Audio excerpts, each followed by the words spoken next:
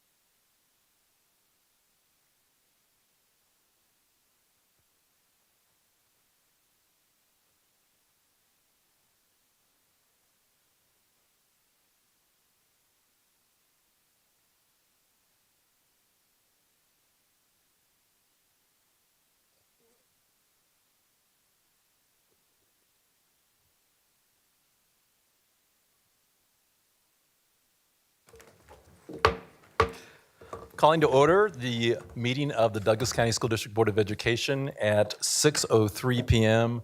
on August 24th. We will begin with roll call.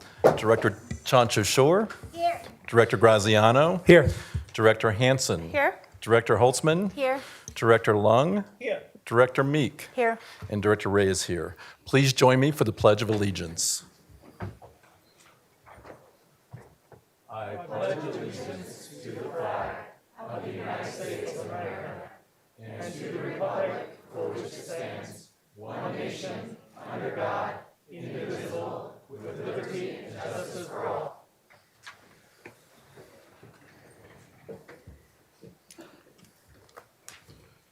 So next on our agenda, Superintendent Weiss, we are doing our Douglas County School District Spotlight, so I'll turn it over to you.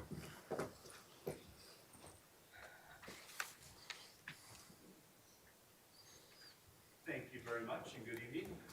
I want to start off just by kind of setting the stage. This video really shares a lot about not only last year and a little bit of celebration, but really that work of coming together. This video to set the stage is about Ponderosa High School.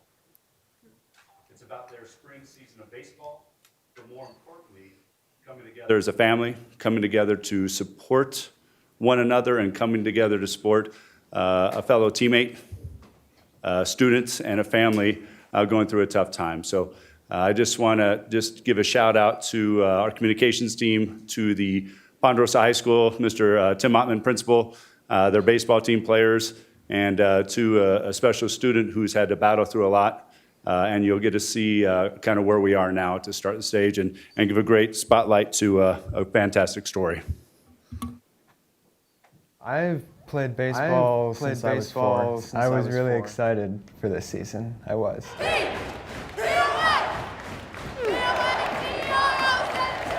I was excited for this year. This is Luke Carroll. I play first base and pitcher. Last season was a great one for the Mustangs on the field. But how about our baseball team and the 4A state champions? One worth celebrating. Not only the 4A state champions, but we're the best team in the state of Colorado. Away from the mound was another story for Luke. I was diagnosed in February of 2021 with AML, which is acute myeloid leukemia. absolutely stunned and just surreal, mostly. All I could think about is how am I going to recover from this to play again? Getting my diagnosis and realizing I wasn't going to play, I instantly thought, oh, I'm going to be left out. With baseball on the back burner, Luke knew he had to face a bigger opponent. So I tried to stay in the moment and just push through whatever I needed to. The months passed by. 6 months, yeah, half a year. Over 144 nights spent at Children's Hospital, building remote control cars, building Legos, and of course, watching baseball. To Luke's surprise, he was not alone. The biggest thing everybody did was stay in touch, and it was huge. They did a really amazing job keeping me in the loop and carrying me on their backs. I just want to let you know that we love you, man, and keep battling for us. Just want to thank you, Luke. Reaching out after practices and coaches calling, players just keeping me updated on the little things. It made all the difference in the world. The team dedicated their season to Luke. Kept me motivated. Physically far, but emotionally close, Luke watched as his team closed in on a state championship. Ponderosa in position to do some damage. There it is. It was incredible to watch, the score run up and realize like this is becoming a reality. Ponderosa claims the 4A state title. He couldn't wait to one day celebrate with his teammates. I ran into one yesterday at a stoplight, and he was super psyched to see me, and it was a cool moment. But it paled in comparison to this moment. Today is very special because after a year of leukemia cancer treatments in and out of the hospital, we have a very special guest. Mr. Luke Carroll is in the house.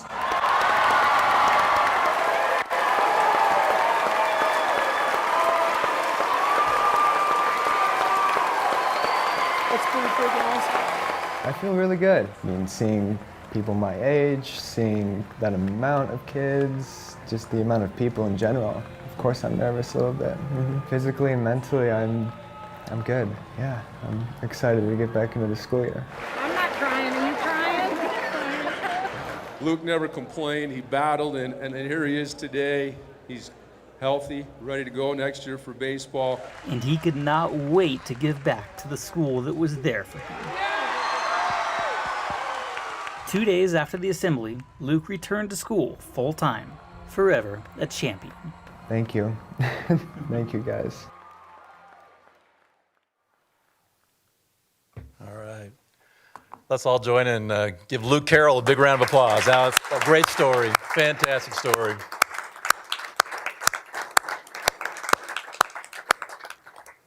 Again, thank you, communications team and the Superintendent Wise for bringing that story to us this evening. Board, next on our agenda is to accept the agenda. Is there a motion to accept? Move to accept the agenda. Second. Motion made by Holtzman, seconded by Meek. Let's vote. Director Chancho Shore. Aye. Graziano. Aye. Hanson. Aye. Holtzman. Aye. Lung. Aye. Meek. Aye. Ray, aye. Passes unanimously. I first of all want to just address the audience and thank you, first of all, for being here. Just like what we saw, there's a lot of emotions in this room right now, and we want to acknowledge that.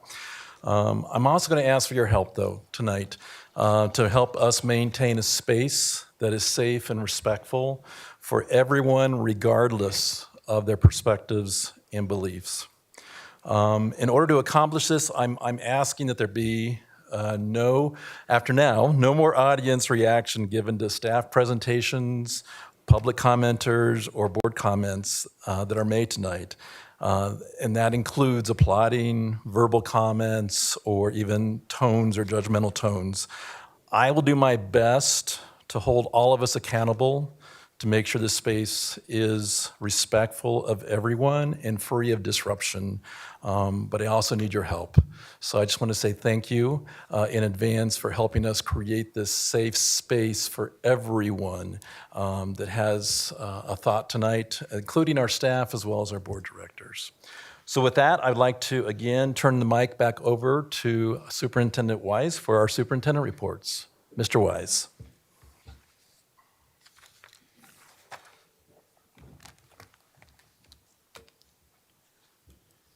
All start off with, when you look at a video like that, as a parent, as an educator, you know, it puts things in perspective. And I just want to acknowledge what perseverance is, what priorities are, and even in times of conflict, challenges. You know, I've said this a couple times, so I want to restate to myself and everyone. The how is important. How we will work together to work through this, there's not going to be one perfect way. Current state, working with Tri-County Health Department. Tri-County Recording in progress. Nope, it's okay. Tri-County, as we know, has a public health order. And within that public health order, it does require facial coverings for students 2 to 11, which when you look in our Douglas County sector, 94% of our sixth graders are 11. So really we're looking at ages 2 through 6th grade. We have elementary schools with 6th grade, and we have some middle schools with 6th grade. And as we look at that requirement of where we are, and as a county, Board of County Commissioners, as a county, opted out. But one of the things that, as I present and share, a school district is a separate entity. It's a separate entity within a state. We have a policy, JLCC, that has been there and has worked through not only over a year of looking at public health orders, looking at COVID as a communicable disease, and putting things in place of what our guidelines of what's required.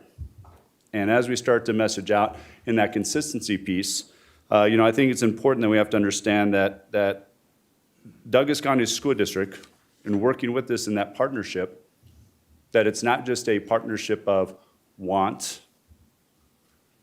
or also a partnership of always majority or not majority, because there's a lot of different opinions, and we're all there. But I also think it's a partnership of when you look at the health and well-being, the education of students, wanting to keep students in person as much as possible, not wanting to have quarantines or move to remotes, but also how we find balance. As I speak to that a little bit tonight about where we are as a Douglas County School District, you know, JLCC really looks at the management of communicable diseases. It's done in accordance with CDPHE and the local entity of Tri-County Health. And in my work, it's really with the confirmation that we are continuing to follow that JLCC with the public health order. And really that's up to grade 6. And what that looks like as we start to phase that in, working with schools and principals, that we're looking at not only IEPs and what needs might be needed for some of our students with disabilities, but also 504s. And we're also looking at medical exemptions from primary care physicians, psychiatrists, and those doctors that we have a form in which people can use that we want to partner with. I think as we talk later, I want you to know that Dr. Douglas is here tonight to talk a little bit about why there is a public health order, where the feeling and value of masks and how masks support and help and alleviate to minimize transfer, and then also what's reasonable. As we said, as we look into our schools, you know, what I want to say is thank you to our schools. We're adapting, we're moving. Thank you to our parents, and thank you to our students. You know, in our kindergarten through 6th grade, the ability to come in and understand and work through that it's oftentimes hard and uncomfortable that our students are put in the middle. And I know the emotion, and I know, and I hear and I understand and I can empathize with multiple viewpoints. But in that side, we want to work together. We want to look together about how we use our space, how we look at using appropriate alternative space in our classrooms, in our schools, when it's right and necessary, looking at remote options, and how we continue to build that forward.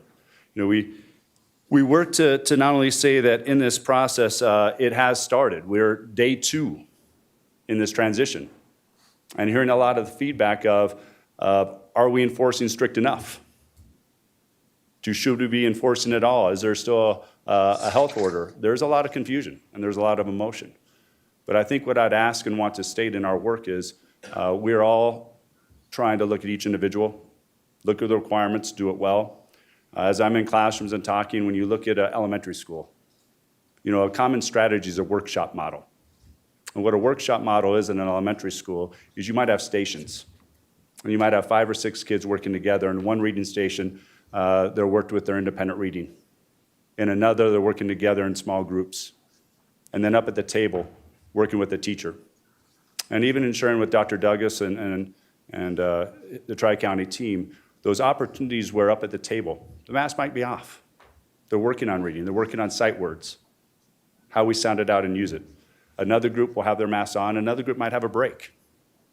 We're going to be using outdoor space and how we get outside for breaks. So I want all sides to understand it's not going to be exact. It's not going to be perfect. But how we phase that in and work together in a stepped-out process is going to be important. With JLCC as a district, that's all schools. And how we work together on that to build that out with each of our entities and schools, we're going to keep working on that. And that's my job to continue to say, how do we implement? How do we engage? How do we find solutions and next steps? And that's going to be an important part of this process. You know, I think as we go, we're going to talk a little bit about what's required and also how we can help. You know, face coverings are required indoors before and after school activities. That includes our base. When we talk about our youngest kids, and remember, as we talk about this, these are kids 5 to 11, kindergarten through 6th grade. 5 to 11, when we talk about how we can enforce that being in person, working together is most important. So how do we do that well? And I think that's a key piece that I want to keep as our priority within this. You know, we're asking that students and staff bring their own face masks, but we'll also be providing face masks at school. So as kids and people are walking in the building, those face masks will be there and available and asked to wear. Any visitors to Douglas County buildings, regardless of grade level, are going to be required to wear face coverings. Part of that health order and also the process of coming in to indoor settings within that. You know, that's including contractors, visitors, we have different events and that sort of thing. And as we start to go forward, I just want to know that, you know, the goal in this as we start working with next steps. None of us want to go back to quarantines. As we look at case and outbreaks, our data still continues to be doing pretty well, but we have had some classes, and we're continuing to monitor some schools with some grade levels of where we look at our numbers, and we have to work on what that process looks like. If you have to move to remote, whether it be a 7-day, a 10-day, or 14-day, there's 3 different time periods in which you could. So our goal is not to have quarantines and to continue to look at those isolations, but if there's outbreaks, how do we adjust and do this well? And we're more prepared and ready, but it's going to be a continued process. Within this, we are also always going to say, what are our layered mitigation? Because there are differences at each school. There's differences in how phase 1, phase 2, phase 3 looks like at each school. Because to be exact is a very difficult way to enforce, and we are here to try to educate, not just police and enforce. So how we start to have conversations, how we identify, how we work with people, and you know, when things are happening in schools, it's going really well. Kids are doing a great job and the teachers are doing a great job. How we can help this is going to be important. You know, ages 5 to 11, it's critical time for reading, writing, learning, problem solving, socialization. We can do that with masks. There'll be times where we don't have masks on. There's going to be times where individually we have breaks. There's also the opportunity outside of school that we want to continue. When we look at those things of extracurriculars and what's expected of extracurriculars, we have to be mindful that we have to find that balance. And to partake in some of those extras, we're going to have to be mindful of what's required and what we need. And sometimes to be involved, we're going to need to wear a mask. And as a parent, I can say to my daughter, if you need to, you need to wear a mask. And I think there's times where we have to work on that. There's other times where we want others to wear masks all the time. And we have to understand there's going to be times where people won't have their mask. Even if masks are worn all the time in the classrooms, we have lunches. And in a lunchroom setting, even in that time, people are eating. Masks aren't on. So it won't be perfect on that end either. And we have to understand and do our best. And our goal is to practice as many of the mitigation and safe habits as we can. So those increased ventilation, airdrops will continue. We're looking at not only that, always looking at trying to how can we use our outdoor settings. How we can not only do that with eating, but also learning. when it comes to physical social distancing, we're going to use our space. As we came back last January, we had all of our students, elementary students, back. We didn't have the social distancing. When we look at the aerosols and the spread, it's not so much the distance and the physical distance of 3 feet or 6 feet is what is most successful. This is a new variant, a new time. So we will have kids clustered together, working together. So how we can look at layering those mitigating factors and work together and have normalcy and have quality learning. Those are going to be key things that we want to build in. We look at the vaccinations, and our vaccinations are at a high percentage. And we look at within possibly the end of September, beginning of October, where vaccinations will be available to our younger aged kids and students. And we see that as a hopeful opportunity that I get asked a lot of questions about what's the end game? When will this end? And I think as we talk with Tri-County and Dr. Douglas, we're looking at variables of data and also looking at access and availability of vaccinations. And as we start to do that, could there be that opportunity within October if vaccinations start to become available and accessible? That opportunity to have, and you think about that 6-week process. So when you have your first and a month later in the 14 days, that could put us before winter break. So even when we look at those opportunities and potential, I think those are things we need to think about and look for possibilities. I don't want to throw in exacts, but I think those are things that as we bring in Dr. Douglas and Dr. Swartz to talk about some of those medical and health options, what are possibilities in planning, what are next steps. And also we talk and work a lot with the mental health and social emotional. We have that focus. We have resources in our schools. As we look at it, I think one of the things that I want to be clear on, as a parent, our kids don't have to hear all of our frustrations, all of our problems. When I think about my own family, hearing any worry about finances, disagreements, complications, we all have function, we all have dysfunction. But I think also, what can we do to control this? We can control our attitude. We can control what we vent and share in front of our kids because they don't need to know all those. It's good to be a kid. You're only a kid for so long, so to be naive, carefree, and work through is going to be important. It's also important that we have the supports. Not only do we have counselors, mental health teams, we have outside agencies. We have wraparound second step. We have our health and wellness and mindfulness resources that we use. We also have our depression and suicide. But I think in a lot of that, we go back to what are those things that we can do to help and build positive and build strength, but also building those resources around us. I want to take a minute, and as we share a little bit about who we are and our process, I also want to make sure that as we go through that piece of a phase in, we are in that phase 1. We're in that very beginning of transitioning to this mandate of masks. And it is a change, and with change you have to build in that it doesn't just happen overnight. That we want to talk, we want to listen, we want to look at those exemptions, then we want to build the appropriate space and reactions. And that's where I talk about on multiple sides, because there's a lot of questions of exact, but I'd also say when you look at within our schools, I appreciate and I just want to again say thank you to the response. We'll continue to work on it. We'll continue to work with each individual and move this forward. And we'll be willing and able to adapt in any setting. So tonight with us, I've asked and invited in a couple guests. One we're familiar with Dr. Douglas. Another one is Dr. Swartz. I think from a pediatric lens, then also Dr. Douglas, Tri-County. Dr. Douglas is up. Is Dr. Swartz available? Yes, Dr. Swartz is on here as well. Perfect. Dr. Douglas, Dr. Swartz, Dr. Douglas, I'd like to start with you to help in clarifying a few topics. If you would share a little bit more, because I know you've had, the public forums, you've also had public comment and sharing, but if you can again just kind of go back over what are the reasons for the public health order? When you see where we are and looking at the reasons for a public health order, I also, if you could talk a little bit about masking. The value of masking, the impact of masking.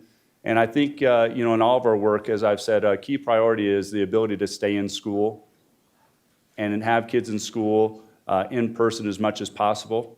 and how that can impact that a little bit. And then as I kind of shared, and I hope you heard a little bit of what's reasonable as we start to work this through, is what a classroom looks like. How does that fit within what's expected of a public health order? Because I think that helps to say what's this really going to look like, feel like, and sound like in a classroom. But if you don't mind starting with those, then I might jump in. And then Dr. Schwartz, I think as we start talking a little bit of, if you can share a little bit more after Dr. Douglas, and I'll lead you into it, but a little bit of views of masking from the position of American Pediatrics in Colorado and nationally, and some of those next steps. So Dr. Douglas, if you don't mind starting off, please. Sure, Superintendent Wise, very nice to be with all of you this evening. I really do sincerely appreciate Douglas County's board and Superintendent Wise's interest in hearing and interacting with the health department. Not everybody invites me with a smile on their face, so it's good to be working with a school board that's interested in the approaches that we're addressing. I also want to, well, I'm also really quite pleased to be here with Dr. Schwartz. I just met him this morning, but I've been hearing from him, and I think he's got some very helpful information to share with us this evening. And then finally, I want to acknowledge the reality. We are here on August, whatever it is, 27th, 26th. None of us wanted to be here. We thought we were going to be getting independent by the 4th of July. We thought we were going to be having vaccines that worked 90+% effective in preventing severe outcomes. And if we could just get everybody vaccinated, we'd be home free. Well, we're not there. And we're not there because we ran into problems with getting as many folks in our communities as certainly I would like to see willing to be vaccinated. We've still got the problem with folks under 12 not being able to be vaccinated. And then most importantly, for why are we here today? It's the Delta strain, the Delta variant, that we always knew had the potential for emerging, because that's how coronaviruses and other RNA viruses operate. They mutate, and they typically mutate toward a condition of greater transmissibility, because that's good for the virus survival. Like any, if you believe in Darwinian evolutionary theory, you want to propagate yourself, and that's what viral mutations do. We saw it happen in India. It went up, it went away. Oh God, are we going to get spared? And the answer was no, we didn't. And what's happened with Delta, I know you guys have heard this, but it's twice as transmissible. Some studies indicate that it's more severe. And over the last 6 weeks, we've seen our rates in all of Colorado, all the metro counties go up dramatically. Douglas County, for example, just in the past week has had an increase in case rates by 57%. In the last 2 weeks, that's been 84%. Case rates, that is rates of numbers of cases per 100,000 adjusted for how big the population is, are now the highest in 5 to 10-year-olds of any age group. They're at a case rate of 350 cases per 100,000 per week. That's 50% higher than what the background rate is in the county. It's the highest case rate we've measured in 5 to 10-year-olds in Douglas County since the beginning of the pandemic.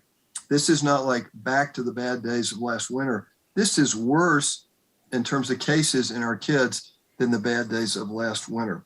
So we've got this situation where we've got spread of a more transmissible and potentially a more serious virus. We really badly, as Superintendent Wise said, wanted to get our kids back in school and keep them in school and keep the quarantine ghost from pushing everybody back at home on the seesaw that we experienced last year. So when we looked at the guidance that CDC put out on July 27th, it said, Delta is really serious, it's spreading. And oh, by the way, although the vaccines work very effectively in preventing severe infection, they work less effectively in preventing asymptomatic or limited symptom infection. And very importantly, when you get a Delta infection after you've been vaccinated, your viral load, the amount of stuff in your nose that can transmit to other people, is just as high as it is in unvaccinated people. That was a huge shock because we thought that vaccines worked pretty well to do all kinds of things, prevent serious illness, prevent mild illness, prevent transmission. Most of that's true, but not the transmission part. We we're seeing a phenomenon where the virus appeared to be as transmissible. The rationale for actually issuing a public health order, as opposed to just saying, this is really important, the CDC has said we should all do it. The National American Academy of Pediatrics said we should all do it. We being all adults and kids vaccinated or not in schools, was the observation that rates were going up. Early returns were that mask wearing, when we said, you know, it's a good idea, but we're not requiring it, and the governor's not requiring it like he did last year, it must not be that important. We were seeing mask rates really not very high, not just in Douglas County, but in other early weeks of schools and other settings. So the reason was for implementing the order, if you will, was that we had a serious infection. While COVID, and Dr. Schwartz may want to comment on this, has typically been milder in kids, when you have an infection that's twice as transmissible, even that baseline level of severity gets amplified. That's what's happening in the pediatric ICUs in Louisiana, Mississippi, Florida, et cetera, where their beds are getting full. Secondly, we had the issue of this more contagious virus being potentially transmitted to family members. Now, family members 12 and up have the option of being vaccinated. That's great. Not everybody is, but if you will, that's a personal choice. But those that did choose to be vaccinated were now realizing if they have an impaired immune system, which we believe about 10% of the population of adults might have, and if you got vaccinated 6 to 8 months ago, we're now realizing immunity begins to decline. That's what the whole conversation of boosters is about. So we have a situation where kids could get infected in schools, could be as transmissible as they were, or it could be transmissible with greater degrees of transmissibility to others. And they're going into family settings where there may be vulnerable people. But the final and the third, and I think the most important reason, and certainly what National AAP said, was our North Star as pediatricians, again, I don't want to speak for Dr. Schwartz, but keep our kids in school. Keep our kids in school. Don't let them get knocked out. When we talk about the mental health problems that we're seeing last year, they are real, they're powerful. I'm incredibly pleased at how seriously Douglas County is taking it. Isolation, bouncing back and forth, appears to be a primary driver. So we took all those things together and said, we'd love for just strong encouragement and people doing the right thing to be enough, but we weren't seeing it. And we thought the stakes were high enough that when we got encouraged by the CDC and our local chapter of AAP to take things seriously, we thought it was time to act. So Superintendent Wise, I hope that covers that part of it enough. I think you asked me to talk a little bit about mask wearing, and I'll say a few words about what we know about the data on that.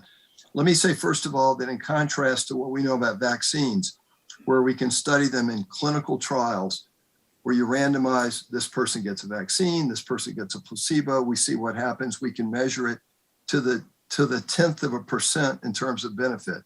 You can't do that kind of randomized control trial with mask wearing. We've done lots of observations. Point of order. Yeah. I'm sorry, Dr. Douglas, just a second. Yeah. Audience, just remember, we need your help. We're asking for no reaction. We will pay you the same respect if you come up and make public comment. We expect the same for Dr. Douglas. Dr. Douglas, please go ahead. Yeah, fair enough. So we can't do these randomized controlled trials, but we do have this large and growing number of epidemiologic and community effectiveness observational studies. And what they continue to tell us, we had an outbreak in a hairdresser salon in Arkansas. 2 hairdressers were infected. None of 150 clients got infected because the 2 hairdressers were wearing masks. We had an outbreak on the aircraft carrier Theodore Roosevelt, where those that were wearing masks had a 70% reduction versus those who didn't. We have several studies from household settings in China and Thailand. Interestingly, very similar numbers. Those wearing masks at a 70% reduction or so versus those who didn't wear masks. And then honestly, we've got our own good data from Colorado. Many of the schools, including Douglas County, helped collaborate on documenting what happened to quarantined teachers and students last fall and spring. And what we found was that the rate of infection, of transmission in school-based settings was less than 1%. And The far and away, I think, the most important mitigation strategy that was going on in schools at that point in time that was producing that much lower than expected transmission rate was mask wearing.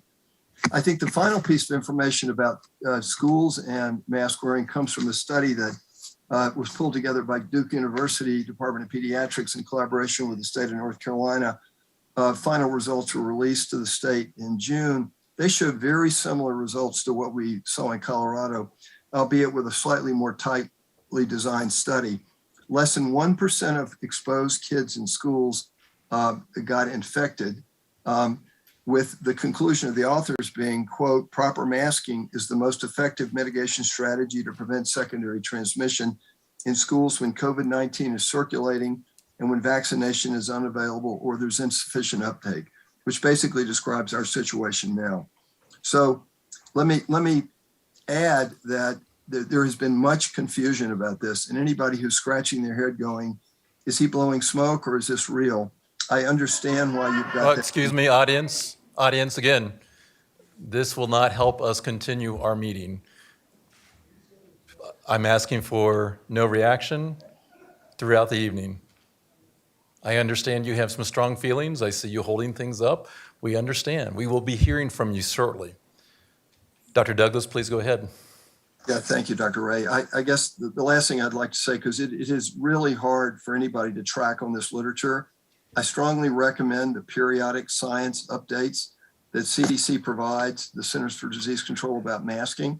It's got the best synthetic overview of what we know about the benefit of masking, what we know about the harms of masking, which are frankly very, very few, and what we know about the rationale for masking. So if you're interested in digging in deeper, I would strongly encourage that one as a very readable and primary source.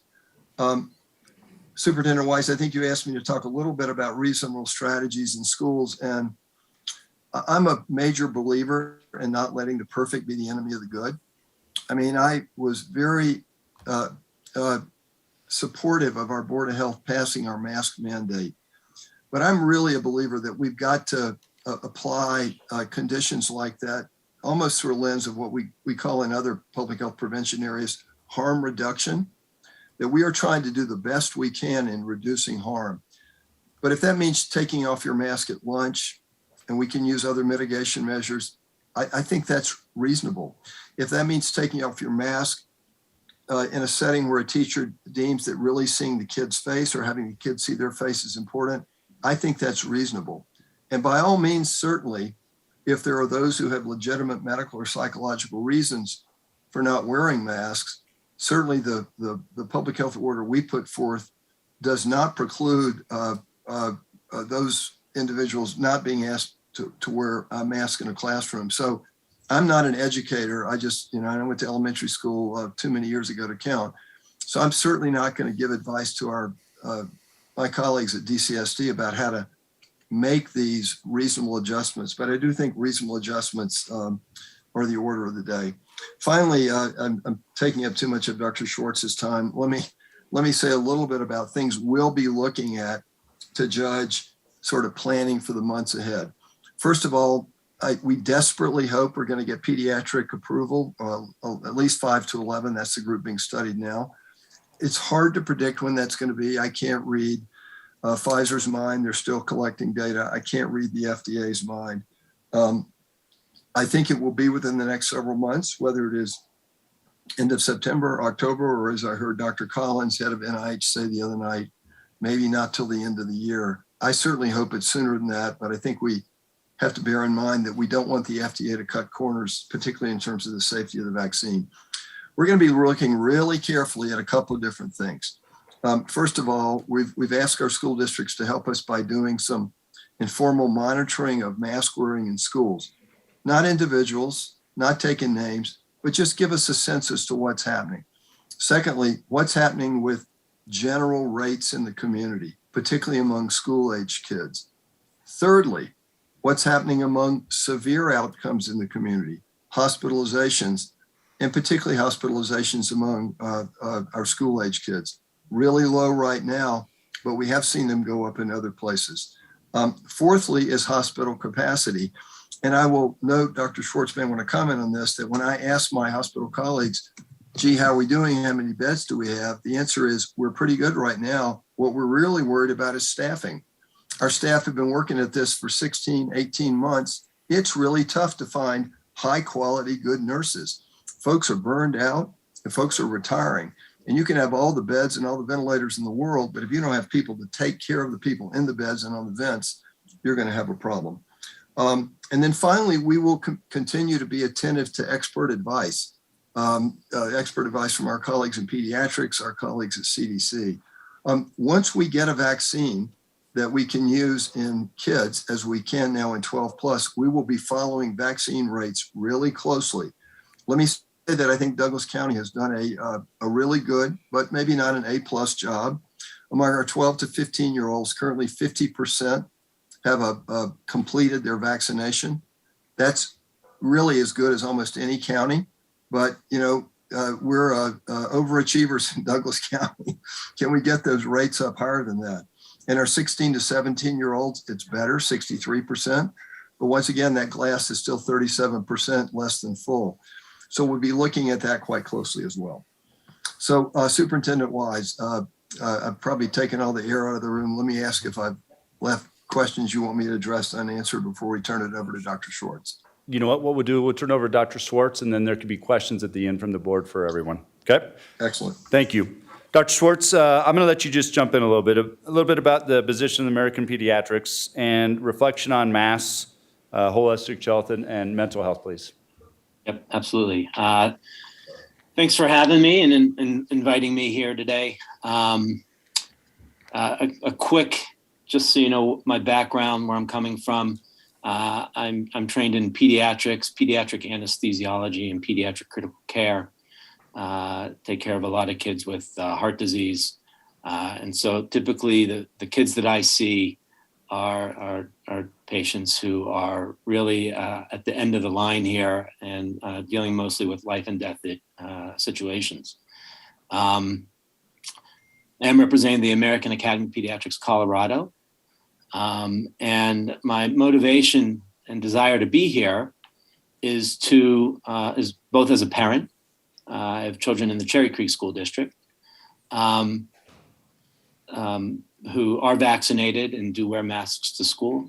And also as like I said, an anesthesiologist and acute care physician, because I don't want to see these kids in my room. And unfortunately, around the country, that is happening. The Delta variant has taken away the protection that children seem to have had in the first year of this pandemic. And the children are now showing up into the hospital, including here in Colorado and certainly around the country, and into the ICU. My colleagues in the ICUs and in the ORs around the country, the guys in the ICU are working night and day. And the ICUs are gradually filling up with kids with COVID, pneumonia. They also are filling up with children later on with the sequela of COVID. So the inflammatory syndromes, particularly with cardiac failure, with heart failure. My friends in the ORs are sitting at home because the surgeries are being canceled. In my place of employment, we're not there yet, but those conversations about what cases can go and what cases can't go are starting to happen.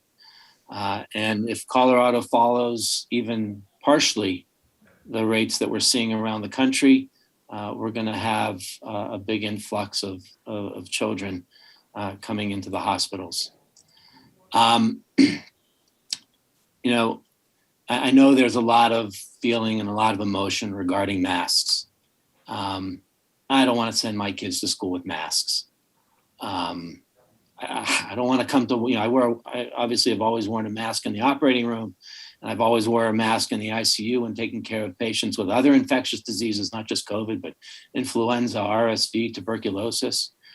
But I'd rather eat lunch with friends in the doctor's lounge than by myself in my office. I'm an outgoing guy. I don't want to walk around with masks everywhere I go. But the problem is the masks work.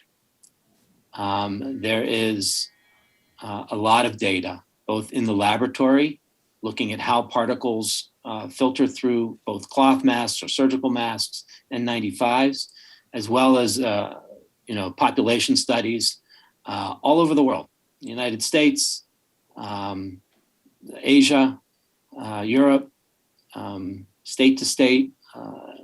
It is clear that masks of cloth or surgical masks, medical masks, decrease the transmission of the droplets and aerosol particles that carry the virus. I know a number of people will quote, a number of people will quote some studies, particularly out of Denmark, that will argue against. There are two studies that keep popping up in argument against. It has to be remembered that one of those studies has no control group. The other had a very small population. And what that does when you're looking at studies, you have to look at how these things are created, how the studies are put together. They're not all created the same. And if the statistics, if the power of the study is not appropriate, then it's hard in the science world to give credit to those studies. Everything kind of has to match up. But there are a number of independent studies, and it's not just with COVID, right? Masks have been studied with other respiratory illnesses long before COVID has come around. And it's why if your child comes into the hospital with RSV pneumonia or influenza pneumonia, it's why everybody coming into the room will wear a mask so that we don't catch it and that we don't spread it to other patients or to our families. This is pretty ironed out science. And I understand that it's not fun. And I understand that we've gone back and forth on these masks from the beginning of the pandemic to now, and that's a combination of learning more about this virus, which is a new virus to humans, and the change in the virus. Right? It's not the same. It's not the same pandemic as last year. It's harder to deal with without vaccines and masks. Ultimately, though, it's not just about keeping breathing tubes out of children and keeping children off the ventilator, as important as that is. But just in terms of pediatric health, there is a fair amount of data collected now also looking at the emotional health of children during a pandemic and before. And I think it's no secret that mental health with children, like mental health with other folks in this country, is a big issue. And our children are just as susceptible to it as adults. And keeping them healthy all around is the goal, is the ultimate goal of the American Academy of Pediatrics. There is no evidence that masks contribute to any detriment of physical or emotional health in these children during this pandemic. Whether you're studying asthmatics and oxygen levels, carbon dioxide levels, risk of gaining infection from a mask, none of this has been shown in any study to be true. There is an increase in mental health issues with our children during this pandemic. And this is not something that's just seen in the United States. It's been studied all over the world. And the factors contributing to a lot of the anxiety, and you might wonder, well, why is a pediatric anesthesiologist, ICU doctor concerned with mental health issues? Because, and the reason is when mental health gets really bad and these children are attempting suicide, they wind up in my room while we put them on bypass to try to get them through their overdose. And it is one of the most, if not the most tragic thing that we see in critical care and in pediatric anesthesia. And we've seen more than we care to this year. And those children those illnesses need to be addressed. But study after study after study has shown that the factors leading to increased anxiety, increased depression are, in terms of the pandemic, are a loss of routine, increased anxiety, worrying about their own health, children's health, children's own health, worrying about their parents' health, isolation from not being in school and not being able to be with friends. Mental health, like I said, was a big problem prior to the pandemic, and a lot of those children lose their support groups, and a lot of that support comes from school, friends, counselors, teachers, and in fact, masks have never been shown to be associated with that increase in anxiety and depression. Just the opposite has been shown, that a lot of times masking has been shown to be associated with decreased anxiety during the pandemic. Audience, excuse me. Well, excuse me. So audience, I know there's some of you that can abide by the standard we've set tonight, which is to not verbalize, not have any reaction. So for those of you, we want you to stay. If you're having a difficult time with that standard, I would ask for you just to check yourself out, because there's other people that would like to sit in your seat that are able to show us the respect that we're going to have for everyone in this room. So that's a warning. If we have to stop our meeting and clear the room, we will do that. But I'm going to ask one more time for you to abide with our expectation, which is to show no reaction, no verbalizations, just listen, please. Superintendent Wise. Dr. Schwartz, do you want to finish up? I know you had one I'll last finish part. up this last point. And studies that have included well over 1 million children have looked at this. And the idea is that the masks provide some control to be able to say to themselves, I'm protected at least somewhat. I'm protecting my family. They know that they can go out and with a mask, reduce the risk of illness, reduce the risk of trauma to the family. And again, these are not small studies. These are huge studies.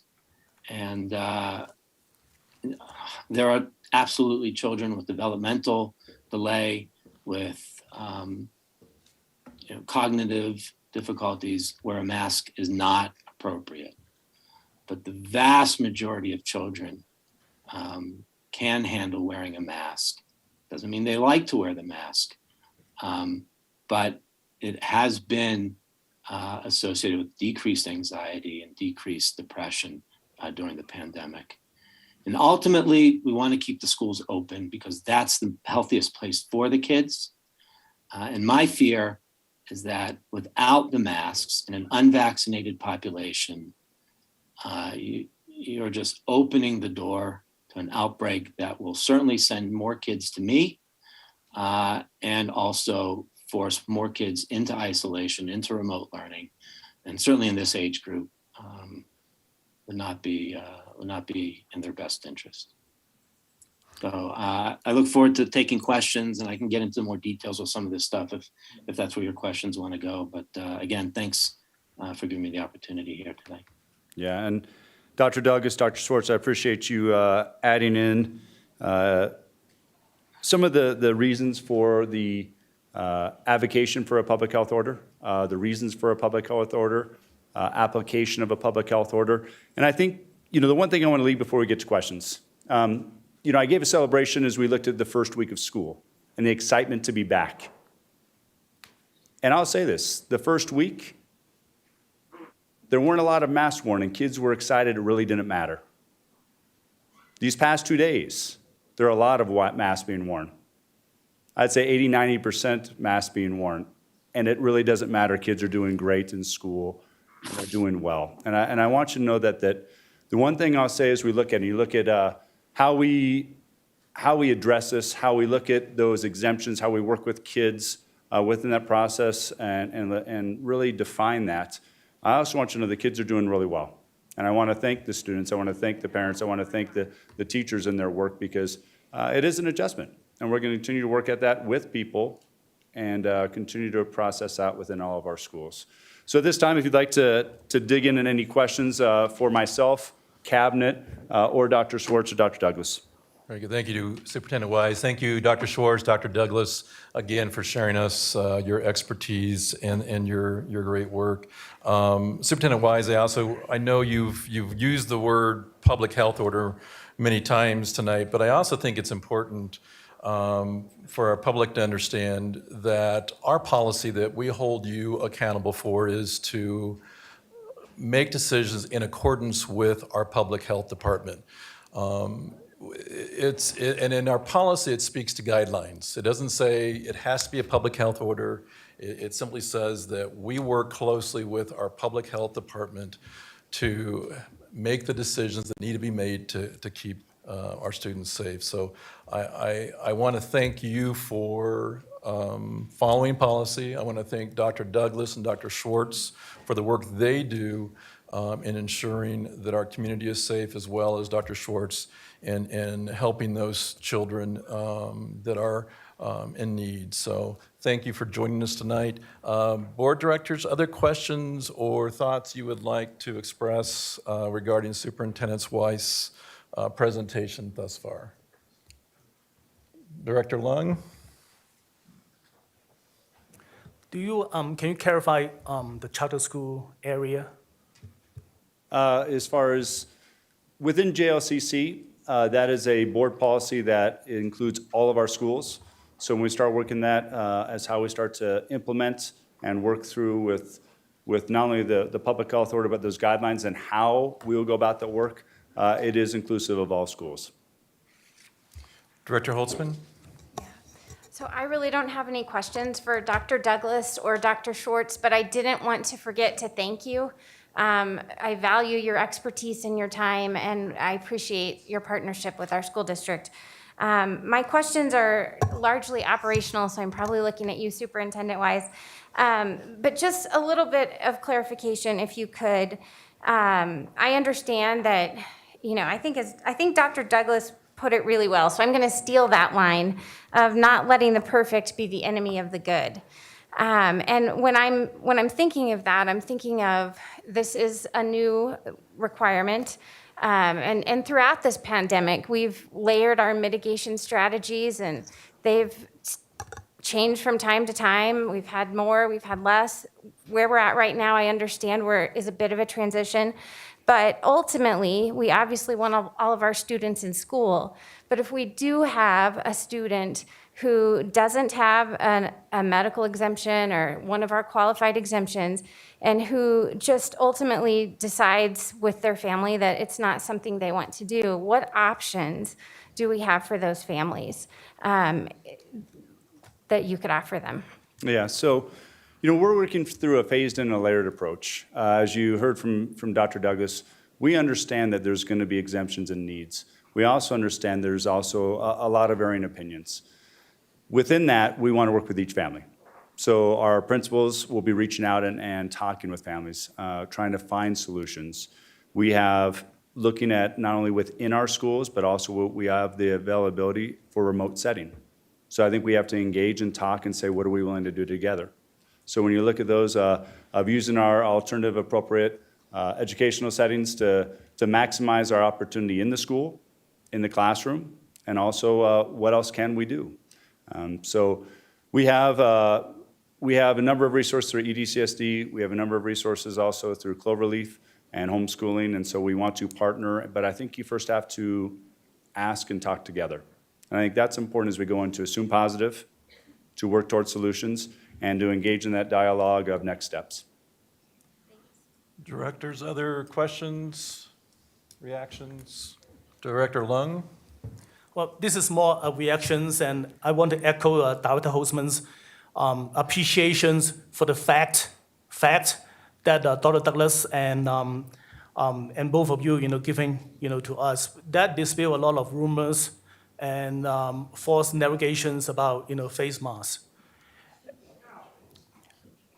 It is all through my career, my highest priority is to make sure that all the schools stay open for in-person learning, so our students can learn better and receive the social and emotional support they need in school.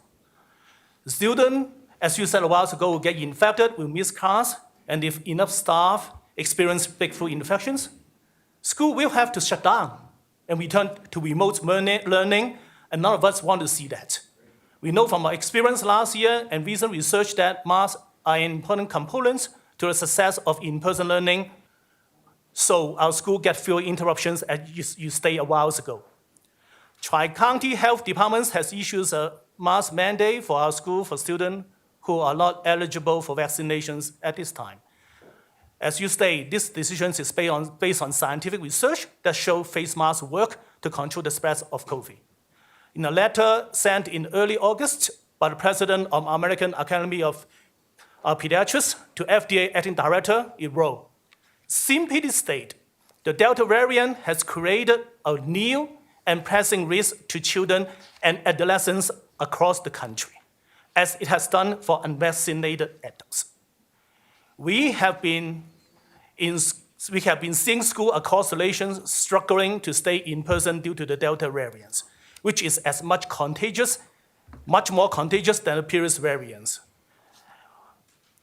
That include, we can see that include one of our DCSD charter elementary school that's facing potential go back to remote because of a high level of infections. Our political role by anybody does not erase the science behind Tri-County Health Department's mandate. While I'm cautiously optimistic that we have more flexibility with masks in the near future, we currently have an obligation to uphold the physical and mental health of our students by following the mask mandate so we can continue in-person learning. Why put our student and staff's health and others at unnecessary risk to ignore science by taking away one of the very important tools to keep our students in school, which is just simply wear a piece of cloth, which called mask. And I trust superintendent's wise decisions. Thank you. Thank you, Director Lung. Dr. Douglas, a quick question for you. Even before this public health order was voted on by your health board, you made a pretty strong statement to us, and your statement was simply that that you felt like that schools are presently not safe for unvaccinated children, particularly those below 12 years of age who are not currently eligible for vaccination without required universal masking. You made that statement even prior to the public health order, is my understanding, and I'm wondering, is that still something that you stand on, that without universal masking, it's your opinion as a medical expert that we don't have the safest environment possible for our students? Dr. Douglas, you're muted. I'm sorry. Sorry. Yes, it is. That is still my opinion. All right. Very good. Thank you. Directors, any other questions, statements? Director Graziano?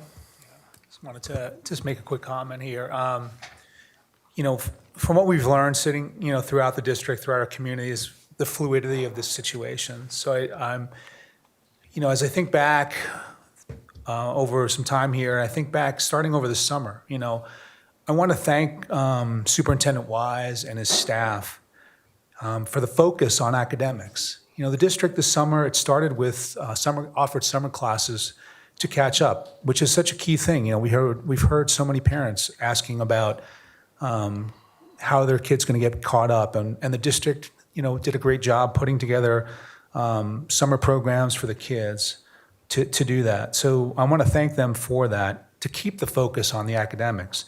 So it's with that, and following along with the policy that we're talking about, JLCC.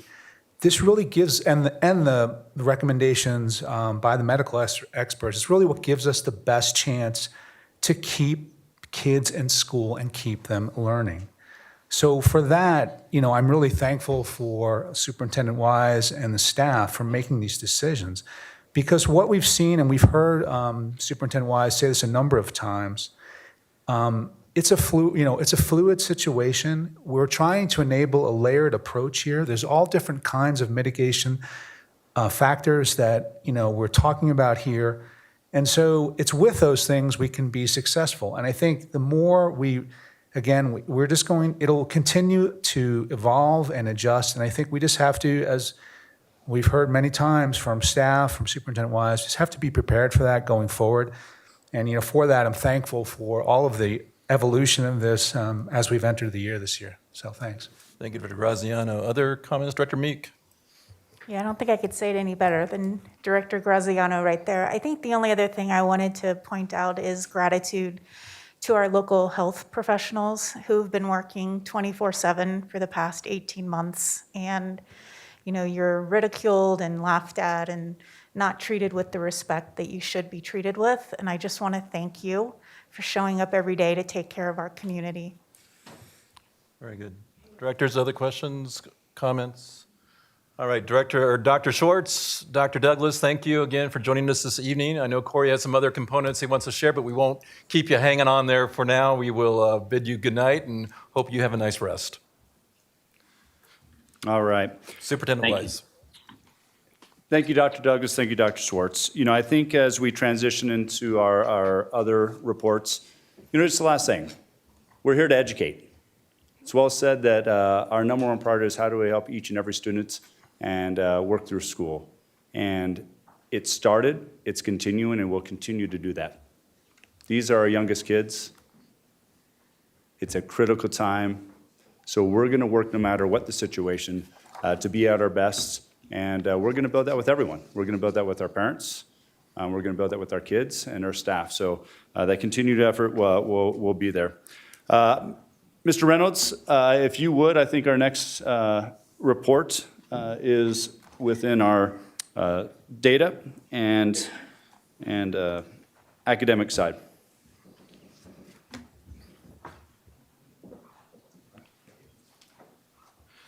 And Mr. Reynolds, I know you are in a new position, and I haven't got it into my head your title, so forgive me, but would you introduce your position? And neither have I. It's still a brand new thing. Learning Services Officer. Learning Services Officers. Yes. Good evening, sir. Good evening, President Ray, Board of Directors. Thank you very much for giving me the opportunity to speak tonight. It seems about this time every year we're having conversations about getting information back from the previous spring. This fall is no different. The real difference is the cadence. So typically, around this time, the state provides us access to the assessment data from the previous spring. Last year, as you may recall, the spring assessment season was a little bit different, just based on both the state and the national waiver that was granted. And our assessments were administered slightly different based on the bill that was passed in the spring. We'll certainly go over more detail on that when we have our work session in September. With that in mind, over the next few months, we're going to be getting information from the Colorado Department of Education based on their public release of our data as it comes out. The list of data points are on the slide there, including CMAS, PSAT, 8, 9, 10, SAT, and the Colorado Growth Model. The Colorado Growth Model is something that's going to be released soon, along with the participation results of these assessments. During our work sessions, as well as providing you updates as they become available, we'll summarize the data for you and discuss action steps as a result of that data. The first one will be at our September work session.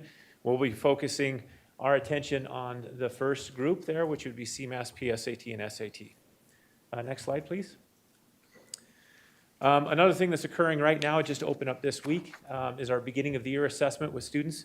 That initial beginning of the year benchmark has opened this week, so students are actively taking that assessment. This will give us an opportunity to see where students are at based on the beginning of the year. Kindergarten has an extended window. They have a longer window to take those assessments as they transition in, but our other grades are from the 23rd to September 17th. We'll have an opportunity to see reading and math from iReady. This year, we'll have some additional instructional supports that'll be based on the data that's been provided by Curriculum Associates, including Colorado Standards Performance Report, which is really giving information to teachers, giving it into our hands in terms of how to respond to the data that they see for each and every child that they have in front of us. Next slide, please. Some next steps regarding beginning of the year. We'll have a data review when that window closes. We have an opportunity from anywhere from September to October to get the official results back from Curriculum Associates regarding that data. And throughout that timeline, we'll also have an opportunity to engage our leaders, our PLS, which are professional learning specialists, and also our READ contacts, to walk them through various opportunities to review their data, and also look at various protocols that they could take back to their staff to review that same data with their staff as well. We'll have the middle of the year benchmark, which is in December, and then we repeat our cycle again in January to look at the middle of the year implementation and data review. When you get the data back from the middle of the year, you're also able to look at several projections and look at how students have grown since the beginning of the year based on their mathematical models. Again, we'll engage that conversation with our principals, professional learning specialists, and READ contacts to get them into the process of reviewing their data and also access to protocols that they can take back to their schools. So that's a short and a long-term view for where we are with our data. With that, I'm going to open it up for questions. I do know that we have a work session scheduled here in a few weeks for us to dive deeper into the data, but I wanted to open the floor up for questions if you had any. Thank you, Mr. Reynolds, for giving us the appetizer of what we were going to look forward to on September 14th when we dig a lot deeper into the data and the achievement data. But directors, quick question of an overview nature. Director Lung? And thank you very much, for the presentations. Learning Service Officer. Wow, that's a cool title. So I think last month when you give a similar presentations about what iReady, you caused a lot of disturbance in the force. And so could you clarify what the data actually means? Is Douglas County School District, with what the data that you showed last time, the iReady, how does it rank between, compared with us with the other school district, compared with the state? Because a number really does not make much sense, without taking into the context of the grand scheme of things, and the interpretations of a particular number really does not do any justifications without looking at the entire grand scheme of things. So could you give us an overview of how a school district is actually doing in reading, math, relational to what your presentations last time? Thank you very much for the question. You're referring back to the June presentation where we looked at the end of the year. A few things about that data collection. While I do have access to Douglas County's data, I can get a national snapshot and a Colorado snapshot. I don't get the same competitive data sources that I get from the state. However, with that being said, when you look at our data, our students continue to outperform both the state and the national data sets. And we also looked at that data from 2019 to 2021, where it did show similar patterns of performance over time. So from that standpoint, we're anxiously awaiting what the beginning of the year holds for us, as we're hoping that we have a more normal in terms of administration for this fall to really dive into those questions that you just asked Director Long on the 14th. Very good. Thank you, Mr. Reynolds. I'm going to, for the sake of time, I think we're going to release Mr. Reynolds from the podium and go on to our next quick topic so we can move on to public comment. Thank you, Mr. Reynolds. We're looking forward to September 14th when we get to do a deeper dive. Absolutely. Thank you. Mr. Wise, next topic? So actually, Matt's back up. I'm sorry, I excused you, and here you are again, sorry. Yes. Mr. Reynolds. Absolutely. We wanted to provide you an update on our efforts this past summer and also looking forward to some of the processes we had in place this last summer in regards to Director Graziano's questions. Next slide, please. As you may recall, this last summer we did offer for the first time a district-wide opportunity for a summer school offering for extended learning for K-8 and also expanded what we did in high schools for credit recovery. Both of those ran through the same general period from mid-June to mid-July.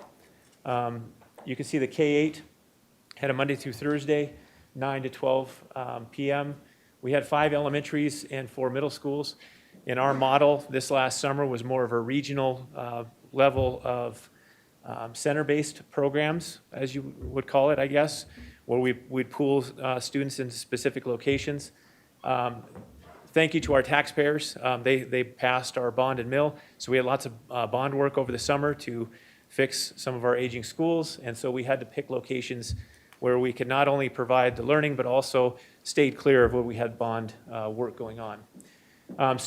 Schools identified students using their internal processes for students who needed the extra support, and really the focus was about continuing engagement, a huge major support specifically with K-8. We did have principals, counselors, certified and classified support for that learning. We did provide transportation at several of our satellite locations based on base programs. And we also had some curriculum resources that were primarily focused on continuing the learning in the summer. Nutrition services also provided lunch and breakfast, and we did have tutoring available on site as well. The next 2 slides are going to show a little bit of the data that we had as a result. So let's go to the next slide, please. This is the number of participants that we had. What we did is we worked with schools to send out invitations for students who would be available to attend, and this is our total number, just slightly over 1,000 students for our K-8. And you can see there's the full listing of all of our sites located throughout our district, including elementary, middle. We also had an e-learning option available for parents who are in that environment of e-learning. Next slide, please. As I mentioned previously, one of the things that we did do is expand offerings for credit recovery. Credit recovery in Douglas County has a long history of being offered to students on a fee-based program. This year, we had 2 sessions utilizing ESSER funds, which you'll hear a little bit more later. We provided a free option for students to participate in the first round in June, and that certainly increased our participation. So you can see by the numbers, we had a program pretty much across the district. We had programs, including some unique programs. One of those would be Eagle Academy. That's the first time that we've had a summer school program, one of our alternative programs, which we were really excited about being able to offer to those students as well, in addition to our neighborhood offerings. You can see the total number of credits there was a little over 2,400. So we're really excited about taking this and learning more, which goes to my next slide. So back to school. So some of the things that we've already talked about is the idea that we're going to re-engage this conversation about learning starting last week. Is when we get students back in, we want to know where students are at and how we can continue to support them. So some of the things we're looking at is utilizing our data not just from this last spring, but also for this fall, and leveraging our structures internally to continue to support our students and their learning. It's a really nice opportunity for us to get our focus back on learning and getting kids to achieve and grow. We'll continue to utilize ESSER funds to provide additional supports, as well as our own general fund to support students as the needs arise from each individual student. Those include tutoring, credit recovery, and some other programs that we've talked about previously. One of the things that we're going to continue to do is academic recovery is not a one-time offering. It's not something that you can do over just one summer. We're going to continue to have conversations as staff on what supports we can continue not only through the year, but also through next summer, and continue this conversation to see how best we can utilize existing and new funds from the federal government to provide supports for kids. We do know that with the ever-changing environment that we're in right now, we're going to have to maintain a state of being nimble, that our needs may change over time. What we identify as a need now may not be a need that comes in January, March, or even in May. So as a group, we're going to have to continue to work with our schools. And I do have to thank our schools and our teaching staff for just the hard work that they've done throughout the last 18 months of just being able to continue to support our kids regardless of the modality that they're faced with. So I would like to thank them for that.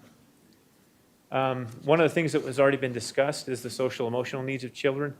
That's something that we will continue to focus in on, whether it's just wellness checks with one-on-one tutoring, or just reach outs from our counseling staff to continue that level of support too. It's really difficult to get learning going when you have those existing needs that need to be met as well. So that'll be something that will be included as part of our conversation. We'll engage a smaller committee, just like we did this last year, and ask for additional feedback from our principals, our leaders, and also from our teaching staff to find out what our needs really are as we continue to plan forward. And with that, I can answer any questions that you may have. Good. Thank you, Mr. Reynolds, again, and I would echo your accolades to how aggressive we were in the summer, how our staff activated and organized, and to think that we were able to impact over 1,000 students in terms of helping them with their academic recovery, plus all the credit recovery, is truly commendable. And so I would echo that accolade. And it's exciting to see that we're not done yet. We really see this as an opportunity to continue really intensifying our instruction throughout the year. So we're not just waiting till summer to do the catch-up, that we're actually identifying kids now that may still need that additional support. So thank you for that. Directors, any quick questions? Director Chancho-Shore? Good evening, Mr. Reynolds. Quick question. I wasn't sure that I saw, or didn't notice, I saw that we'd be working through the MTSS process and the identification process if kids needed additional support. In high schools, will there be extended opportunities for students outside of school to have credit recoveries continuing through this school year? Thank you very much for the question, Director Chancho-Shore. Yes, we'll absolutely continue our process of credit recovery throughout this year, whether it's through tutoring or through an online credit recovery system that we do have in our schools. That will continue throughout this year, and we'll continue to monitor what our needs are in terms of credit recovery and make adjustments as necessary to meet the needs of kids. Very good. All right. I think this time we're going to allow you to have a little bit of a rest. Mr. Reynolds, again, thank you. Again, looking forward to a couple of weeks when we can take a deeper dive and really look at what our focus is around student achievement. So thank you again. Thank you. Superintendent Wise. So up next, Ms. Kate Kataska, our Chief Financial Officer, is going to come up and share a little more on our ESSER funds, where they were last year and where we're moving with this year. Good evening. Thank you. Thank you for allowing me to give this update tonight. So I want to just give a brief update around our ESSER funding. So Mr. Reynolds spoke a lot about our ESSER 3 funding and our work to recover some of that lost learning. But first, starting with ESSER 2.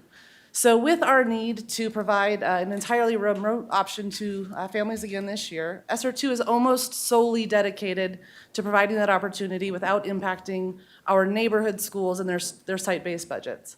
So we have really put aside almost the entirety of our ESSER 2 allocation towards that effort. At this time, we'll be serving roughly 500 students in an entirely remote setting, either through a traditional EDCSD or the EDCSD Remote Learning Program. If we go to the next slide, we can actually see that breakdown of that allocation in total.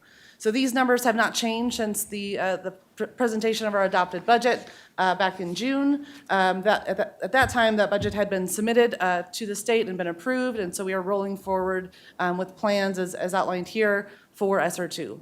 And really just a small portion steering towards tutoring, some devices, sanitation supplies, and then our charter school allocation out of that source. Moving into ESSER 3. So ESSER 3 is about double the size of ESSER 2. It's important to note with both of those funding sources that they're allocated based on our Title I formula, and that's true for all districts across the state of Colorado. And so what that means is it utilizes our percentage of free lunch and free and reduced lunch population to determine how much money we as a district receive. So our neighboring districts all around us, we will all have a different final per pupil allocation if you look at our total enrollments based on that allocation of funding and that methodology. So we as Douglas County receive about $185, $190 per student if you look at that total allocation across our 63,000 or so kids, versus some of our neighbors that receive upwards of $2,000 per student because they have much, much higher rates of free or reduced lunch students.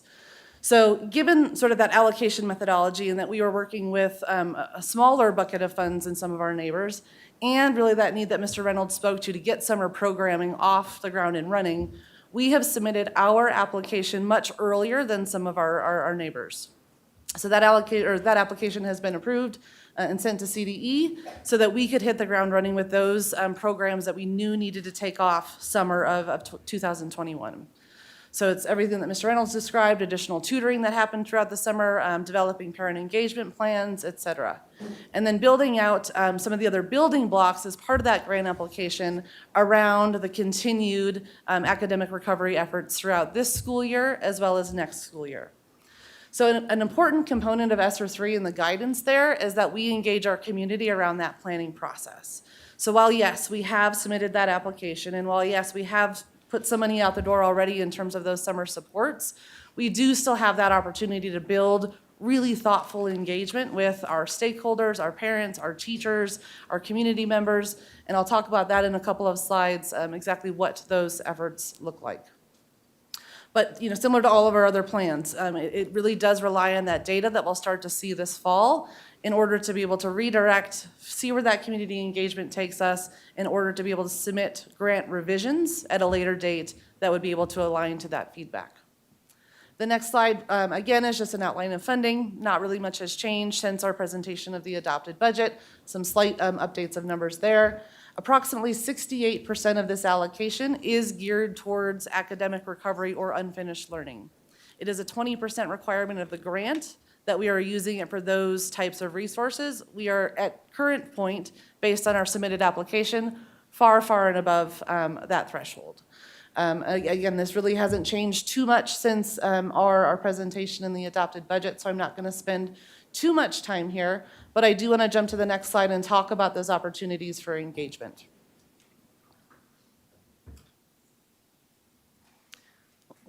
Back one, thank you.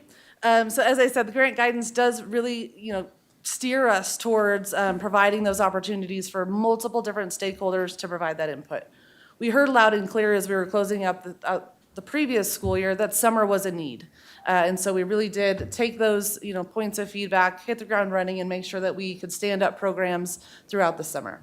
But it doesn't stop there. So there are plans to engage with our individual school communities through their committees, the district-wide DAC, ongoing student feedback through various channels. I'm really excited to say that we'll have a student member on fiscal oversight committees this year as well, engaging with school leadership, staff, parents, students, through different forums and meetings that we have internally, but really giving that opportunity to take the data that we see, engage, receive that feedback, modify our plan, and continue to evolve as we move throughout the year.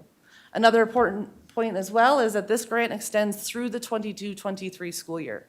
So again, while it's nice to have that runway, whereas our earlier relief funding had a much shorter time frame, it's also a more limited pot of funds as we look and compare it to our neighboring districts. So really wanting to ensure that we can get the most bang for our buck as we pull these funding sources throughout the next couple of years.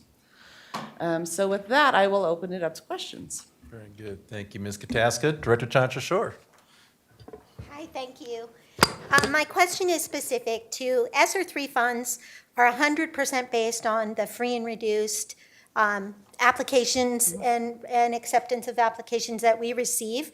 And in your comprehensive plan for involving our community, are we including that information so that our parents know we already have our kids don't have to apply for free and reduced lunch. That's in the state of Colorado this year because everybody has lunch. So how will we help our community understand the reason why it's important for us to have the applications filled out?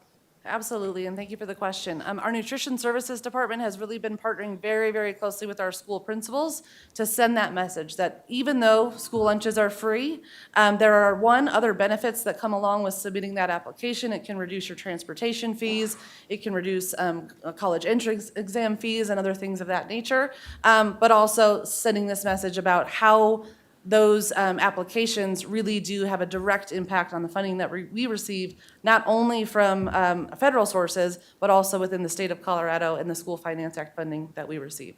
So really trying to get that message out there as much as we possibly can. Any helping hands we can have to spread that message, absolutely always appreciated. So in addition, Ms. Kataska, to looking at free and reduced, in order for us to qualify for these funds, we also have to submit some kind of safe school plans. Could you comment on that? Absolutely. So another stipulation of the grant is that we do have and make public our Safe Schools Reopening Plan. It needs to be updated as our plan changes. It is currently posted under the Looking Forward banner on our district website. And because of the nature of that funding, that plan rests at the LEA level or the district level. So it's not as though each of our individual sites have to submit their own unique plans. It is a DCSD-wide plan. There have been a lot of conversations around that over the past week about exactly how that will be monitored, and questions and conversations being had with CDE as well as legal counsel at the federal level to provide that guidance about how exactly and what they'll be looking for, not just on those plans, but on the implementation of those plans. So at present, there's still some unknowns around that, but what I do know is that we are required to have a plan, and individual district implementation can vary, and the monitoring really occurs at that plan level. So the plans that Superintendent Wise has presented and implemented really serves to our benefit for these funds. Absolutely. The guidance doesn't say what the plan has to be. It says that you have to have a plan and follow in accordance with that plan. Very good, thank you. Any other questions for Ms. Kataska regarding ESSER funds? All right, very good. Ms. Kataska, thank you again for helping us and understand that, and lots of moving targets, I know, so we appreciate you and your staff in helping navigate through those. Thank you so much. Superintendent Wise, does that bring to a close your reports then? All right, very good. All right, thank you, staff. Thank you, Superintendent Wise. So next on our agenda is public comment. Two policies guide how public comment to the board is received: Board Policy KE, Public Complaints, and Board Policy BEDH, Public Participation at Board Meetings. Policy BEDH states that comments can be focused on policy matters, and Board Policy KE outlines the appropriate channels of communication for a concern to be addressed prior to bringing it to the board. Public comment is placed prior to action items that are proposed on the agenda. Public comment is placed after information-only presentations like you saw tonight, so that public commenters can also hear the information that may be pertinent to their public comments. Those wanting to make public comment were requested to complete an online form prior to this meeting.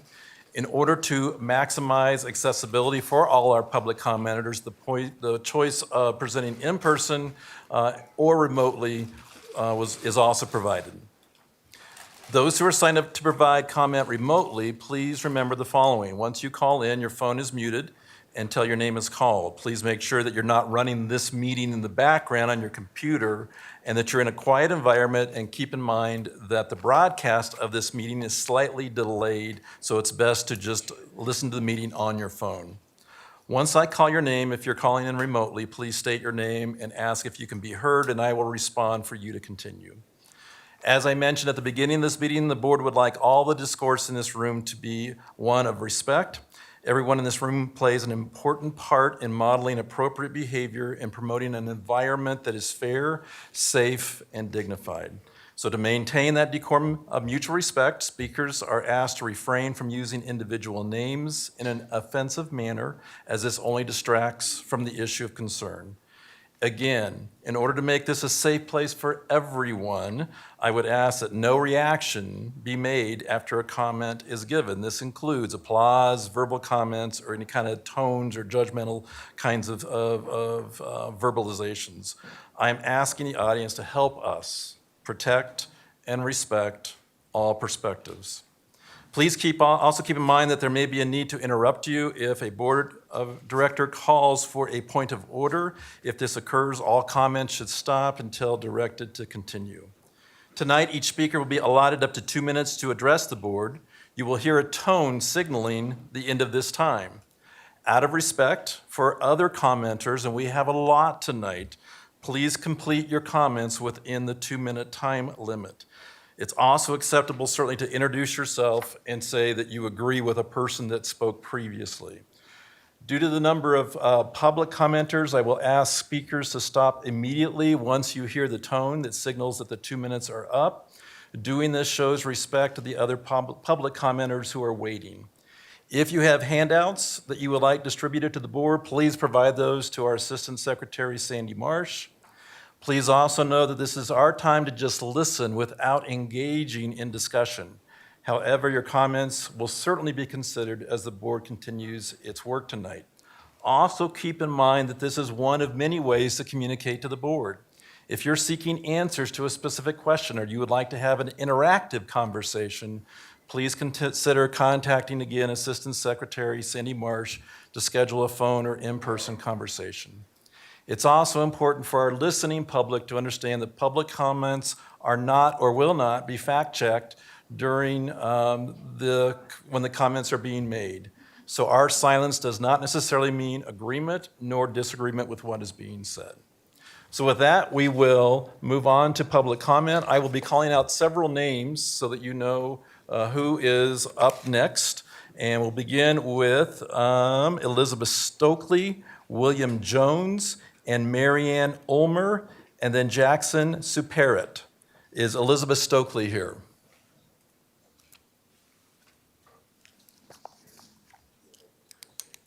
Okay, William Jones. Is William Jones here tonight? They're making people sit outside, so they have to call down. We have, actually, we have a system. So we have a list of people on our list, and so our security detail is helping us with that. So we will pause for just a moment.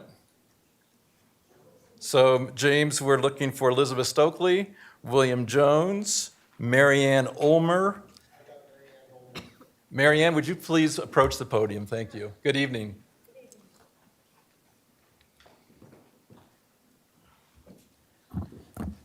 Good evening, board members and Mr. Weiss. I have never felt the need to speak at a board meeting, but find myself compelled to speak with you today. I would like to speak about equity. The last meeting, one of the speakers referenced people against equity as a small group of people. We are definitely not a small group of people. We are a very large group of concerned parents wanting what is best for our children and will not give up.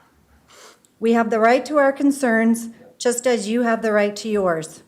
Just because you do not like our opinion does not give you the right to dismiss ours. I was a registered nurse for 10 years and decided when I had children that I would stay home and raise them. I sacrificed to stay home with my kids because I felt it was important to teach them how to be kind, loving, and respectful people. I expect schools to educate my kids on reading, writing, history, math, art, and music. If you want to instill equity in the curriculum, why not have it as an elective class? That way people may choose to take it or not. Let's teach equality, not equity. Equity means everyone receives or achieves the same outcome regardless of their input.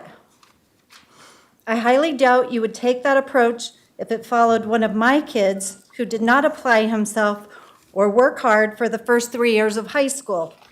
Would it be fair if your child worked really hard and received straight A's, but only received C's due to my child who did not apply himself?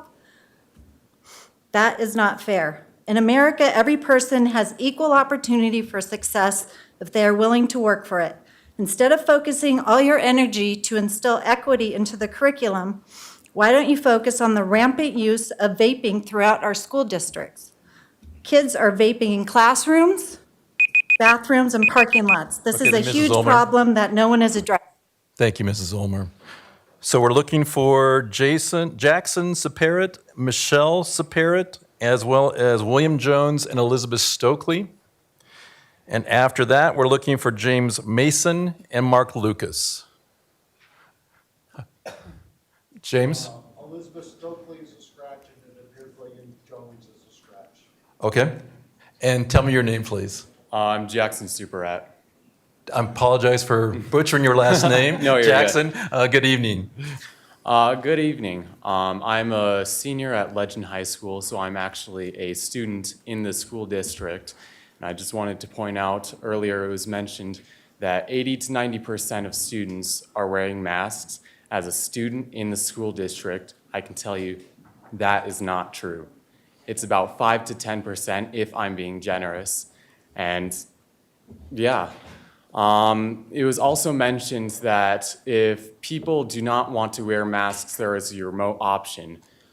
People are refusing to wear masks for freedom and because we want to be social, is how I see it. So if people want to wear masks, then why not make the people, that 5 to 10%, go remote instead of the 80 to 90% who are actually not wearing masks? But this isn't really about me because I'm a high schooler and it's not mandated for me right now. Right now it is mandated for the 2 to 11-year-olds out there. Like 2 to 11, really? Really, 2 to 11? Do you not remember how young a 2-year-old is? How small they are?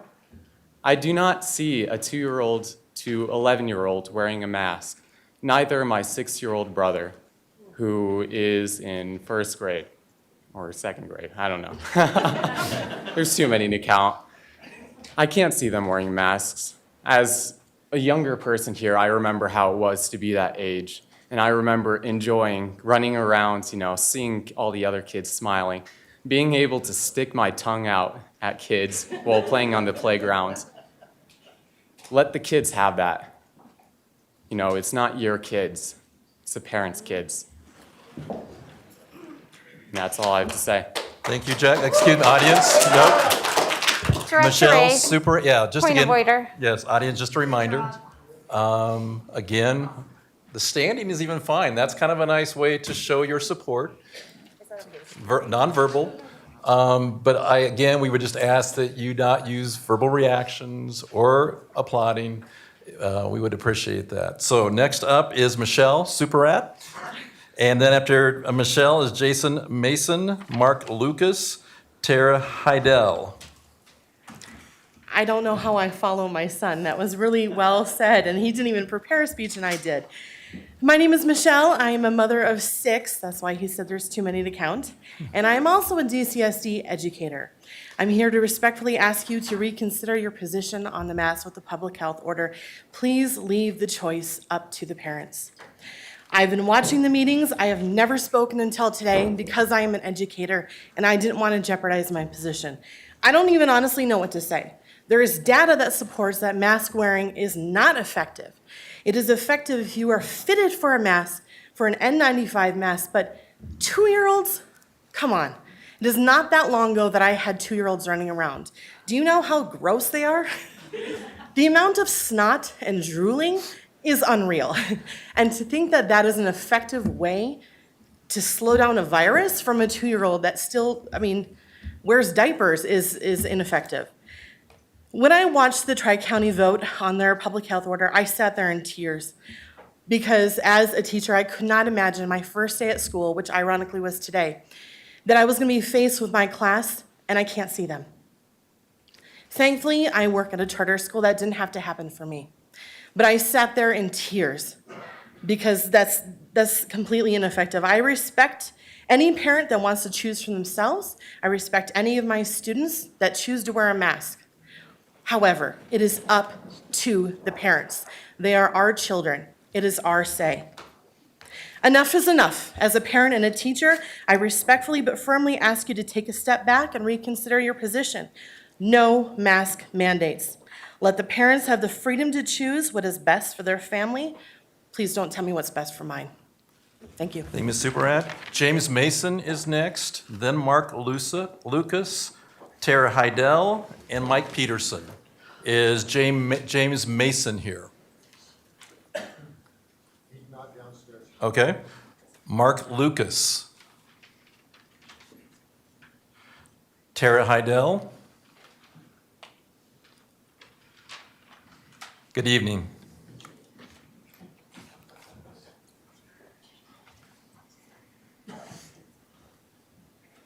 Should I wait until you receive the copies, or should I? We'll get, no, Okay. Please go ahead.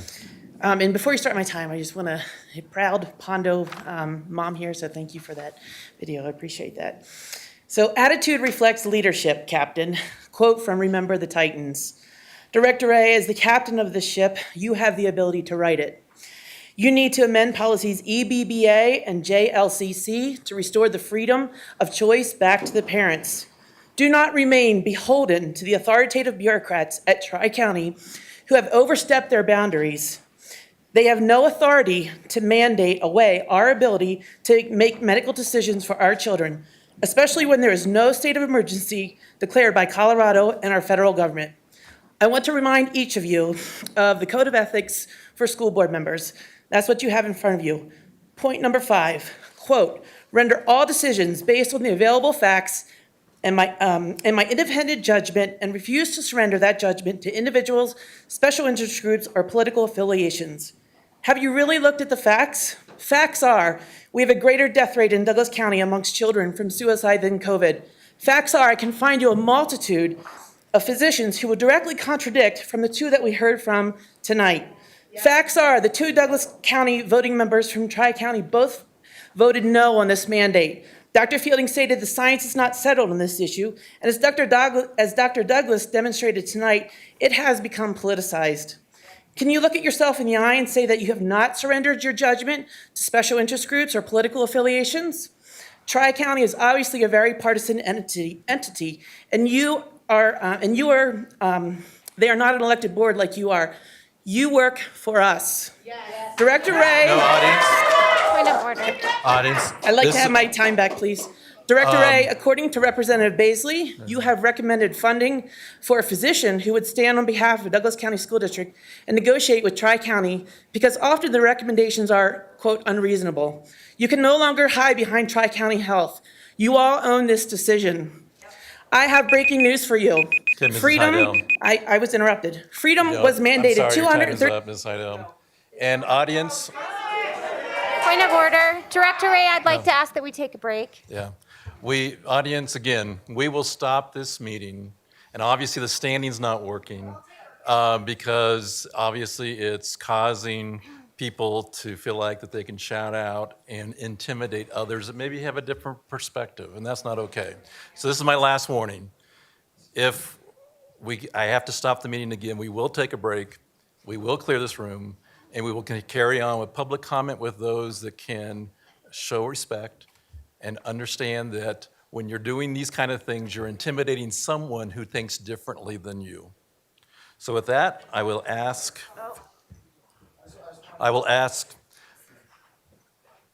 so with that, Mike Peterson, I believe, is next.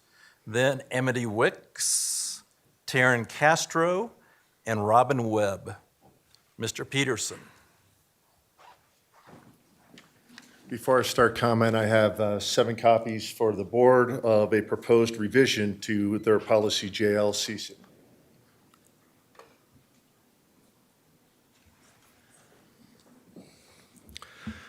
After our courageous county commissioners opted out of the Tri-County mandate last week, the only people denying our parents and teachers the choice to mask or not to mask is this board sitting in front of us. On September 15th, 2020, this board voted 7-0 to amend policy JLCC on communicable disease. That policy currently reads, quote, management of common communicable diseases will be in accordance with Colorado Department of Public Health and Environment or Tri-County Health Department guidelines, end quote. You can just as easily amend that policy tonight. Tonight, you have a clear choice. Number 1, do what's right for Douglas County. Offer a motion and vote to amend this policy and side with the thousands of parents and teachers who want choice in masking, not to prevent masking, but to allow choice. Free the superintendent to reestablish a policy that better balances choice, safety, and academic success. Or you may remain silent, side with the bullies from the other counties that voted against our Tri-County, our reps to Tri-County, deny parents and teachers the ability to make their own risk decisions, and impede learning of our young kids who are already on speech programs and behind in literacy. To do nothing would show that you are unwilling to listen to or fight for the people of this district. The choice is yours. For Superintendent Wise, thank you for the discretion that you're allowing while we work through the beginnings of this policy that I know you're beholden to. And for Dr. Douglas and Schwartz, the role of experts is to inform and persuade, not to grant or deny basic rights and freedoms of parents and teachers. And if this board will not act, you, the voters, can act in November and vote for myself and the other 3 candidates to put the parents back in charge of this district. Thank you. Thank you, Mr. Peterson. Amity Wicks is up next. Taryn Castro, Robin Webb, and Lindsay Collier. My name is Amity Wicks, and I have 2 children in Douglas County. The plan you presented for this school year at the beginning of the summer was clear that it would be up to individuals and parents to make decisions about how to best care for their children in school. I sat in this very room when you told us it would be our choice. Then after students and families had settled into their schools, Tri-County suspiciously issues the public health order for kids to wear masks in schools. It sure seems like it was an intentional strategy to wait until school started. Douglas County commissioners rightly recognize it is not the role of government, whether in the form of public health department or a school district, to play the role of parent and personal physician for children. They recognized that the public order was unnecessary at best and an abuse of power at worst. They sided with liberty. You know, the concept in which our country was established and our Constitution created. It is not your job to play personal physician to our children and usurp the rights of parents. As others have said, we do not co-parent with the government. I have an article that I forgot to bring, but it's called 47 Studies Confirm Ineffectiveness of Masks for COVID, and 32 more confirm their negative health effects. There absolutely have been randomized controlled studies done with masks. Your earlier statement is either ignorance or just a flat-out lie. In June, I supplied you with 14 pages of articles and studies showing that masks do not work and are actually harmful. So far, you have not provided any randomized controlled studies that show the effectiveness of masks. But I don't think this is really about good science anyway. Even if it was, I don't think you would listen. If you think that many of us will allow our children's faces and unique identities to be stolen and their health compromised by trapping such disgusting things in their faces again in school, you are sorely mistaken. I've already begun researching alternative schooling for both of my children. You'd better believe where you see my smoke, there is a raging fire. There are so many more doing just the same thing and would be ready to pull their children from this district if this mandate is not abandoned. I am sure you understand the financial implications of such an exodus. And do not sit up there exclaiming that you are concerned about health, virtue signaling with your mask as you remove it to take sips of your sugar-laden sodas. That is hypocrisy at its height and on full display. We know that obesity and diabetes is one of the main comorbidities that contributes to COVID severity and death. Many diabetes. Okay. We will remember you. Taryn Castro is next. Then after Taryn Castro is Robin Webb, Lindsay Collier, and Brandy Bradley. Hello, Board. Just for the record, my name is Taryn Castro. We are in a mass psychosis. This is an epidemic of madness. A small but vocal portion of our society has lost touch with reality and has descended into delusions. What could cause this? Constant negative, panicked, and unrealistic feedback to the individual. Well, some of us have chosen to face the fear of COVID, sickness, and even death. Some others have decided or have descended into a psychotic break. This is not what it looks like. It's not what the movies say it is.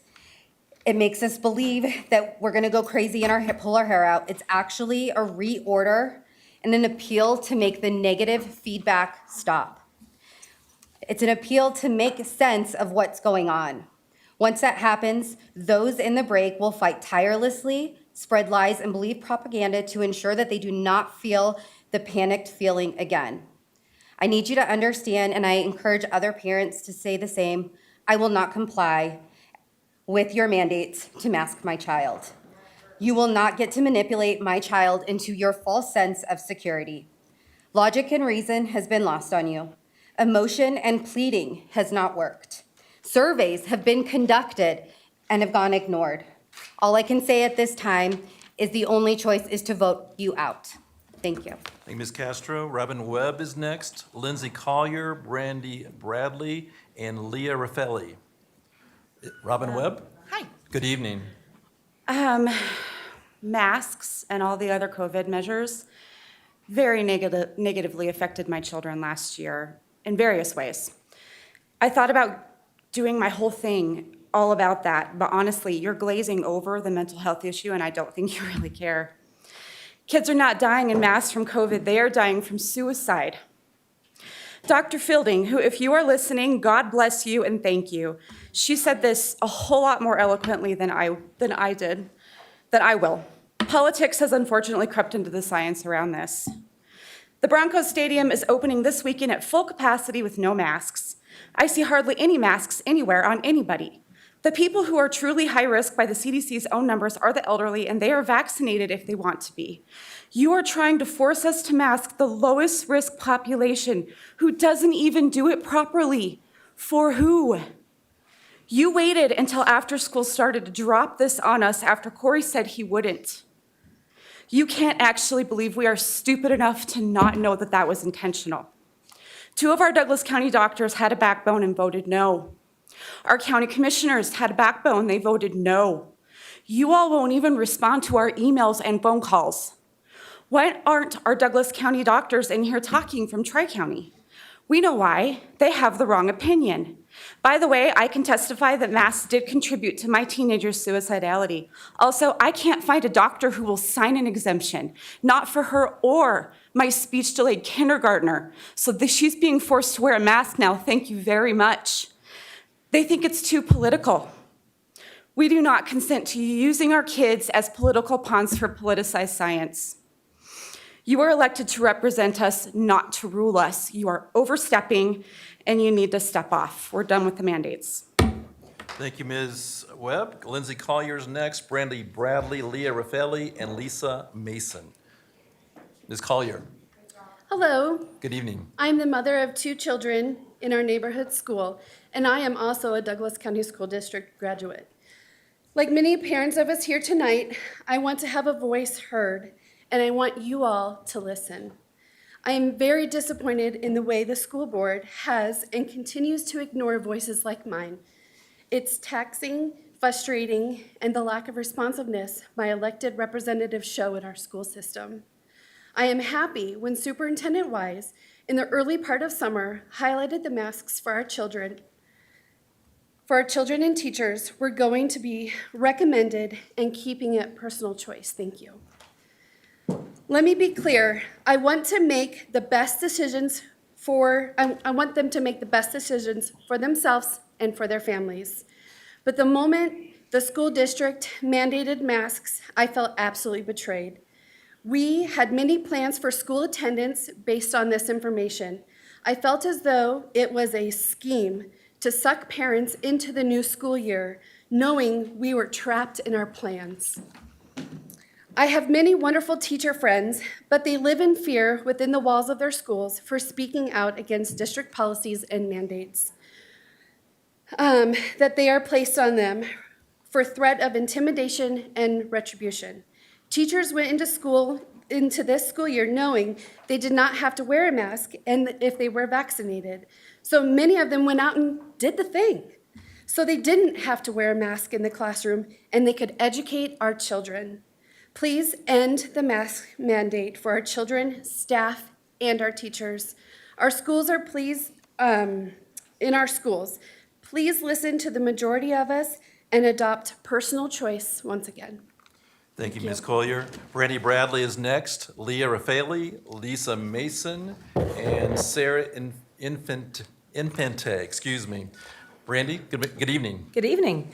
I'd like to thank the board for passing the mask mandate. You've ignited a passion in parents for freedom of choice that will make our presence known at the polls on November 2nd to vote out the 2 of you for re-election, and we will fill all 4 seats with parental choice. This decision yet again goes against not only our Douglas County commissioners, but how the majority of parents feel about this mask mandate. The same as your horrific decision last year to put our kids into remote learning, causing test scores to plummet and suicides to sharply rise. I am the parent of 4 kids in Douglas County schools, 2 of which I transferred to successfully to a charter school, which just opted out of the mask mandate. Charter schools and private schools stayed in person all year last year with minimal quarantines or COVID outbreaks. I'm extremely disappointed in Tri-County's decision. They say they continue to follow the data and the science, and they continue to lie. I listened to the science. I wore a medical grade mask to treat patients as a healthcare worker, and I got COVID. I was on oxygen for 5 weeks. And then Dr. Fauci came out and said, oh, you know what, the masks actually don't work. Dr. Douglas uses stats like a 50% increase of patients, but we deserve numbers. 8 people to 12 people is different from 100 people to 200 people. You guys are stacking these doctors to help you sleep at night. The facts that I've studied are 1 child has died from COVID in the state of Colorado between 0 and 18 years of age. Over the last 2 months, there's been a flat line of hospitalizations from the same age group. COVID respiratory, and the people that support masks, listen to me carefully. Respiratory particles are 0.125 nanomicrons in size. N95 mask strand sizes are 0.3 nanomicrons in size. Stop comparing apples to oranges. This is not the same as wearing a seatbelt. 47 peer-reviewed and mostly PubMed studies for us in the medical field, which is the gold standard, have proven that masks are ineffective. And I'll quote a CDC study of over 90,000 elementary school kids in 169 Georgia schools that found that requiring student masking was found to not have a statistically significant benefit, and they buried the science deep in their conclusions. The facts are that pediatric hospital beds are not overrun with COVID patients. They are overrun with suicide attempts Ms. and drug Brandon, overdoses. Thank you. Leah Raffaele is next, then Lisa Mason, and then Sarah Infante, Krista Mann, and then we'll move on to online. Leah Raffaele. Good evening. I am Leah Raffaele. I have 4 kids in Douglas County. I also hold a PhD in computational fluid dynamics. I do believe in science. Medical science is a qualitative science. This is why when you receive a diagnosis, you're urged to get a first, second, third opinion. This is why a medical decision applies to one person. That applies to one person does not apply to all. Physics is a quantitative science. The laws and equations and formulas used for computational fluid dynamics have been described since the 17th century. There is no political bias. So I decided to go online and see what studies have been done on how air flows around a mask. In the handout, you can see this is a person with a mask. That is, after they exhale 16 seconds later, this is the aerosol spray that medical experts have warned us against that carry the virus. The previous speaker pointed out how small it is. Do you realize a COVID virus is half the size of a carbon dioxide molecule? It's submicroscopic. There is no way that masks prevent virus from spreading. Just like our air that we exhale when we breathe into our mask exits the mask, the virus does as well. Excuse me. This is why surgeons wear masks. It's to keep the large droplets from falling to the ground. The large droplets are not as dangerous because they do fall to the ground. It's the aerosol spray, especially in concentrations, whereas the mask causes a higher concentration. And the next picture, it shows what happens when somebody has an ill-fitting mask compared to one that has a fitting mask. So you can see the droplets coming out on the ill-fitting mask.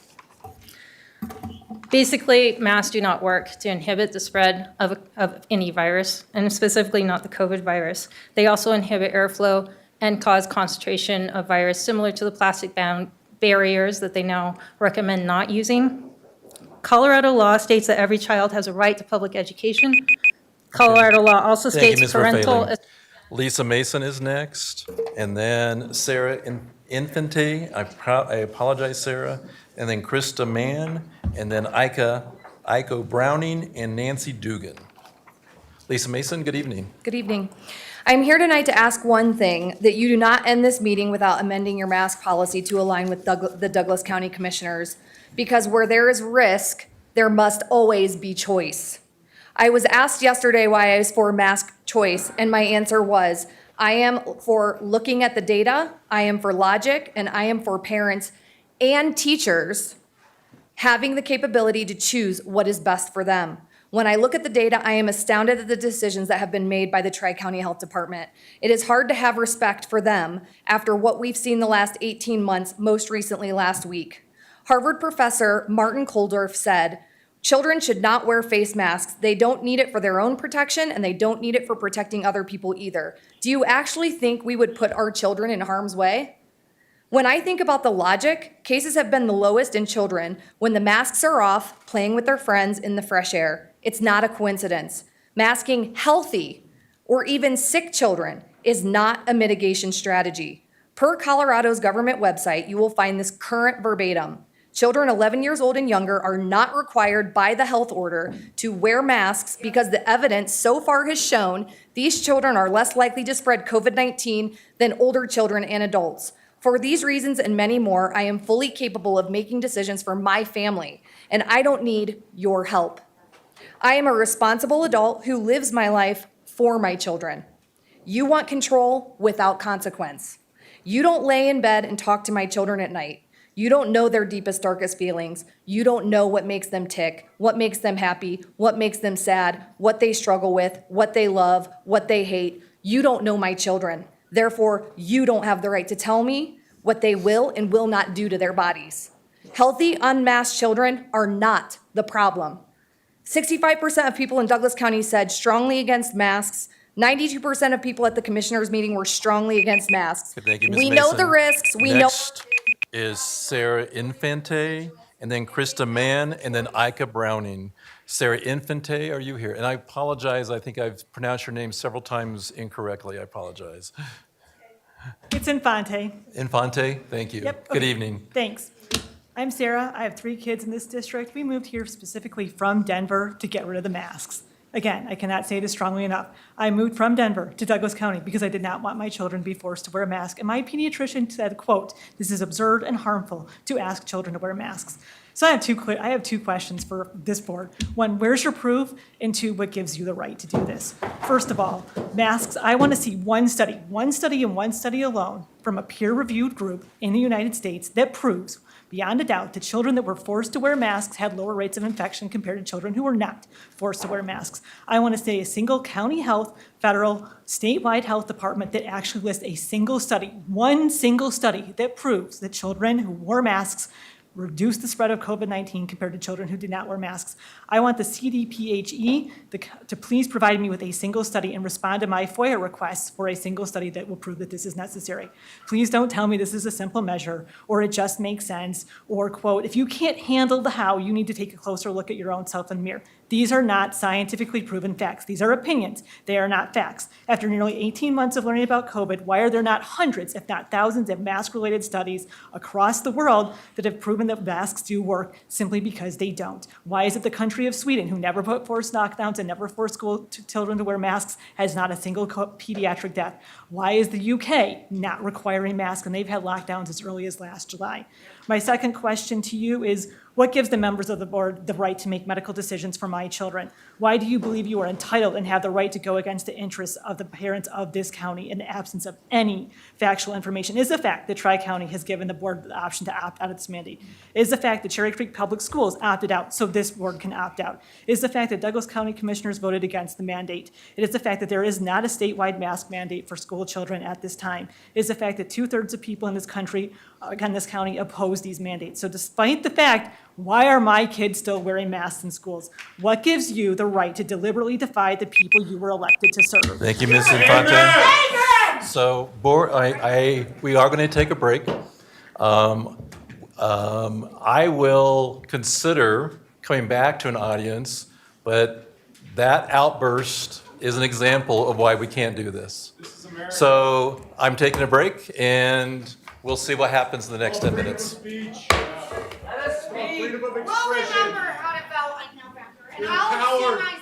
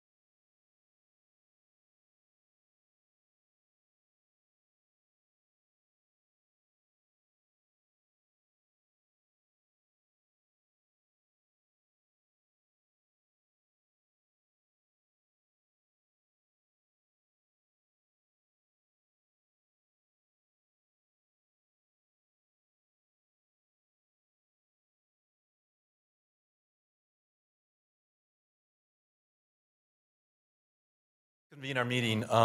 Again, I will refer back to the beginning of how important it is for this space to be safe for all people, even if you have a differing perspective.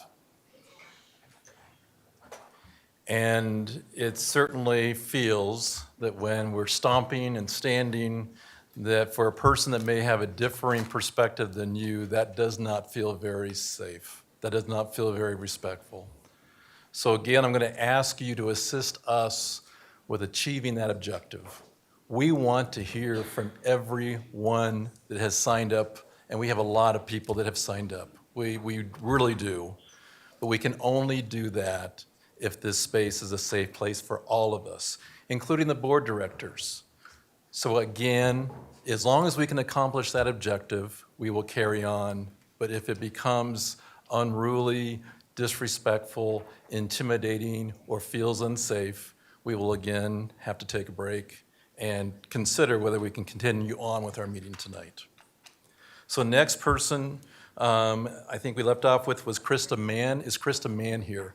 Good evening. And then we will have people that are calling in remotely, Iko Browning, Nancy Dugan, and Jesse Thrash. Ms. Mann, good evening. Good evening. I stand here tonight as a parent with a child in the Douglas County School District system, and I am disappointed. Disappointed that this board is hiding behind the opinions of doctors and not data.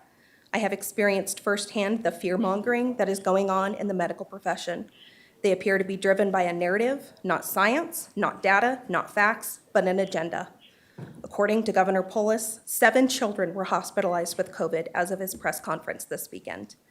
Nobody wants that for children. However, as a percentage of the population, this is so small. Parents, remember the word we used with our children so often in their early lives to protect them and keep them safe? A word that we used to teach them about danger, a power outlet, a hot stove, running through a parking lot. We said this word to protect them, a word we repeated so often it felt like the only thing we were saying. That word is no. No, we will not comply. No, we decline a mask for our child. No, our children will not be a pawn in your game. Consider informing your principals in writing that your child will be declining a mask.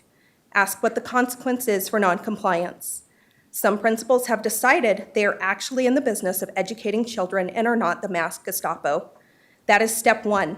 Step 2, we need candidates that put the students of this district, our children, first and foremost, before bowing to a narrative or an agenda, which is why I'd like to encourage everyone to check out Douglas County Kids First and their slate of 4 candidates that will be running for the 4 slots in November. These candidates are Becky Myers, Kaylee Weiniger, Christy Williams, and Mike Peterson. Thank you. Thank you, Ms. Mann. Iko Browning is next. I believe Iko Browning is online. Nancy Dugan, Jesse Thrash, and Matt Bateman. Iko Browning, can you hear us? Can you hear me? Yes, Ms. Browning, please go ahead. Great. Thank you, President Ray and directors, for hearing community concerns. My name is Iko Browning. I'm a practicing physician and a mother of 2 children who attend Douglas County School District public schools.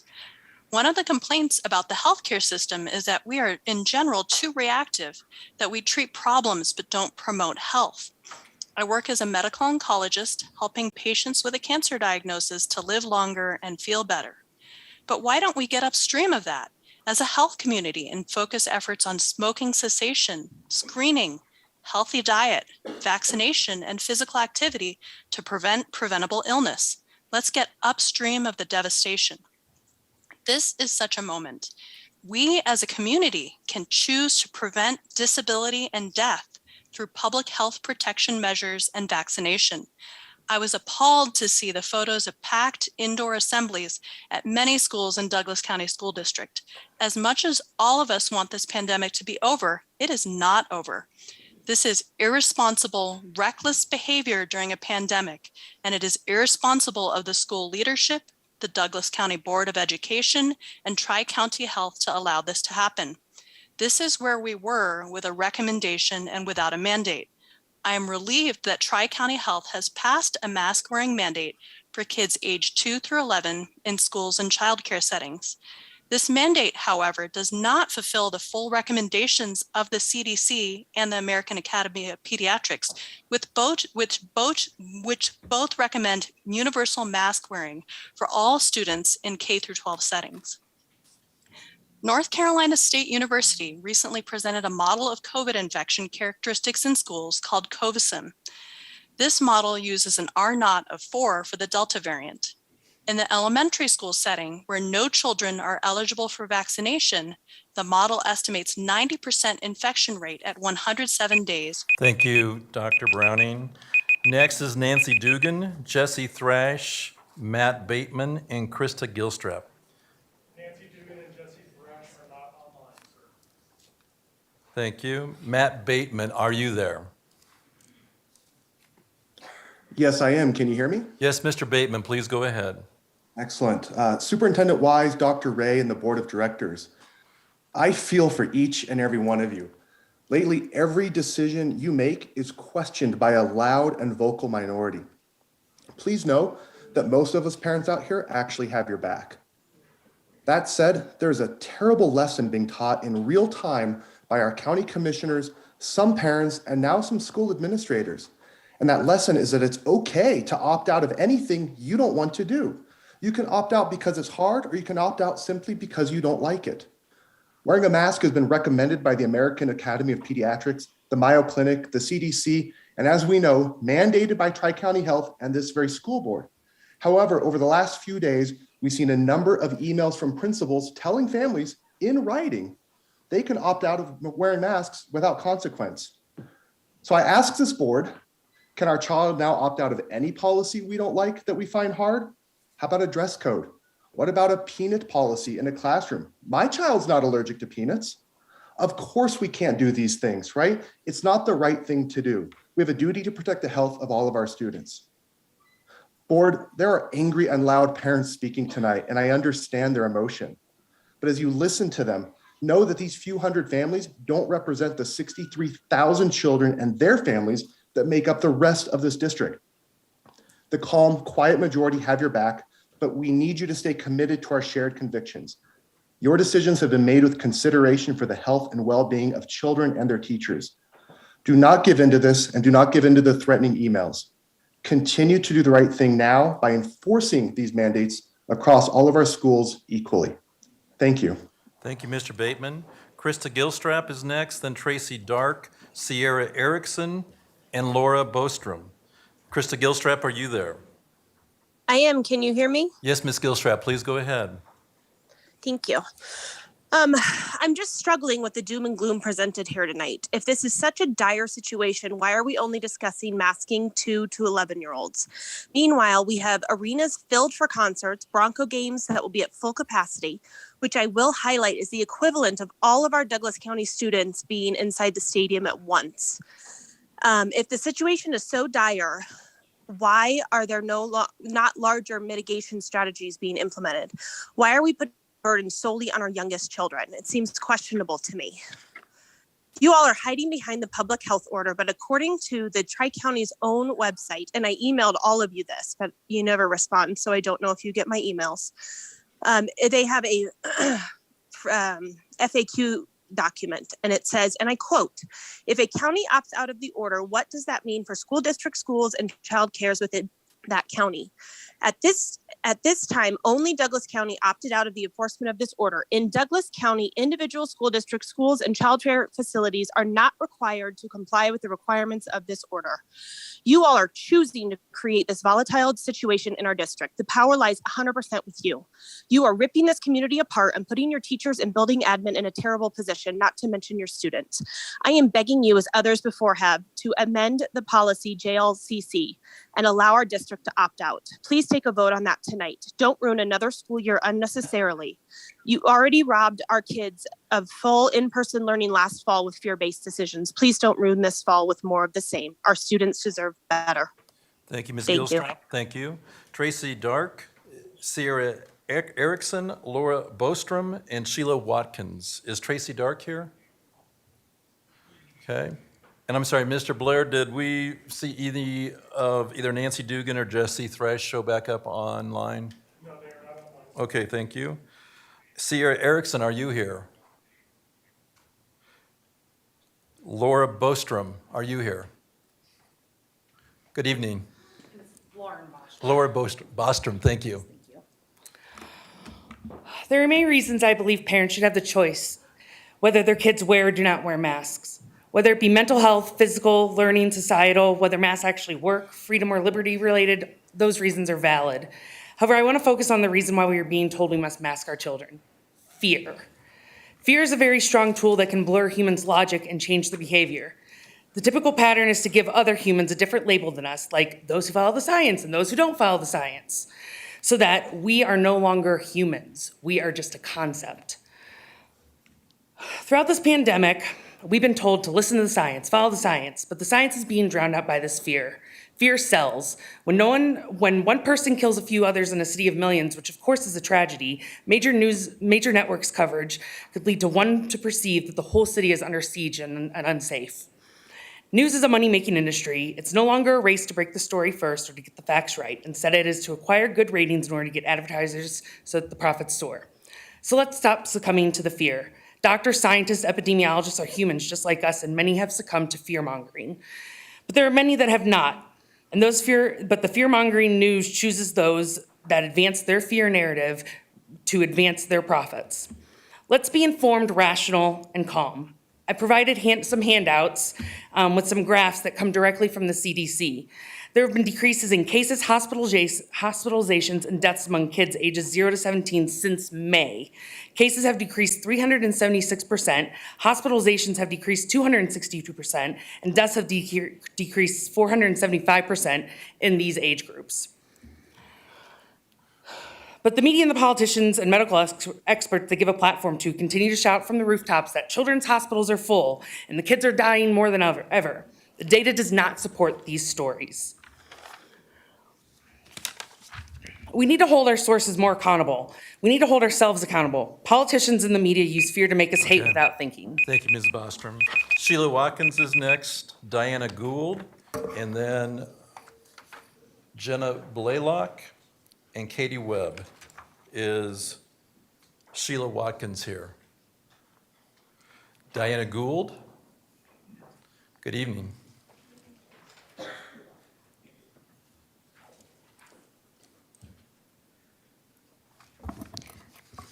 Hi, I'm Diana Gold. I'm a mother of three.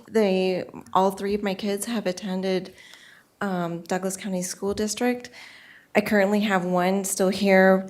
I want to talk about the mask mandate and how much I want parents' choice. A couple weeks ago, there was smoke from California. The CDC issued a statement on the website saying that masks were not effective for smoke. They do not catch the small, harmful particles in the smoke that can harm your health. According to the New England Journal of Medicine, the size of particles in wood smoke is 0.4. The size of a virus is 0.1. Doesn't make sense, does it? Cloth masks just don't work. I don't get it. Explain to me your reasoning. Show me the facts. CDC is telling us straight up that masks are not effective for smoke particles at 0.4. So tell me how they are effective for a virus at 0.1. Based on science, which obviously none of this is based on science, because none of you are listening, they are not effective. As discussed in length with this meeting, they don't minimize the transfer of particles. They only cause major harm with our kids emotionally, developmentally, socially, as seen with all the mental health crisis that's going on with the massive amounts of kids trying to commit suicide.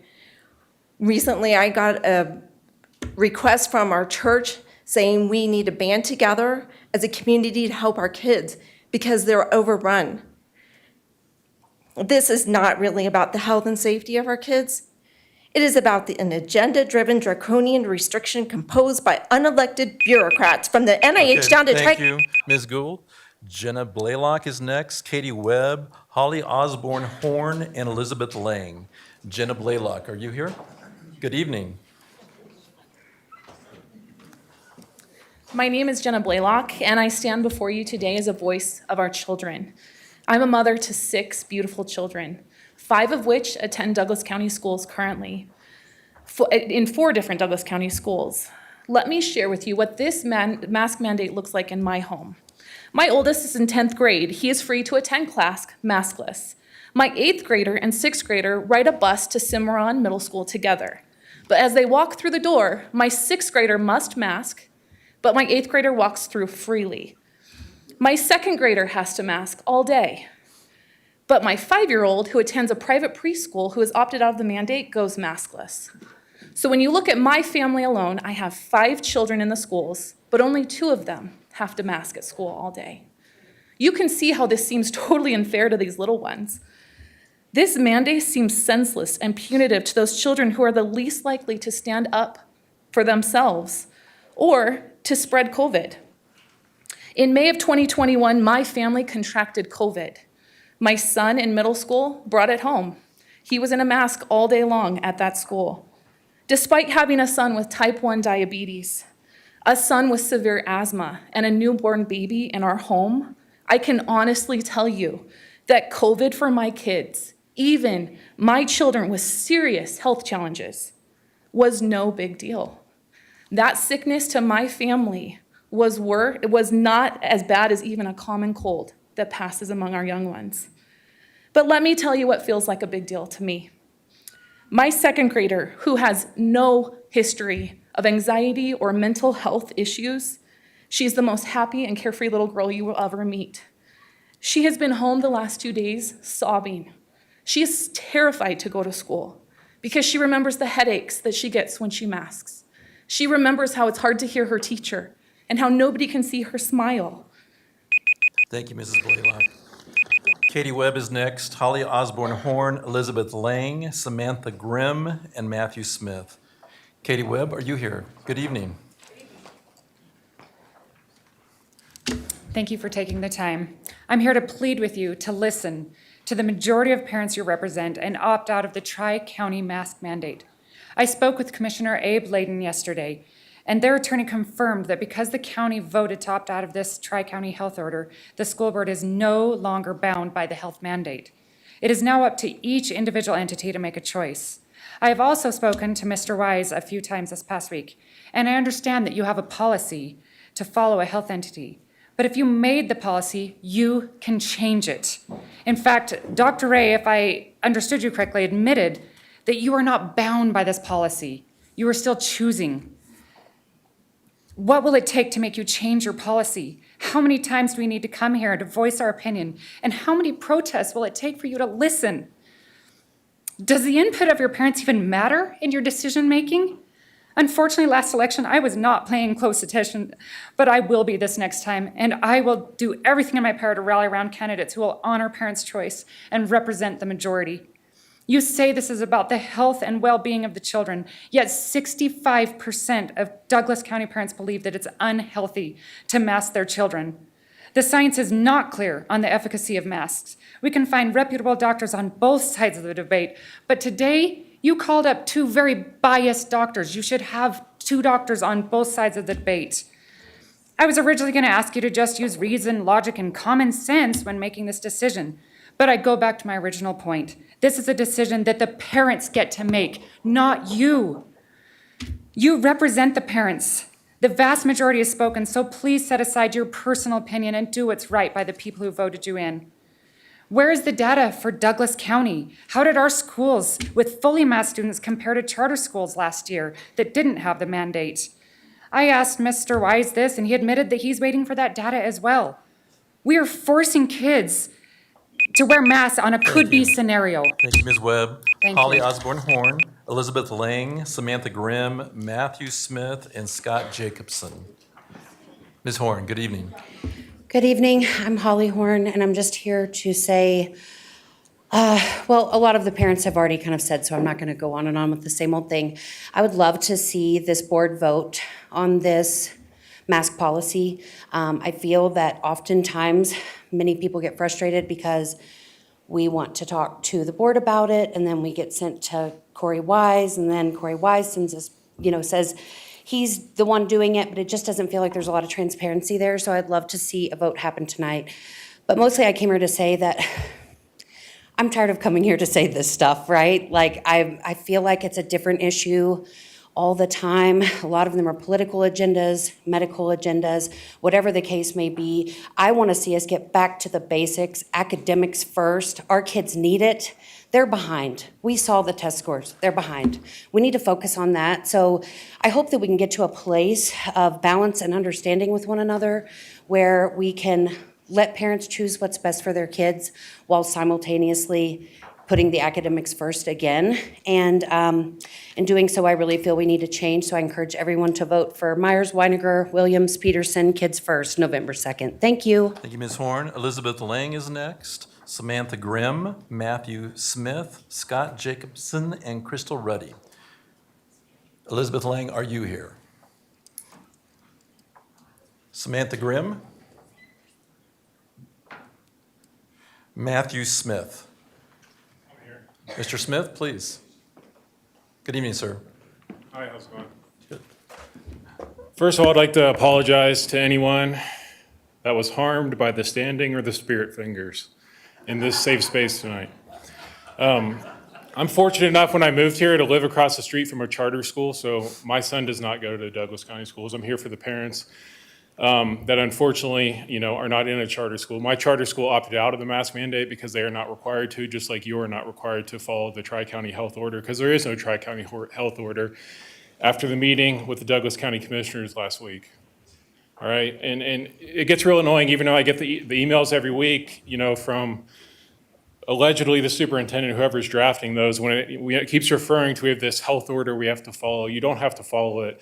You have choice. You don't need masks. A bunch of parents have already brought up that the charter schools are doing fine.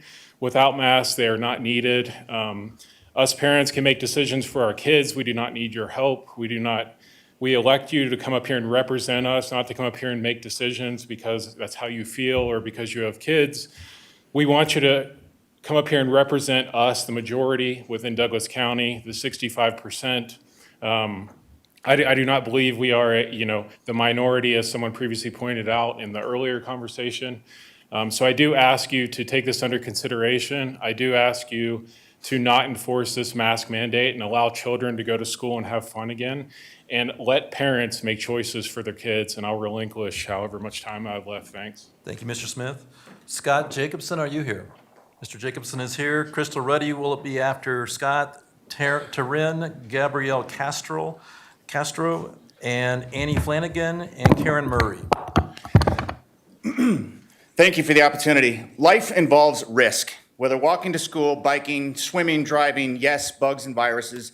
That's why God gave us nutrition, exercise, and yes, immune systems. The board has continuously asked for feedback and parental engagement this entire year. I'm here to advocate for parents' rights and freedom of choice. If you want to wear a mask, go for it, like we did in the last 9 days. And if the mask works so well, as you all proclaim in this debate, then I say, if you're concerned, wear a mask. You will be protected, right? Your mask will not make my mask will not make yours work any better. That's insane. Number two, last week, Tri-County parents overwhelmingly spoke, and still you are against the will of parents. 65% of Douglas, 74% of Adams said no mask mandates. Only 8% and 4% respectively supported the idea of masking our 2-year-olds. Elementary school kids, 11 years old. This mandate is authoritarian. The board talks all the time about educational equity. But this institutes a mandate that only affects the public schools, not the charter and the private schools. This mandate is creating a huge socioeconomic divide within Douglas County and now Adams.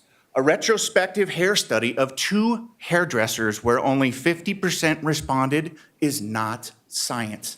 That's on the CDC's website. That's insane. Number 3, I would ask that please don't do again what we did last year and did not work.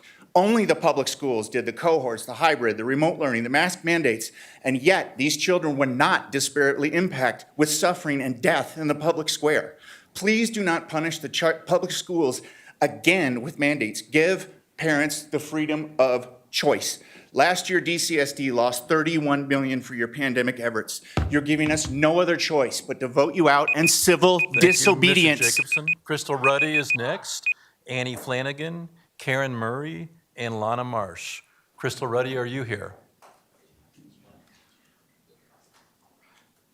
Annie Flanagan?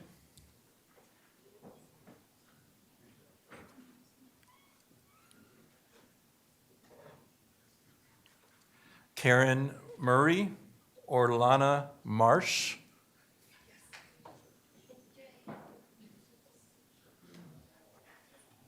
Karen Murray or Lana? Lana Marsh, good evening. Good evening. And who's your sweet one? Yes. Thank you. Good evening. My name is Svetlana Marsh. And as you might recognize, my name is Svetlana. So I'm originally from Ukraine. I was born in USSR. And I just want to let you know that I cannot be more proud to be an American. I moved to the United States 15 years ago. I married amazing American men. I have two amazing kids, 10-year-old and 3-year-old, and both of my kids are in Douglas County. And I just want to let you know that Douglas County is the most amazing county. And you know what? United States is the most amazing country in the world. Yeah! And I can tell you this firsthand. But you know what? When I think about my childhood, I remember no one had to go to school and had to go to the parade. And you know what I did? I carry a picture of Lenin. I'm begging you. I know when COVID started, nobody knew what to do, but we know what to do now. And I'm begging you, listen to me. I can hear the bells ringing really loud.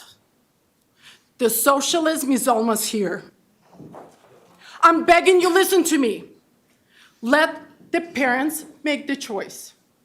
If they want to mask the children, they should mask the children. If they don't want to do that, do not let do that.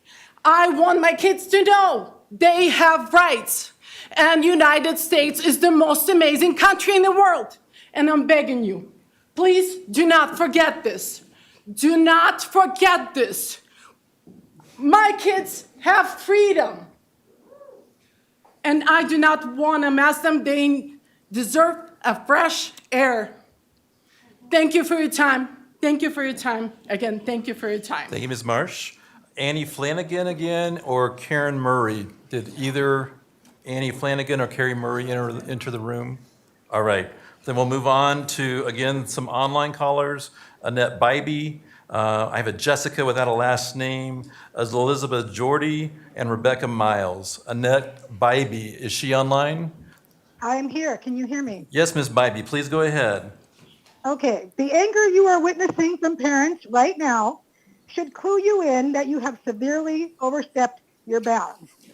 When you tell Americans that you know better than they do, so you're going to mandate their behavior, or worse, their very small children's behavior, this is the reaction you're going to get. If you step back and allow free people to make choices for themselves, you'll see that they will do the right thing. They do not need a nanny telling them what to do. The jury is still out on masks. Nobody really knows. Even Dr. Douglas has admitted to that. Nobody really knows whether masks work. What do not work are mandates. For the reasons I just gave you, free people can look up the data themselves. They can look at the hospitals themselves and see whether they're full. They can look at their children and make the best decisions for them. They do not want a small group of people, elected people who are not going to be reelected in November, by the way, to make those decisions for them, going against the will of the people, the will of the county commissioners. The county commissioners have spoken for us. Anyway, a little real world experience. I subbed last year in the school, And I was there in several elementary schools, and I saw the kids, very young kids, touching their masks, pulling their masks, throwing them on the ground, putting them on again, running around, pulling them off, touch, touch, touch, touch, touch, all day long. Obviously, this is not effective. They go out onto the recess, on the playground for recess, take off their masks, jump all over each other, in each other's faces. These masks are not doing anything for these children, except masking their poor little voices, which are already so low that the teachers can barely hear them. They put a mask over those little voices. Okay, thank you, Mrs. Bybee. Jessica, I have without a last name, Elizabeth Horde, Rebecca Miles, Sierra Erickson. First of all, is there a Jessica that does not have a last name? That Jessica is not online. Okay. Elizabeth Jordy is not online. Rebecca Miles is not online. Okay. Robert Romaniak is not online. Okay, how about Sierra Erickson?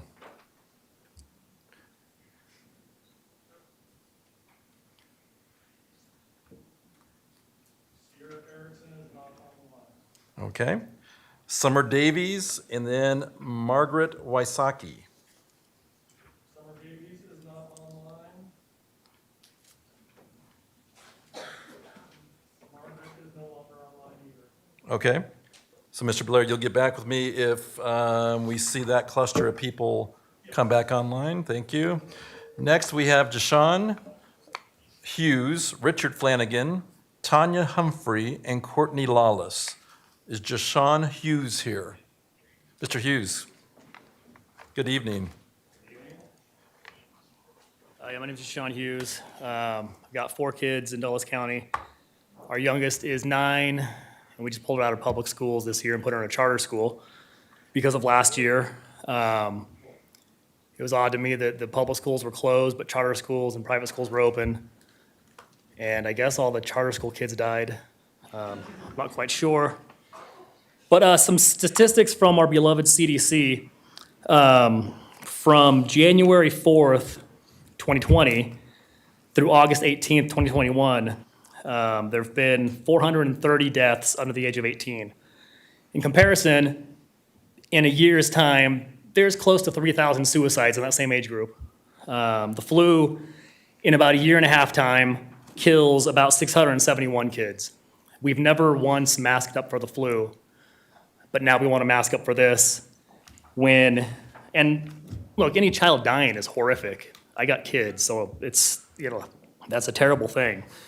But when we're looking at statistics, it's 0.07% of all the COVID deaths. There's a big study out of University of Waterloo, Canada. I know most socialists love Canada. But they just showed that all of the level 1 masks and the cloth masks that are worn are 10% effective. If we came out and said the vaccines were 10% effective, nobody would use them. In fact, I think the vaccine that China produced is about 10% effective, and no one's using it because it doesn't work. But now we're going to implement a mask mandate for something that is 10% effective, and we're going to expect kids to wear them properly on their face, which is never going to happen. Unless you have, an N95 mask or better, they don't work. So, thanks. Peace out. Thank you, Mr. Hughes. Richard Flanagan is next, Tanya Humphrey, Courtney Lawless, and I believe Lisa Mason may be a repeat, I think, on our list. Sandy, if you could double check that for me. Mr. Flanagan, good evening. Good evening. So it is a fact, children are dying of COVID. From January 1st of last year to August 18th, as the previous speaker had pointed out, over 400 deaths in the U.S. due to COVID, age bracket 0 to 17. What we're not hearing is the number in Colorado. You want to know what that number is? 11. 11. In the United States, total deaths of the same age bracket, same time frame, that are not related to COVID, 53,000. Okay? We're not helping our children. We're looking in the wrong direction. You want to help children? Focus on why are our kids killing themselves? Why? It's because of this COVID mess. It is because of the masks. It's because of the isolation. It is because of all of that. It's failing. The mandate is failing. Last year, it did not work. Throughout Douglas County, schools closed at random periods because why? Because they had COVID breakouts. Schools had to close for 2 weeks. But why is that when the mask mandates were in effect? Why is it that your policy that you are dishing out to us lacks the confidence in masks? Your policy says that if a kid in school tests positive for COVID, that kid has to quarantine and isolate, but not only that kid, but also... Thank you, Mr. Flanagan. Thank you.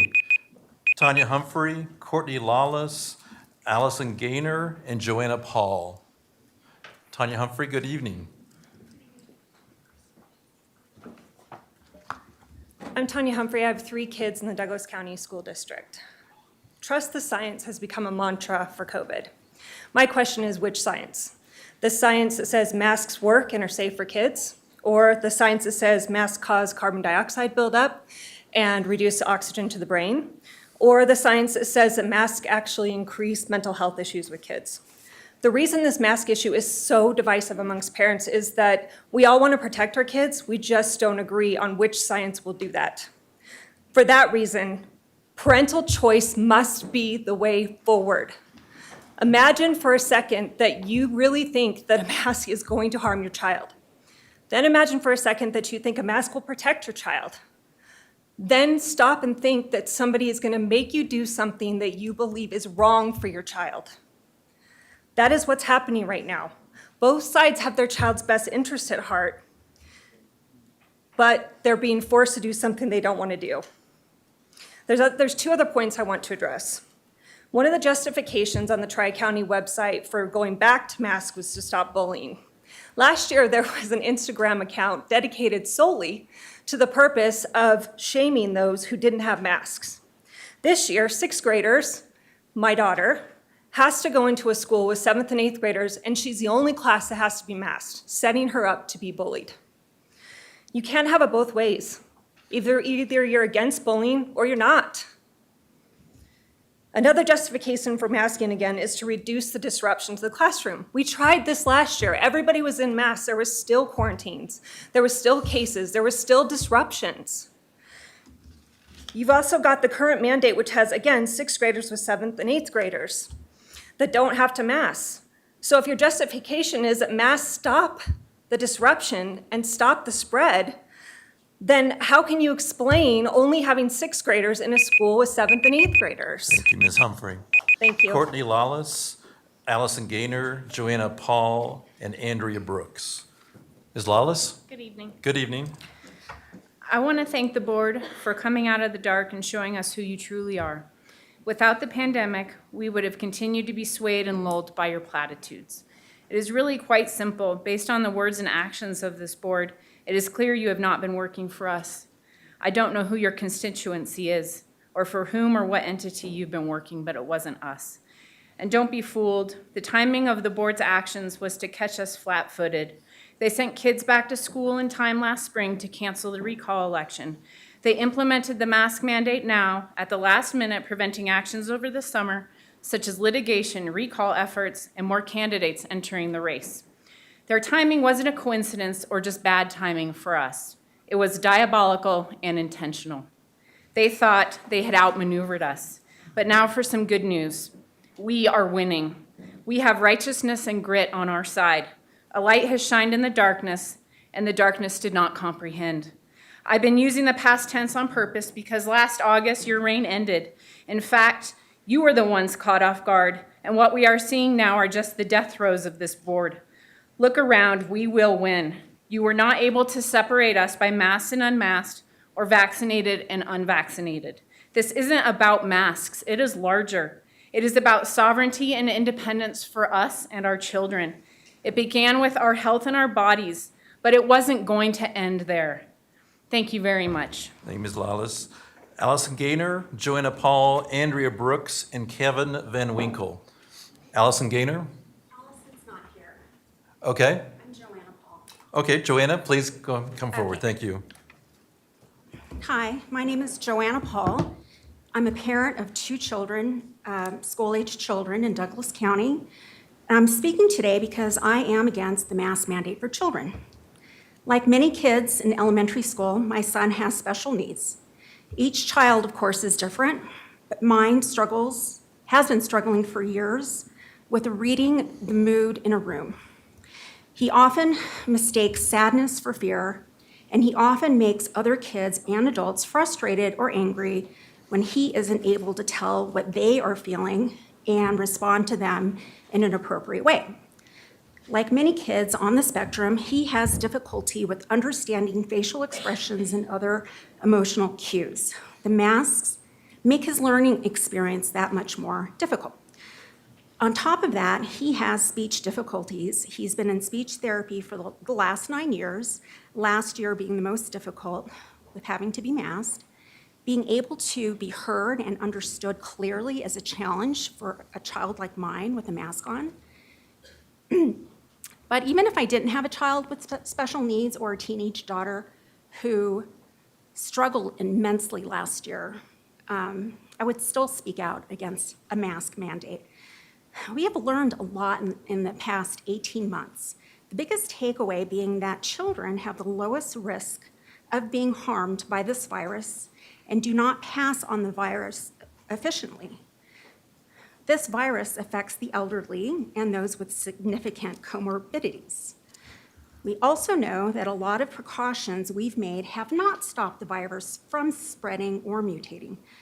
I've heard a lot of parents say, I don't understand why other parents won't do the simple thing of masking their kids to help stop the virus. Well, it's not a simple thing. It doesn't stop the virus. It's disruptive, it's unhealthy, it's disgusting. Thank you, Ms. Paul. Thank you. Andrea Brooks, Kevin Van Winkle, Sean Benson, and Harley Benson. Andrea Brooks, are you here? Kevin Van Winkle? And after Kevin is Sean Benson, Haley Benson, and Allison Kalinsky. Good evening, Ms. Thank you, Director. The premise of the whole discussion tonight is based on the idea that masks work to prevent virus transmission, as Dr. Douglas stated, but that just isn't true. In my official role, I met with our state's chief medical officer last year who cautioned against mask mandates and even said they are counterproductive because they give people a false sense of security. Anyone with kids knows that they touch their face constantly while wearing a mask. Even adults touch their face constantly while wearing masks. It is counterproductive. Biden's top COVID advisor just said on August 2nd that cloth face coverings are not effective. The same doctor said last year when asked about the virus, the size of the particles passing through the mask and proper fitting, he compared it to putting a screen door on a submarine. Dr. Harvey of Yale University's public schools said, I honestly do not know how anyone could say masks are life-saving measures when there's no evidence to suggest that.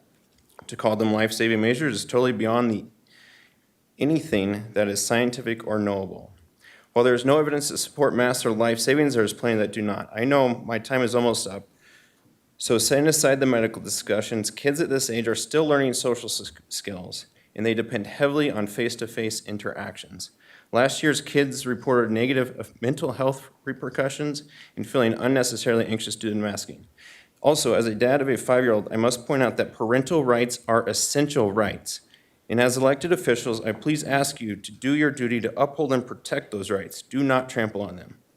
Now, you deserve credit for the correct decision starting school, both medically and frankly politically, to start the school year by let the choice be made by the student and the parents. Stand by that original decision and let those who want to wear a mask do so without interference with the choice of others. Please use your limited powers for good. Stop this madness, stop this masquerade. Thank you. Thank you, Mr. Van Winkle. Sean Benson, Haley Benson, Allison Kalinsky, and then Christopher Ofer. Science and facts coming through. Mr. Benson, I assume? Yes. Okay. Why are we here? All three counties overwhelmingly opposed a mask mandate by a supermajority. 91% of us opposed that last Thursday. As a spouse of a board-certified licensed healthcare professional, I can tell you that not all doctors agree with each other. While the mother of my child is legally qualified to provide you with a medical exemption, the exemption is and always will be because I'm the parent and I said so. I constantly hear Tri-County and the CDC talking about following the science, yet they ignore the science that doesn't fit their narrative. It boggles my mind while we're still listening to the CDC when they claim that the most dangerous activity you can do is exercise indoors.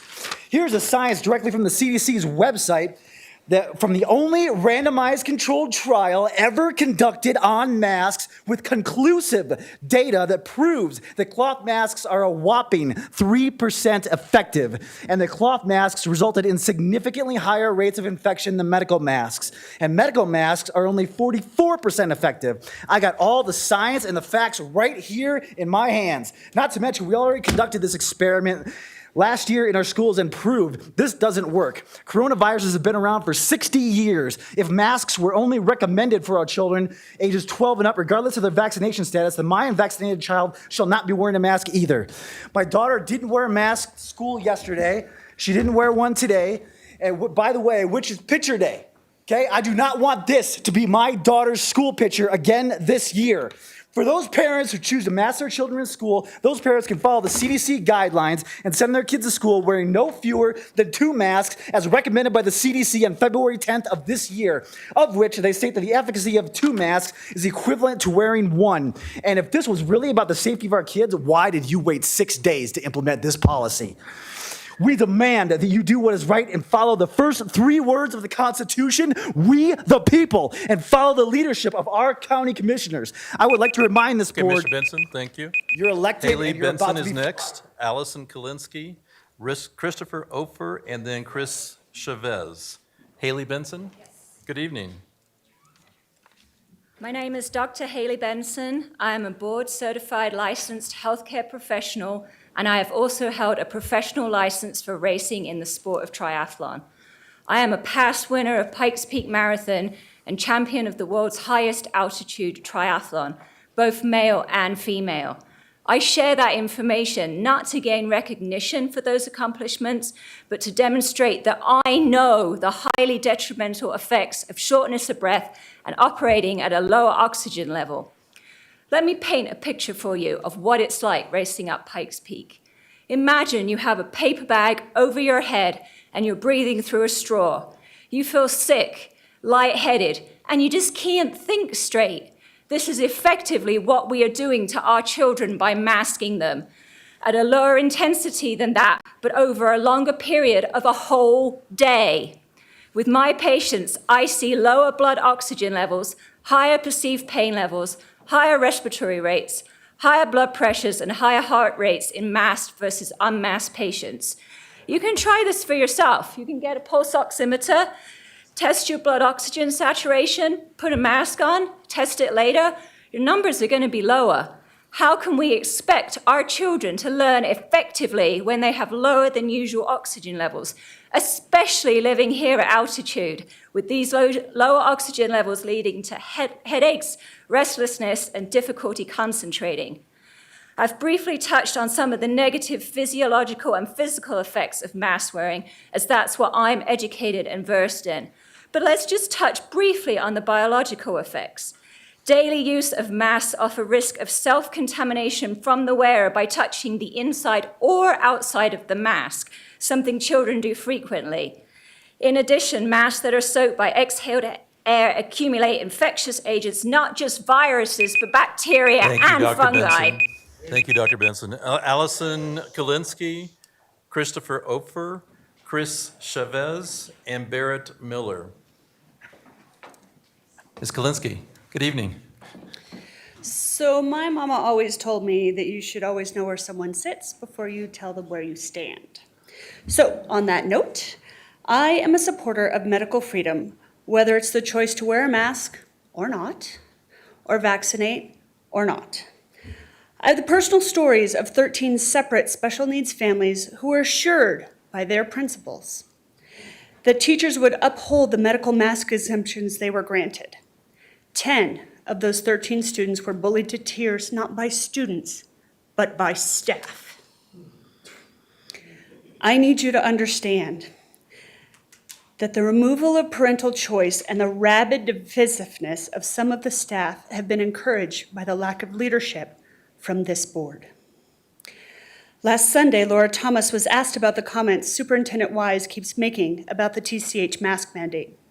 Her response was, "The commissioners opted out, so there is no order to follow.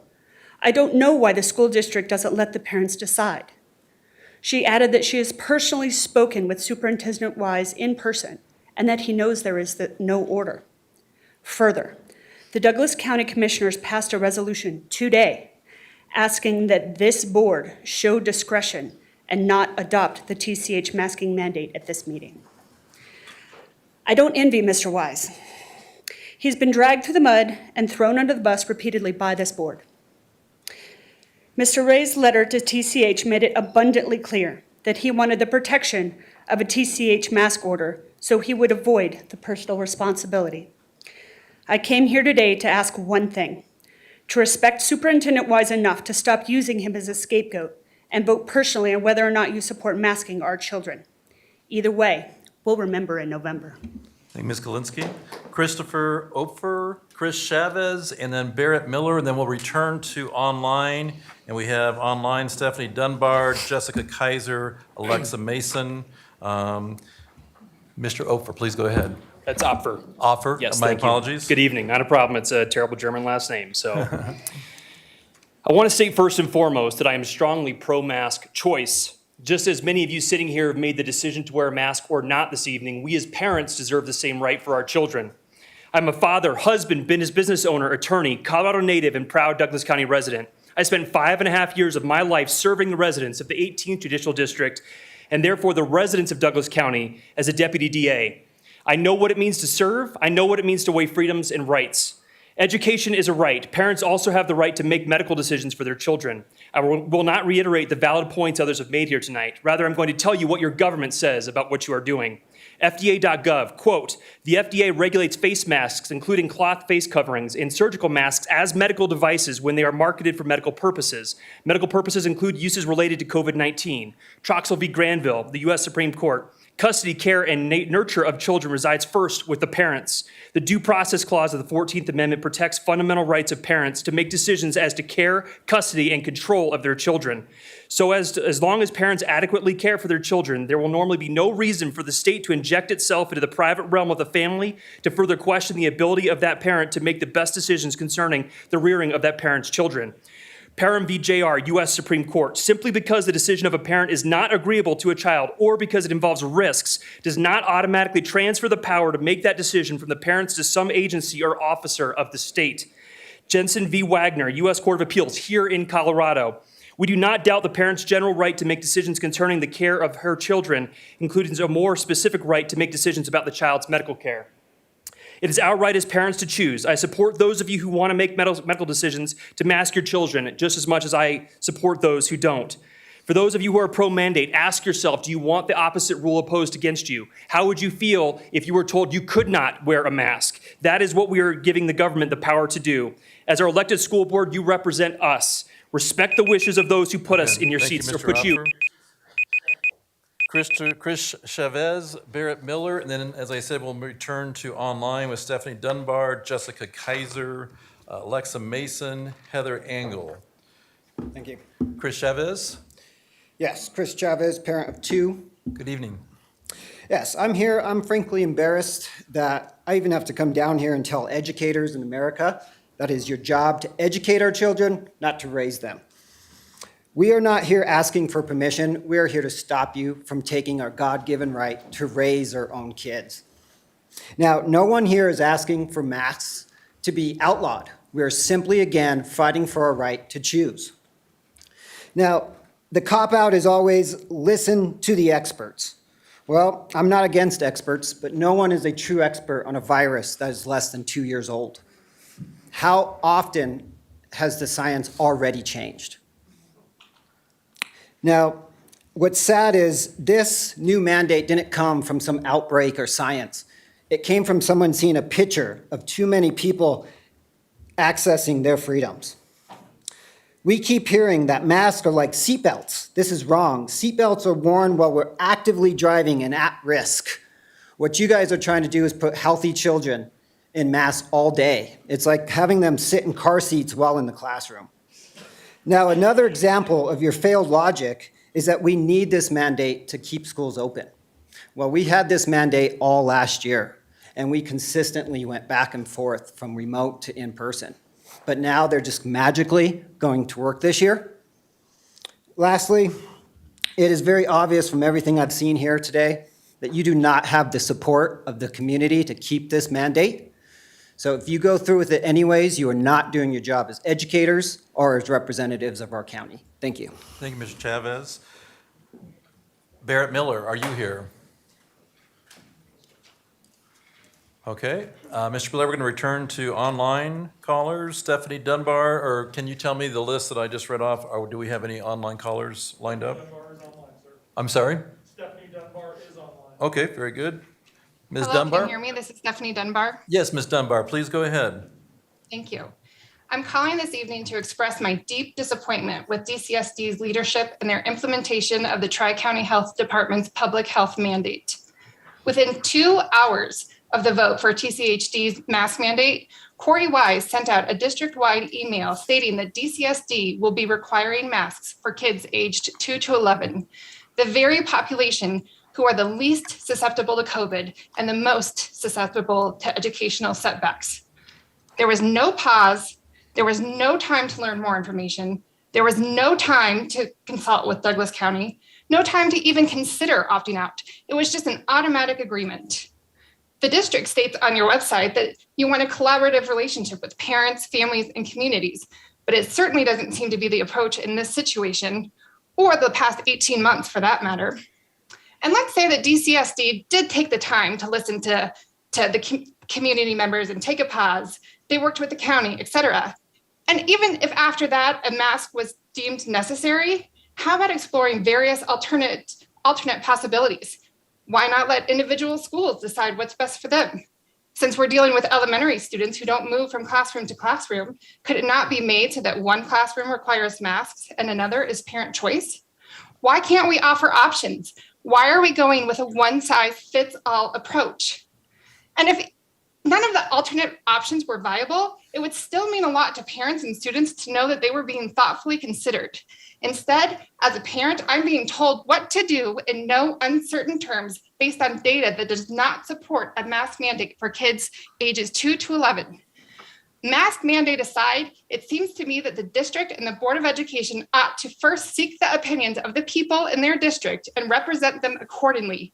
We should all be concerned that our district leadership is acting in a unilateral way that does not take into consideration the needs or desires of our community. Thank you, Ms. Dunbar. Jessica Kaiser or Mr. Blair, again, I'll turn to you. Are there any other online callers that are lined up? Jessica Kaiser is online. Okay, very good, thank you. Jessica Kaiser, can you hear me? Yes, can you hear me? Yes, Ms. Kaiser, please go ahead. Thank you. I am a parent of 2 children in Douglas County School District, and I just want to say I'm providing my comments today in my personal capacity only. I want to say that I do have an immune-compromised husband and a son with a rare white blood cell disease, and so my comments are, of course, tainted by that. And I don't believe that I'm going to get a lot of jazz hands for saying that I support the Tri-County Health Department mask mandate, because it is a solid way to support and to protect those who are more vulnerable than others. And I see people in the audience shaking their heads. And I just ask you all to have a little bit of empathy for people who are more vulnerable than your family. But that's not really what I wanted to talk about. I wanted to talk about enforcement of the mask mandate, because I agree with what Mr. Bateman said earlier, that we are currently teaching our kids a terrible lesson. The issue is not whether the mask mandate applies. The board has a policy that it does. Mr. Wise has been very clear that it does. The question now is whether this board and the district leadership are going to allow the public health order to be circumvented by parents who don't believe in it. Whether kids under the age of 12 are going to be allowed to openly disrespect their teachers, their school administrators, and their classmates with no consequences. So far, as Mr. Bateman alluded to, principals have sent messages to parents. My understanding, with the support of Mr. Wise, that the answer to that question is yes. I submit that this course of action is not in the best interests of our children and is contrary to Board of Education policy. And I point the board to policy JICA, which requires students to wear face coverings when directed by district rules and provides for escalating disciplinary actions when students fail to comply with that policy. I'd note that Mr. Wise mentioned earlier a transitional period. Thank you, Ms. Kaiser. Alexa Mason or Heather Engel, Mr. Blair? Yeah, this is Alexa Mason. Can you hear me? Yes, Ms. Mason, please go ahead. Good evening. My name's Alexa Mason. I'm the mother of 3 young children in a Douglas County elementary school, including one child who has an IEP for her speech. I'm also a former classroom teacher and principal.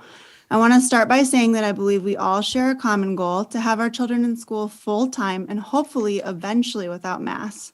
With that said, for the time being, I'm here to thank the school board for the mask requirement and asking you all to please continue to uphold the mask requirement for preschool through 6th grade students. Pediatric hospitalizations are at an all-time high in America.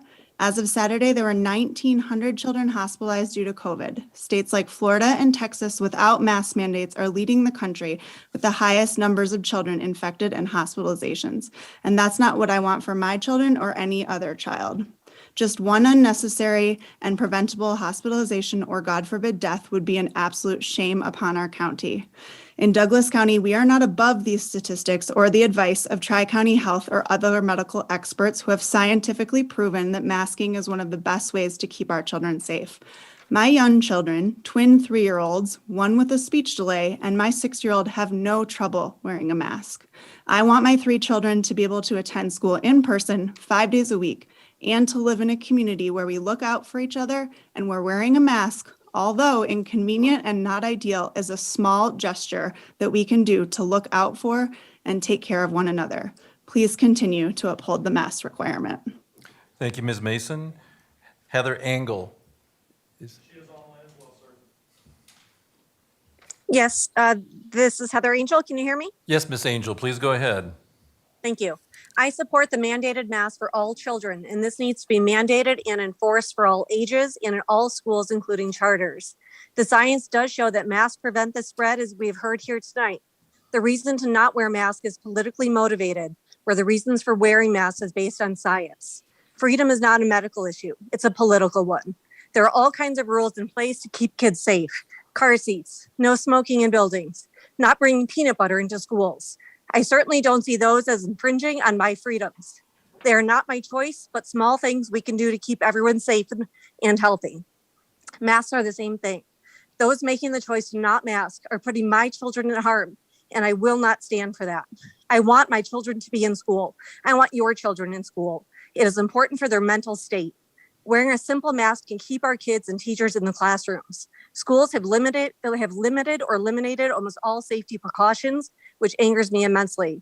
Cohorts are done, plexiglass is gone, hand wipes have been removed. My children are only a few that are wearing masks. My kids are very accustomed to wearing masks. They wear them everywhere they go, all day in school, and they're not bothered at all. Even if there was only a small chance the mask would save my child, I'll take it. My kids are worth it. As I tell my children, we mask to show kindness to others. By wearing masks and protecting all of our children, that will prevent the spread and keep our kids in school. Most every health department and counties put a mask mandate in place. The fact that charters are finding these gray area loopholes to get around this to save their political views is absurd. If our core values are based on knowledge, we need to listen to those more knowledgeable than us and have done the research. My son, who is asthmatic and has restrictive airway disease, was very sick when he was younger due to respiratory viruses. Viruses that typically aren't a big deal and don't hurt many kids, but they were life-threatening to him. He had spent many weeks in the PICU. I stood in that PICU and doctors told me that he would not survive for another 2 hours breathing on his own. I don't want to be back there, and I don't want any of you there either. I would not wish that. Thank you, Ms. Angel. Matt Cassidy, is he on? Yes, he is online, sir. Matt Cassidy? Yes, I'm here. Mr. Can you hear Cassidy, me? please go ahead. Yes, thank you for the opportunity to speak tonight. We're hearing from many people tonight about how our children should be taught. But whatever we think about masks, neither we parents nor this board can afford to lose sight of the what our children would be taught. Back in April, DCSD provided trainings that were targeted to categorize our children by their immutable characteristics and terming them oppressors and victims based on those characteristics, intimating that there were some bounds on what they could accomplish if they happened to have a different set of characteristics from the so-called dominant class. This was purportedly done in an effort to implement the new educational equity policy. Mr. Wise made the excellent choice to cancel further training by that group, but we need to continue to be vigilant to ensure that no such categorization that seeks to lionize or victimize our children based on race, sex, gender, or other immutable characteristics seeps back into our district. If you believe, like I do, that all of our students should be treated equally without regard to their immutable characteristics, that the same rules should be applied equally to everyone, that we should seek to find common ground rather than dwelling on our differences, that we should seek understanding and fairness in effort to find our common humanity and allow each individual student to achieve academic excellence, then join me in the Douglas County chapter of FAIR, the Foundation Against Intolerance and Racism. You can find out more at fairforall.org. We're a group of parents, grandparents, students, graduates, and other community members dedicated to Martin Luther King's famous premise that our children should be judged not by the color of their skin, but by the content of their character. You've heard the theme tonight that parental choice is paramount, and this means that we parents own all of our kids' development, including their education. This extends to DCSD's curriculum and programs, where we expect our schools to be partners, not to tell us that they know better than we do. Parents expect schools to reflect the values of Douglas County, to reflect the foundational principles that have led to our nation's great progress, to promote these values, and to advocate for academic excellence, not activism. Please join Foundation Against Intolerance and Racism at fairforall.org. Thank you, Mr. Cassidy. May Chu is online, I believe. Mr. Blair, is that correct? She is not online, but I have 3 others that were previously not online. Okay, would you please go ahead and call their names for me? Sierra Erickson will be first, Margaret Wysocki will be second, and Elizabeth Lang will be third. Sierra Erickson, are you there? Yes, I'm here. Can you hear me? Yes, Miss Erickson, there's a little bit of an echo, but go ahead. Hear me? I first want to thank Superintendent Weiss for following real science and requiring a mask mandate for children aged 2 to 11 in our district. I understand this is a fluid situation, but we are here supporting you in the background. The fact that there are no real consequences, however, for not wearing a mask is unacceptable. Many principals and other administrators in this district are stating that if a child declines to mask, they will simply not ask that student again. By allowing those who do not comply to be in the same classroom with students who are complying is violating a public health order you have instated and puts all students at risk. Masks are required, period. However, the public health orders are not being implemented at all. Schools, and there are no consequences. Parents have the right to keep their child home if they do not agree with this order. However, they do not have the right to endanger the health of my child and other children by not complying. There needs to be consequences enforced for children and parents not following this PHO. There are consequences if my child brings a snack with nuts to the classroom because of a health reason that other students might have. Why are there not consequences for non-compliance to wearing a mask? Both situations represent a risk to the health of children in this district. The DCSD Code of Conduct, page 26, section B states, in order to ensure maximum educational benefits for all students, each student is expected to conform to all district and school policies and regulations, show respect for, and obey those in authority. In closing, I implore you, DCSD Board and Superintendent Wise, to not just say there's a PHO, but monitor your schools for compliance to verify this is enforced. These are rules and consequences in so many items in school. Why are there not consequences for this one? Thank you for your time. Thank you, Ms. Erickson. I'm sorry, Mr. Blair, did you say Margaret Wysocki is next? All right. Margaret Wysocki, are you there?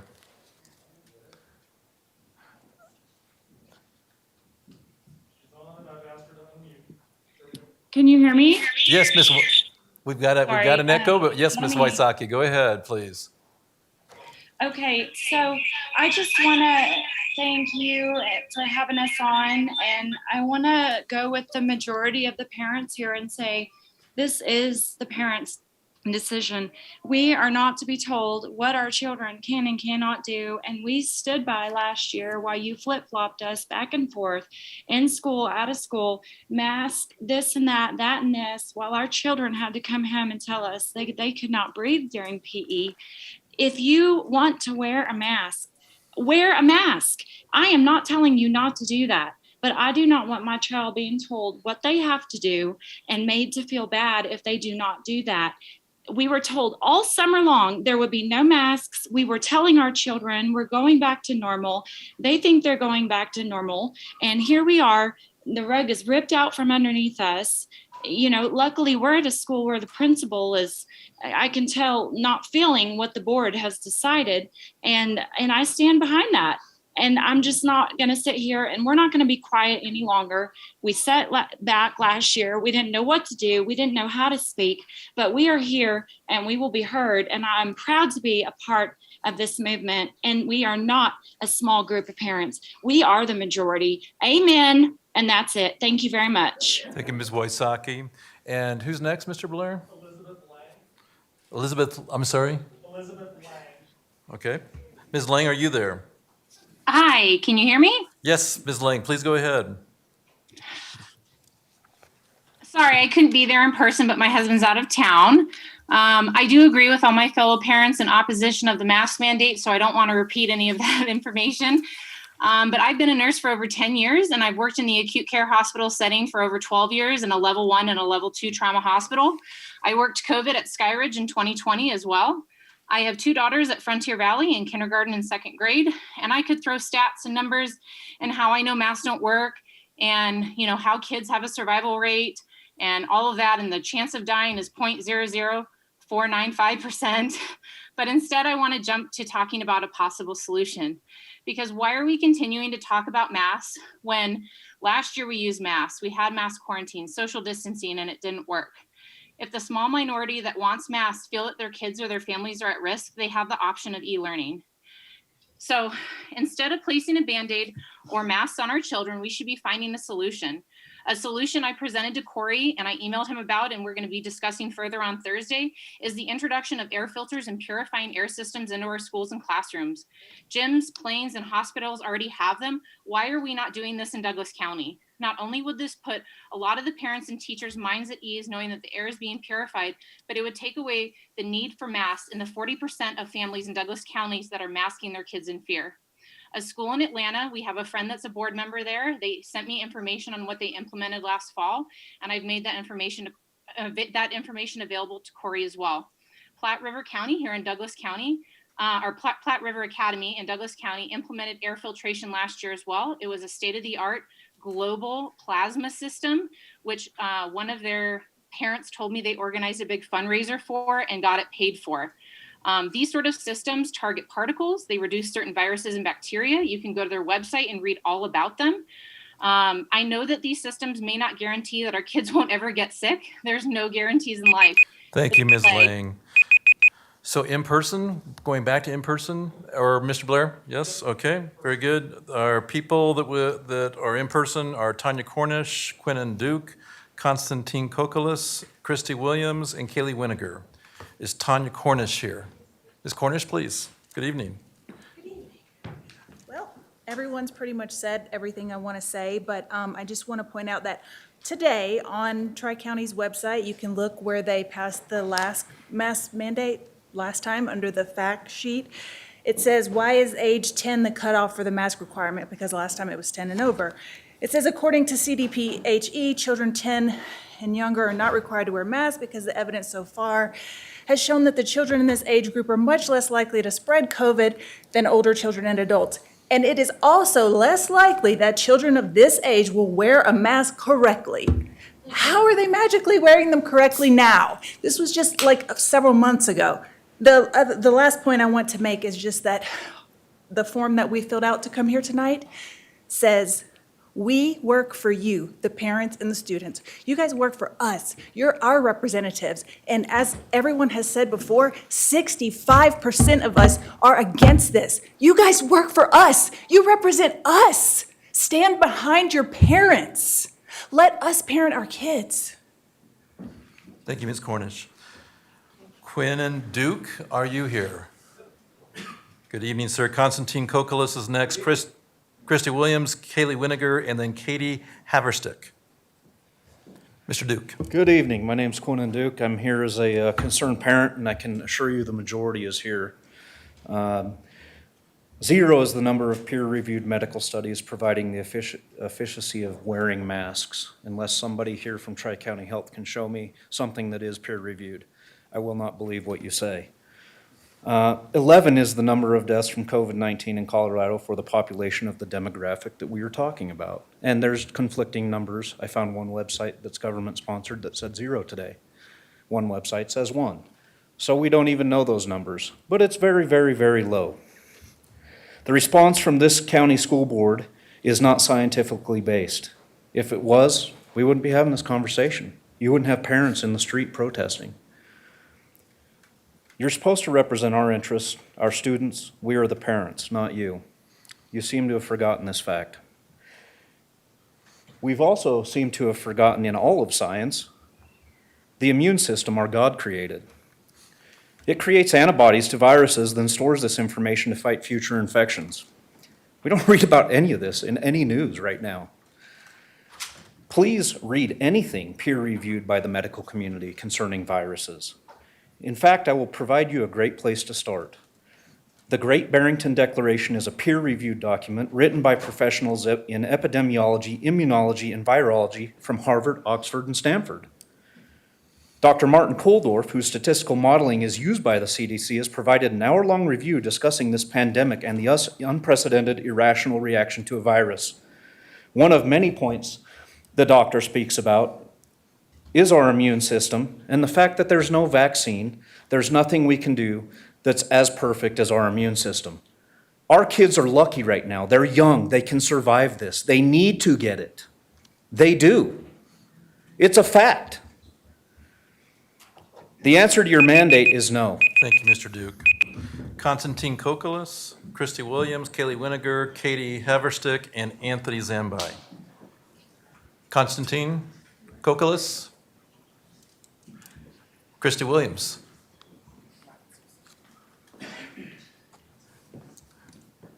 Hi there. Good evening.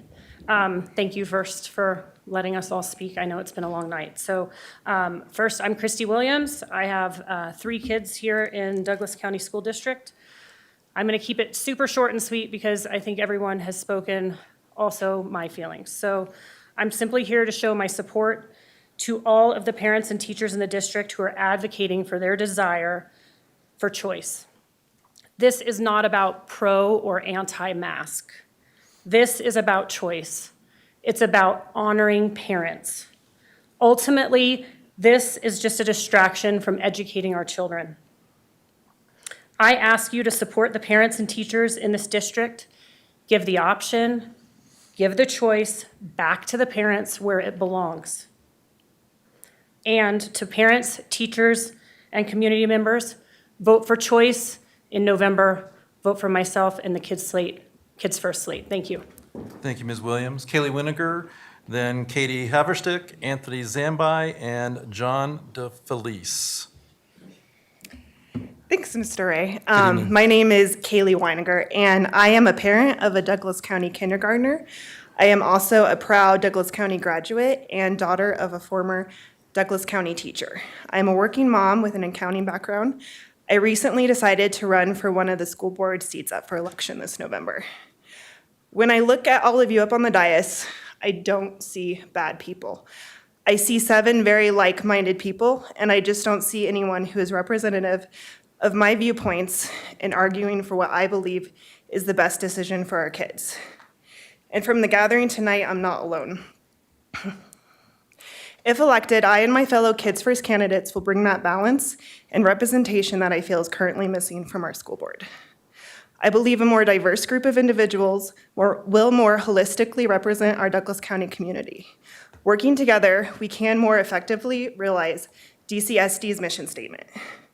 That is to provide an educational foundation that allows each student to reach his or her individual potential.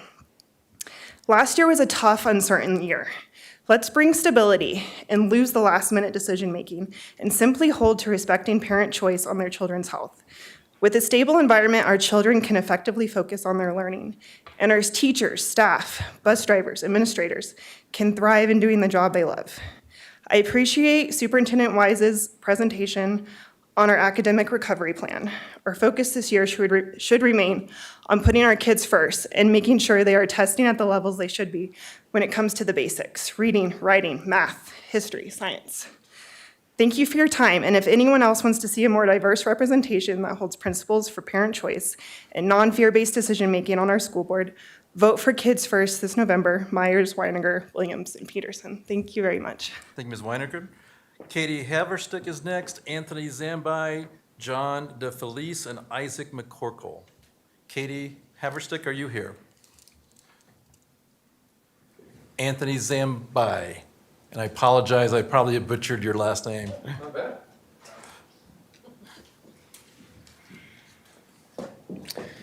You've been propagandized tonight by Dr. Schwartz.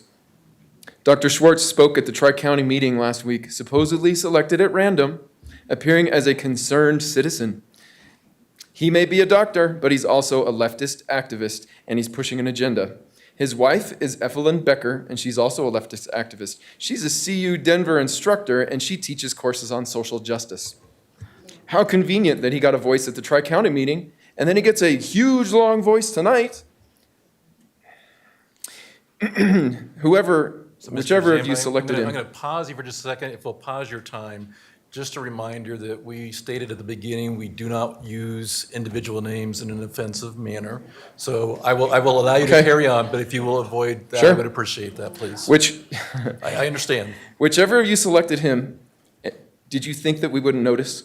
Every single word out of his mouth tonight is suspect, and I implore each of you directors to ignore his demagoguery. I can't speak to Dr. Douglas's agenda, but considering how biased Dr. Schwartz is. Director Ray, point of order. I think you just reminded this gentleman Okay. that we're not going to be talking about people in a negative way. That's not what this is for. I won't say any more names. And in case you really do believe what was said, then all the other evidence that you heard tonight isn't going to matter. You're not going to listen to what statistics I have to say, so instead let's just look at something near and dear to your director's likelihood of re-election in November. I've never been active in politics. My wife has never been active in politics. And a healthy chunk of the people in these protests and in this room tonight have never been active in politics, but we are now, and we vote. A pro-mandate caller mentioned that we're teaching our kids to disrespect authority. You're darn right we're teaching our kids that. I can't tell you how proud I am of my daughters and nieces that have learned to disobey unjust rules. They've learned how to sweet-talk their teachers and how to stand tall and strong in the face of mindless fear. I don't care how you vote on this issue. I will not comply. My daughters and nieces will not wear masks, and we will vote you all out of office, no matter how long it takes. Thank you, Mr. Zambai. John D. Felice, Isaac McCorkle, Carrie Phillips, and Becky Myers.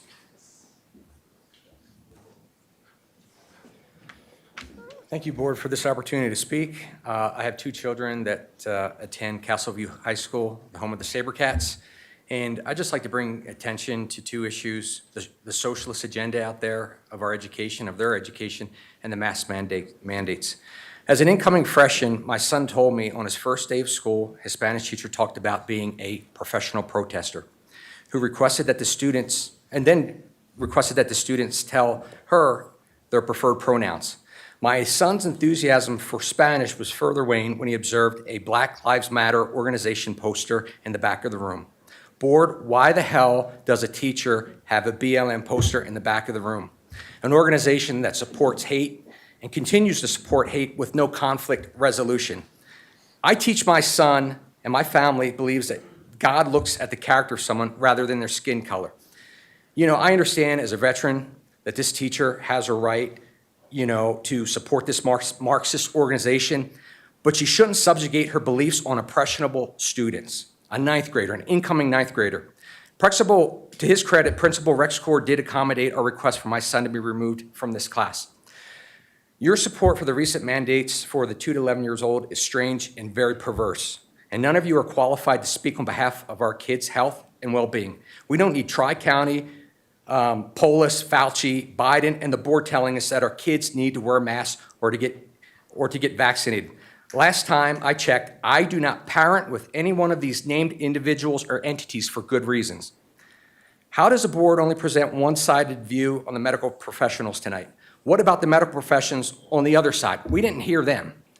To the community out there, you guys have a powerful voice. Stand up to those in education, the unions, and the teachers that support critical race theory, hateful socialist agendas, and the mask mandates.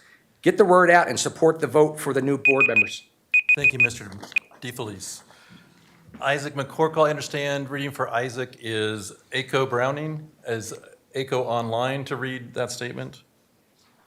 Yes, hello, board. I have agreed to read this statement for Ike McCorkle. I am speaking on behalf of Ike McCorkle. He says, my friend and medical professional, Aiko, is presenting my comments today. And this is Ike's voice here. I am a retired Marine Corps officer and candidate for the 4th Congressional District.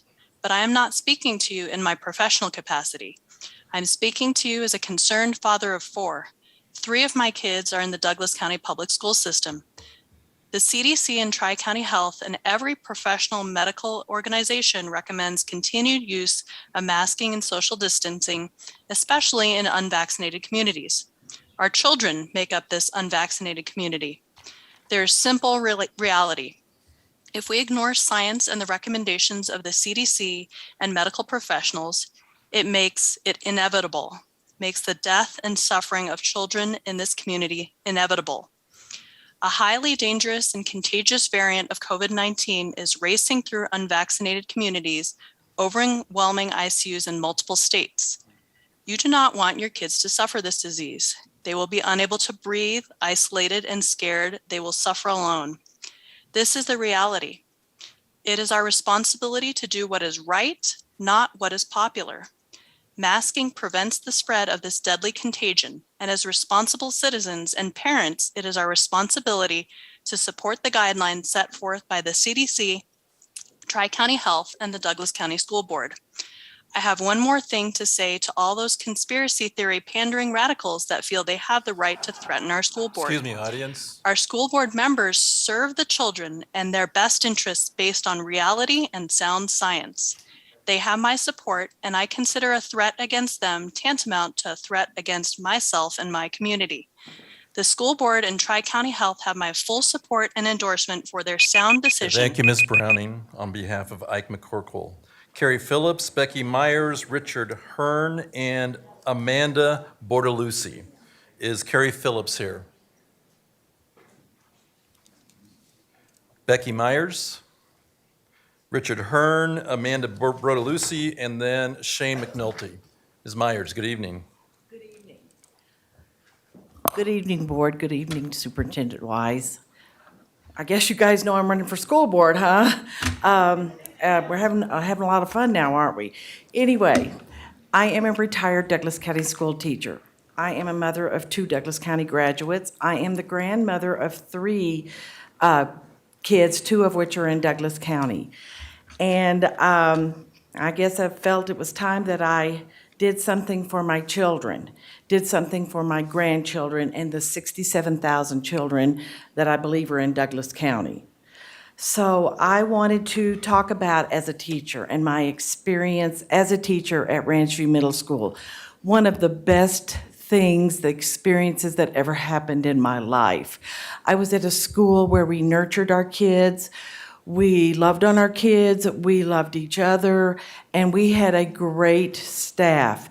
I was at Ranch View when Columbine happened, when 9/11 happened, and I cannot imagine not being able to put my arms around a child, brush away a tear, or pull back their hair, or have them come in and sit when I'm having lunch because of a mask, social distancing, other things that are happening. I just simply cannot imagine that. And as I was listening to Dr. Douglas tonight and Dr.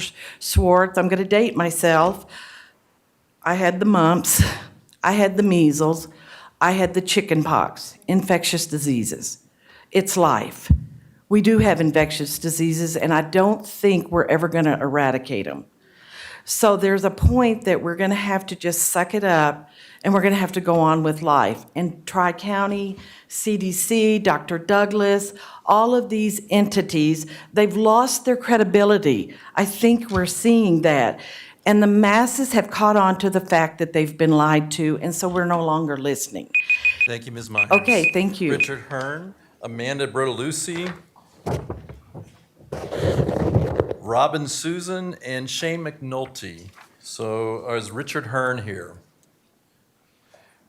Amanda Bertolucci. Good evening.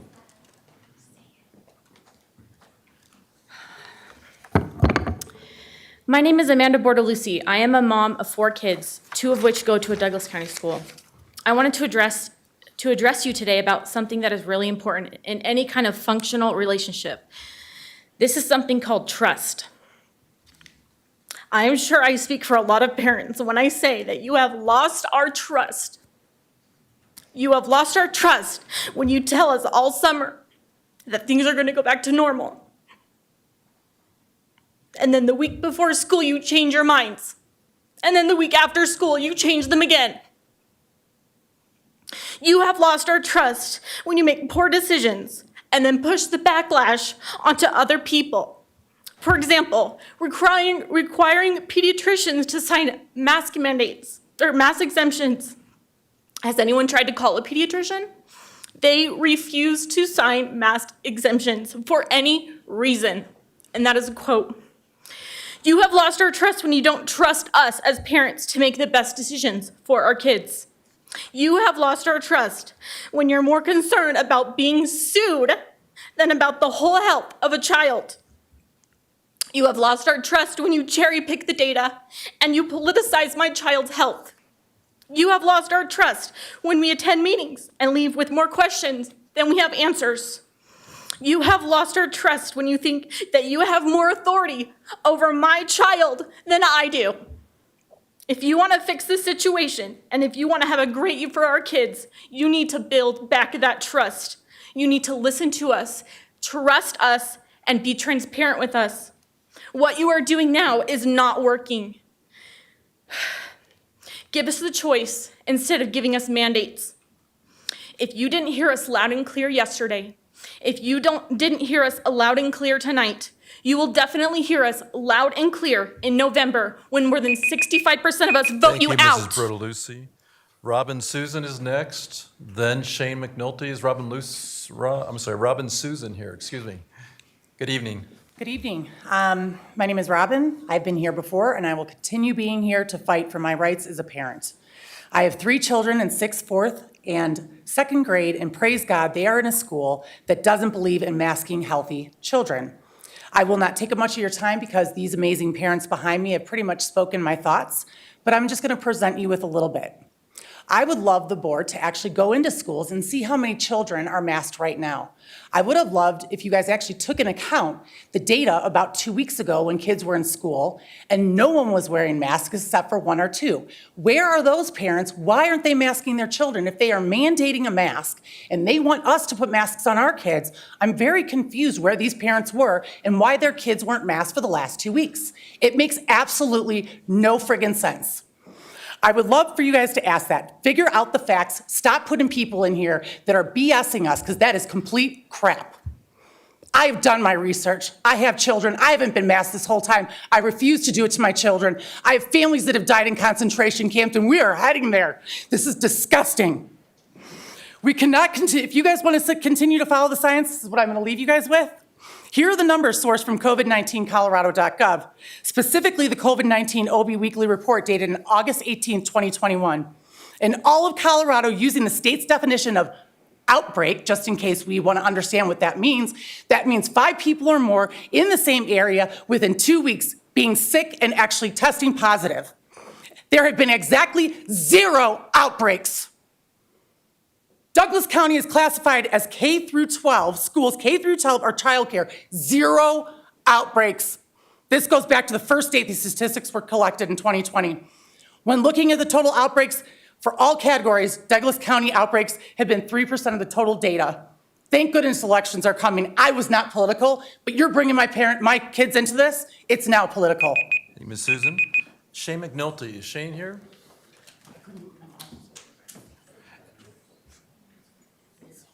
And then Mark will go into, or Mr. Blair will go into an online session, and the board will take a break after the online session. Mr. McNulty, please go ahead. That was a tough one to follow, as I agree with everything that she said. I'm not here to talk to the board as they've just pointed us enough. I'm here to talk to the mass of the individuals that don't want masks, and those that were protesting, and the news media that said there's a dozen of people out there protesting and a picture was taken. There wasn't a dozen people out there yesterday. There was close to 1,000 of people out front protesting the other day. Those are the people that I'm talking for, and shame on those for flipping us off that don't want the masks and cursing as our vehicles as they were driving by, and flipping us off and cursing at us as we were doing the protest right in front of our children. That's not the way to act. The flu's killed more people, if you guys have already heard. There isn't anything that I can tell you guys that you guys have already heard. Shame on the news for not reporting the story, and shame on those that were driving by, flipping us off, and cursing at us. I've got nothing else to say. Thank you, Ms. McNulty. Mr. Blair, if you can guide me as far as who is next online? Jesse Soklin. Jesse Soklin, are you there? I am here. Mr. Soklin, please go ahead. Thank you for inviting me to speak. It was just kind of sudden, so let me get okay. I'm a parent of 2 elementary school students. I think the district is following the right guidance on masks and following career professionals in the field, not people who have personal or political views. County commissioners are political, non-medical, and should not be influencing the district. I'm afraid if the district does not follow mask guidance and does not require them in elementary, they are starting down a path of few kids causing Delta outbreaks in classes that will cause remote learning or quarantines to come back. That is more harmful than masks. A few political views about choice for our kids should not take away the choices I am making for my own kids. In life, people are given choices and freedoms to choose, but they are held accountable for them. If someone is given the option to not mask and increases the risk to my child, or simply an outbreak happens between unmasked kids, then who's held accountable for the impacts to my kids? No one. Not my work lost time, COVID testing of my kids not lost learning because they're home. No one is accountable. A few but vocal minorities are being very loud and using intimidation to silence the people who feel masks are needed in our schools. You may not hear nearly as many people who want masks because of both the fact that the district is following the right guidance and the intimidation by the people who do not want masks. For the people.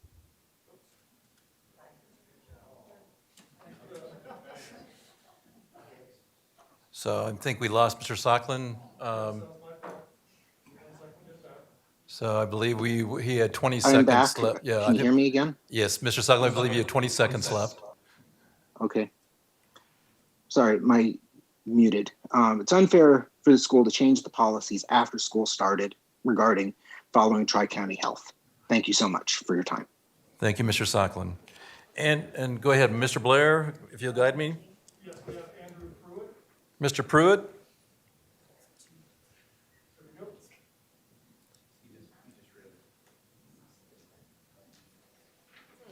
Andrew Pruitt, we cannot hear you. You may be on mute.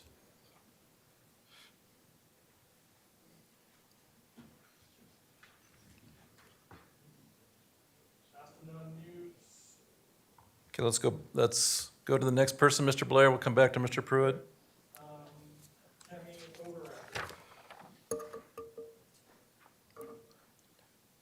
Tammy, can you hear us?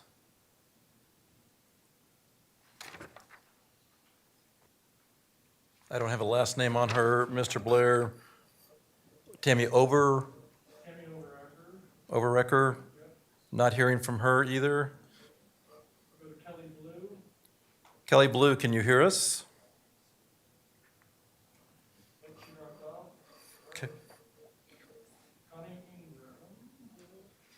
Connie Ingram, can you hear us?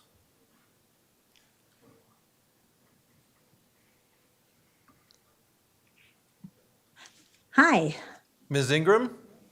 Hello. Yes, hello, please go ahead. Thank you very much. I would like to thank the Douglas County School District and all of the administrators, teachers, and students who are following the public health order to wear masks in our school buildings. Monday morning, there was a protest by parents opposing masks and their children in front of the district building. There was one person videoing the event who made vile comments about children choosing their gender, so they should choose whether to wear a mask. And not only did no other protesters tell him it was offensive, they actually cheered and said they loved it. This was so incredibly inappropriate and offensive, not to mention injurious to children and their mental health. How many children will hear that and think it's okay to repeat? How many parents will have yet another reason to worry for their own children and their mental health? Our community needs to calm down and realize that their actions and words may negatively impact our students.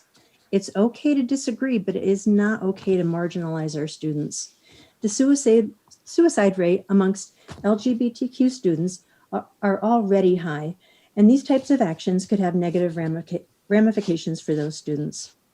My own children have graduated from this district. I care about my friends and their children, and I hope this will be condemned by every single school board candidate running this fall. It is imperative that we all speak out. Thank you for your time this evening. Thank you, Ms. Ingram.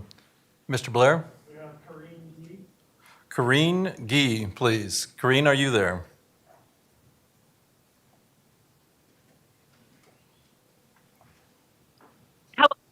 Hi, can you hear me? Yes, Ms. Gee, please go ahead. Okay, I just want to say I completely understand that we all want to keep our children safe. We all want that, and I think we can all agree on that. To have a child sick is awful, and a child dying is the worst possible experience in the world. I know I had a 7-year-old die from a drowning accident several years ago. It was a horrific, horrible event. It scarred me for life. And yes, I didn't want any of my other 6 children to ever go near water again, but I had to. I learned that you cannot wrap your children in bubble wrap and protect them from ever having something bad happen to them. According to safekids.org, over 800 kids die from drowning every year. That's more than twice as many that have died from COVID in the last 18 months. And yet we have not outlawed swimming. With such high drowning death rates, if we followed the current thinking, it should be a law that all children would always have to wear life jackets if they were anywhere near any water, regardless of their swimming ability or even their desire to swim.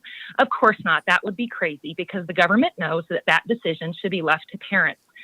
I almost didn't sign on to talk at this meeting because I honestly thought, what is the point?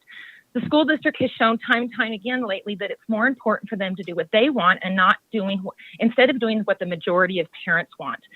This is our school district, and the school district is supposed to be here to support families and students' education. It should be about what the parents and families want and not the school board. One of my son started crying when he heard that he had to start wearing masks and didn't want to go to school anymore. Wearing a mask is having a dramatic negative effect on his ability to enjoy school and learning. As a parent, we know what's best for our children much better than a group of people who have never met them. My school board should never think that they know how better to take care of my children than we as parents do.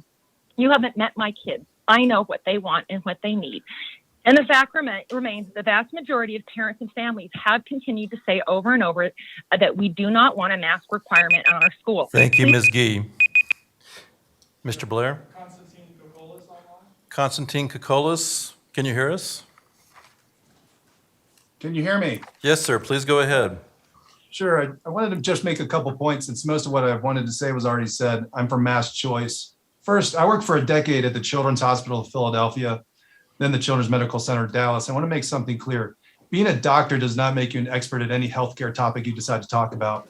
I was shocked that a pediatric anesthesiologist with no expertise or publications in COVID-19, virology, communicability of virus, mask efficacy, or mask injury would be given the prominent position at the beginning of this meeting, as if he was an expert to be listened to. At most, he's a parent like the rest of us, not even in our district, who had some comments. And because those comments were in alignment with the teachers union and this board, he received more time than all the rest of us parents. Not very equitable according to the new equity policy, is it? Also, as it has been pointed out in the past and has been defended in the Supreme Court of the United States, Elected officials will sometimes need to engage in conversations and forums with their constituents that can be energetic and sometimes unpleasant. Per that Supreme Court ruling, that just comes with the job. It's unprofessional, unethical, and irresponsible to continually chastise your constituents because you don't like what they have to say or how they support one another. Audience, please. Talk about irresponsible. There are no peer-reviewed research papers indicating mask usage in any children's setting 2 to 11 is helpful at all. If you have it, please show it. The fact that you haven't shared anything that it even resembles a peer-reviewed study means you don't have it.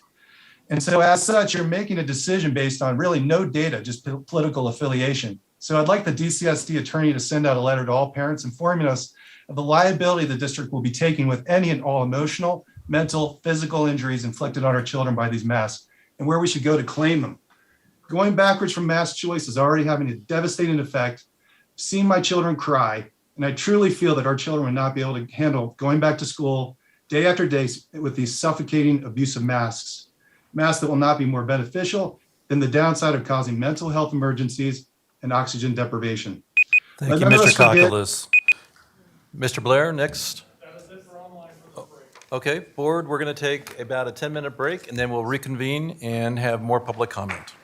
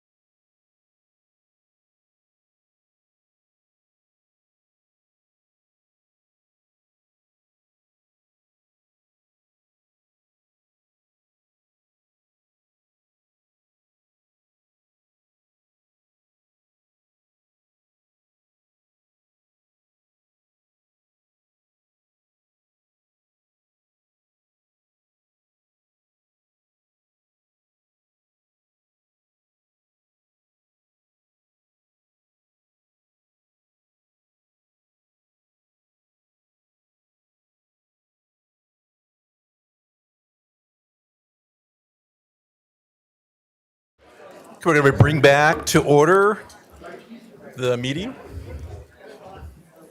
at 10:20.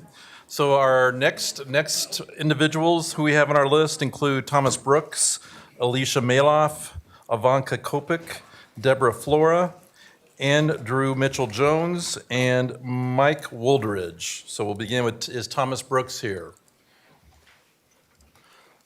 Alicia Maloff?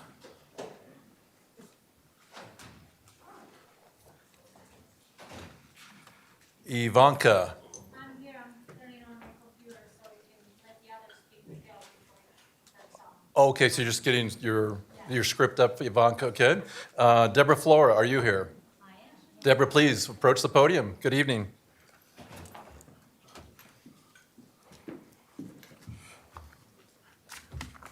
Good evening, and it is indeed evening. It is late, so we appreciate everyone that has come today, the hundreds of parents. My name is Deborah Flora. I'm a parent, a Douglas County School District parent. I'm also the president of Parents United America. I spent the last 3 months traveling around the country talking to hundreds of parents in different states and also right here in Douglas County and in Colorado. There's a picture that's not getting painted here when we see statistics. Statistics can be used in many different ways, and we've heard a lot of them, many contradictory. We've heard about selective statistics. We've also heard some statistics that have been proven in different ways. The mortality rate from COVID for young people, 0.002%, 0.004%, depending on the study, less than the flu. I'll give you another statistic that's not getting talked about. The number one cause of death of young people in Colorado right now is suicide. It is number 2 around the rest of the country, is number 1 here. What we have done to our children over the past year, when we first began, many people understood, we don't know what is going on with COVID. Well, we know now. Now, when we look back, it's time to take account of the cost that we are not seeing on that screen and we're not hearing talked about very much. Let's talk about the real cost. Children's Hospital said this is an epidemic amongst our young people. Number 1 cause of death. Let me put a face on it. It's being called the invisible child syndrome. As I've talked to teachers, parents, and students, I want to share a couple stories with you because I want you to put a face to what we're hearing as you make decisions that are affecting thousands of children and their parents who are mourning.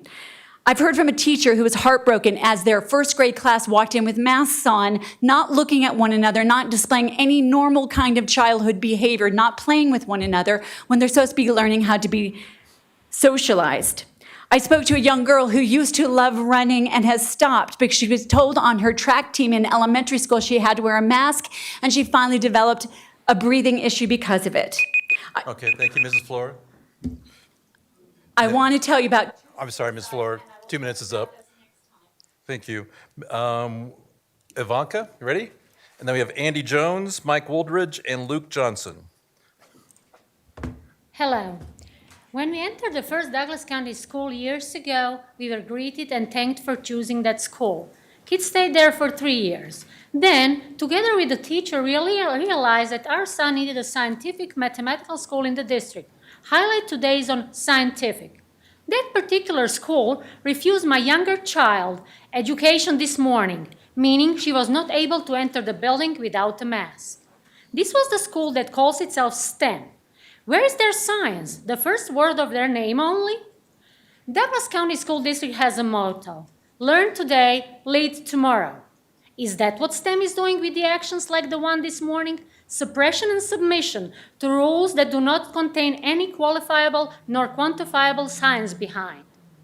Even New York Intelligencer says impact of the most common mitigation measures in American schools, like distancing, hybrid model, classroom barriers, and most notably requiring student masking, were each found to not have a statistically significant benefit. In other words, these measures could not be said to be effective. As of this morning in Colorado, actually in metro area, there are no kids in hospital with COVID. Only 7% of hospital capacity is for COVID cases in Front Range. Hospitals continue to do elective surgeries. That tells me clearly that public health order is not based on real data. Would you agree? Psychologists even determined that some children will most likely need a year to recover for every month they wore masks. So if this Board of Education still think that the virus with 99% probability of recovery is worse than all other illnesses and issues, and do not stop the 2 to 11-year-old mask mandate, please tell me that all parents speaking against mask mandate are the unreasonable ones. Thank you, Ms. Kopic. Andy Jones, Mike Woldridge, and then Luke Johnson.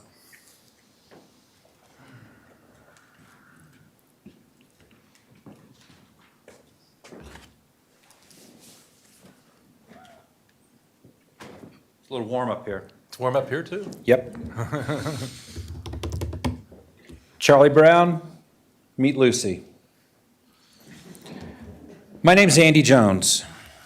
Tonight, I come to you speaking as someone who believes very strongly in the First Amendment, which I see abused every time I come up to this podium and every time we speak. I'm as a parent, as a taxpayer, I identify as a thorn in your side because someone needs to be that. You might as well be taking the masks off your faces and putting plugs in your ears because you do not listen to us. I know each of you, and I've worked with each of you, and I implore you to listen to what's happening around you. Years ago, you sat in these chairs when you disagreed with that board.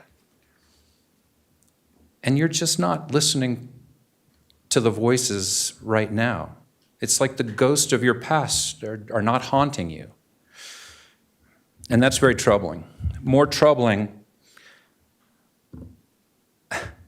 than what I just witnessed. Walking out the back steps, coming from the roof, a sniper who was up on the roof. Now, I don't believe that they needed to be there to protect, I don't know what. There can only be one thing, one entity that asked for that level of security because you feared the parent voice. That's so concerning. All right, kids first, putting kids first. I'm working so hard for these guys because I think there needs to be change on this board. Thank you, Mr. Jones. Mike Woldridge, Luke Johnson, and then we'll move into some online callers. Mr. Woldridge? Good evening, sir. Good evening, thank you. I'm a proud parent of 4 kids in the DCSD. I had a nice, beautiful, polished speech that my wife signed off on tonight that I'll have to deviate from and feel the scorn of that later.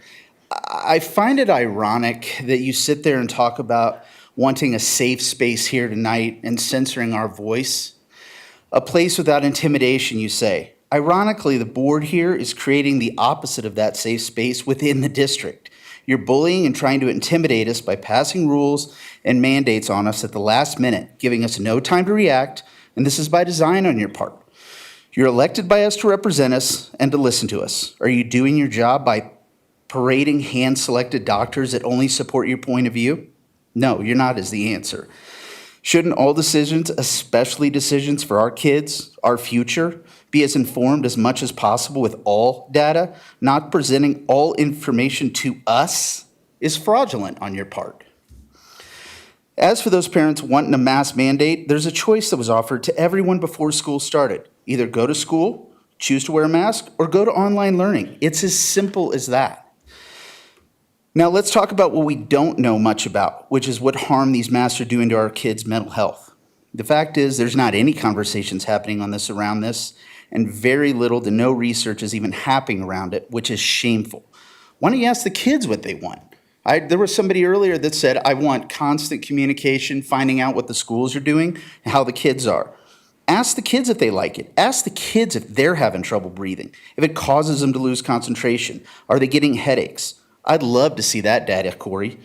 I request constant and consistent surveys on mask wearing. And, are they being monitored? How are the kids reacting? How do they feel? In closing, I'd like to suggest to the board to allow a little longer time slots that would allow 20 to 30 minutes, maybe for an actual fact-based presentation that can be made. Thank you, If you Mr. refuse Walters. to share both sides, we'll do your job. Luke Johnson is next, and then we'll move on to on-call or online callers. Luke Johnson, are you here? Mr. Johnson, good evening. Good evening, Board, Superintendent, others. My name is Luke Johnson. I live in Highlands Ranch with my lovely wife and our amazing son, who is 3 years old and in daycare. I'm speaking tonight with great disappointment towards the Douglas County School Board and the superintendent's decision to implement the Tri-County Public Health Order. Your decision has been made even though Douglas County representatives on the Tri-County Board voted against the Public Health Order and our Douglas County Commissioners voted to opt out of the Public Health Order. In effect, what your decision says loud and clear to any rational, intelligent member of the public is that you believe in your infinite wisdom. One, that the school board, with not one of you having any medical education or background, know better than the Douglas reps on the county board. Two, that you, the school board, know better than the Douglas County Commissioners who voted to opt out of the Tri-County order. And three, that you, the school board, know better than 65%, nearly 2/3 of Douglas County parents who in a survey conducted by Tri-County Health stated that they did not support masking in schools under any circumstance. It is this last arrogant violation that is the bitterest pill to swallow. How can a body of elected bureaucrats violate the will of 2/3 of their parental constituents when not a one of you has any medical knowledge or training beyond that most parents assembled here? Your audacity is unbelievable. And everyone here realizes that your decisions are driven by fear and money instead of science and rationality. I'd like to address my fellow Douglas County parents. If we allow this mass state to proceed, this very same board or another similar constituted one will require the masking of our children every single year moving forward, with the argument that the seasonal flu is a public health emergency and is disruptive to learning. Thank you, Mr. Johnson. They will also mandate vaccine. Online. Mr. Blair, if you could guide me according to the people that are online. Mr. Johnson, Mr. Johnson. Point of order. Mr. Blair, if you could give me the next lineup for online comments, please. Hannah Patel, Brianna Burdick, and Thomas Brooks.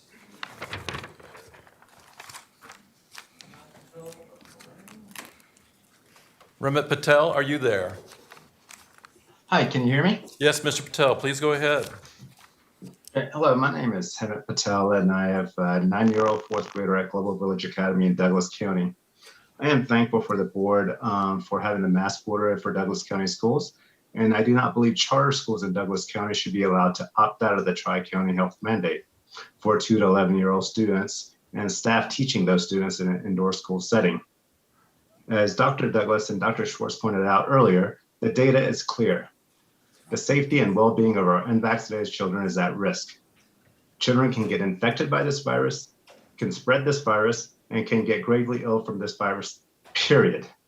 Just like every other virus, kids do not have immunity to this virus. Let me repeat, just like every other. As well, as they think more shutdowns are coming.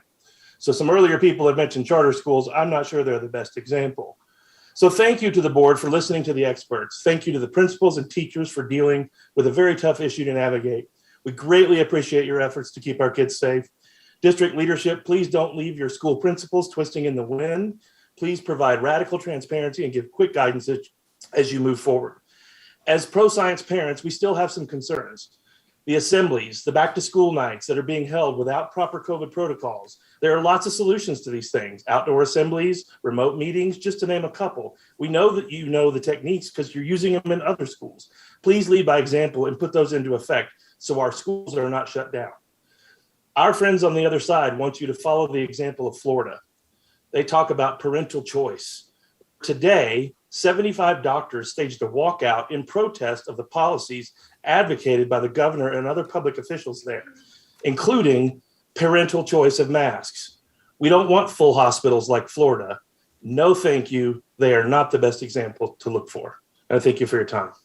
Thank you, Mr. Bradley. Mr. Blair? Robert Marshall is next. Robert Marshall, are you there?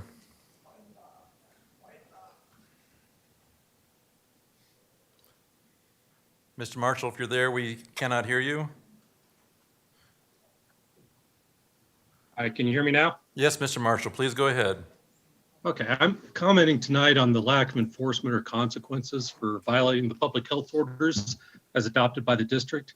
This seems to be apparently due to the anger and intimidation by anti-maskers as documented by CBS 7 at the anti-mask rally in Castle Rock. It's my understanding that there was already a standing policy in place that the district would follow public health orders promulgated by the health department, which pre-existed the health department's recent decision to impose a masking mandate.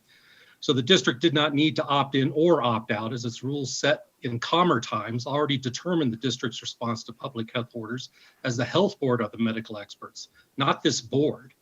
So as the anti-maskers point out, you do not have the medical expertise, so you should continue to defer to the health board. Any medical and data arguments should be directed to that board, not to you. So why change now? What are the exigent circumstances that require ignoring prior policy that was set? It's my understanding that children are now riding buses in violation of federal law without masking, and the district has determined that schools will offer masks but not enforce the mandate if the masks are refused.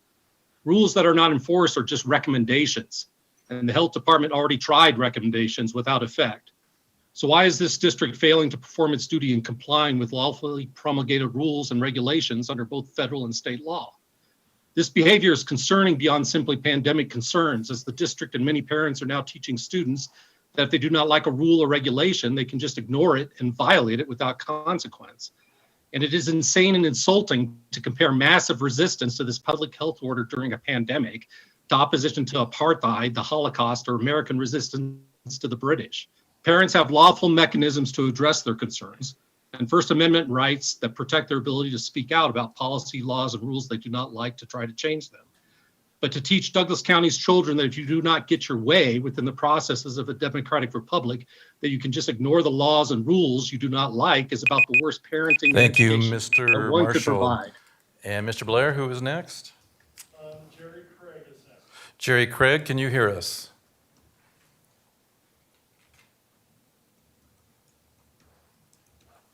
Mr. Craig, or if we cannot hear you.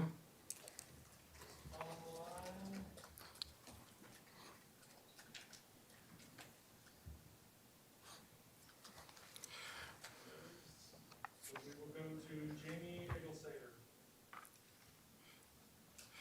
Jamie Egglesader, can you hear us? I can hear you. Can you hear me? This is Jamie Egglesader. Yes, Ms. Exeter, please go ahead. Give me just a minute. I didn't realize I was coming up quite yet. First, directors and superintendent, I thank you for being here tonight. And thank you for the opportunity to speak with you. My message is, I'd like to ask you tonight to provide specific guidance to elementary level charter schools and a specific timeline in which to adopt the guidance. My children attend a charter school whose board has decided that they will not require masks at this time. In addition, we've been informed that social distancing, quarantine, and cohorting will be removed from practice. They are under the impression that they have the autonomy to opt out of the public health order. If that's the case, fantastic, but it seems no one is clear. Students have not been required to wear a mask in school thus far, and I would ask you to stand firm in your guidance and be specific so they know exactly what is expected. Thank you, Ms. Exeter. Mr. Blair? We can go back to Jerry Craig. We'll try again. Jerry Craig, are you there?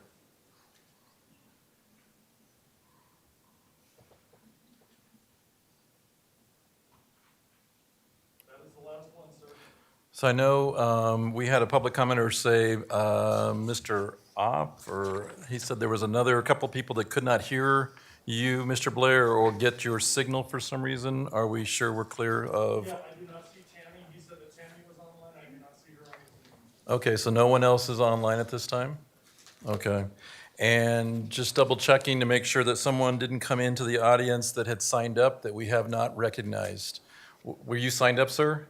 And your name is? Stephen Collier. Mr. Collier, please approach the podium.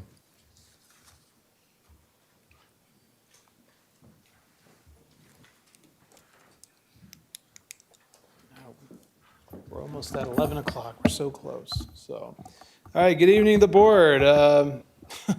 I don't know what to say. I've talked in front of this board twice now, and I might as well be talking to that wall.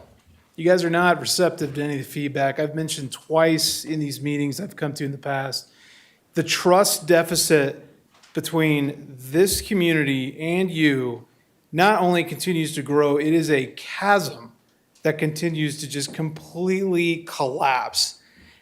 And the tone deafness, it really, really blows my mind. So if you're not going to listen to me, I would like to talk to all of you there in the camera.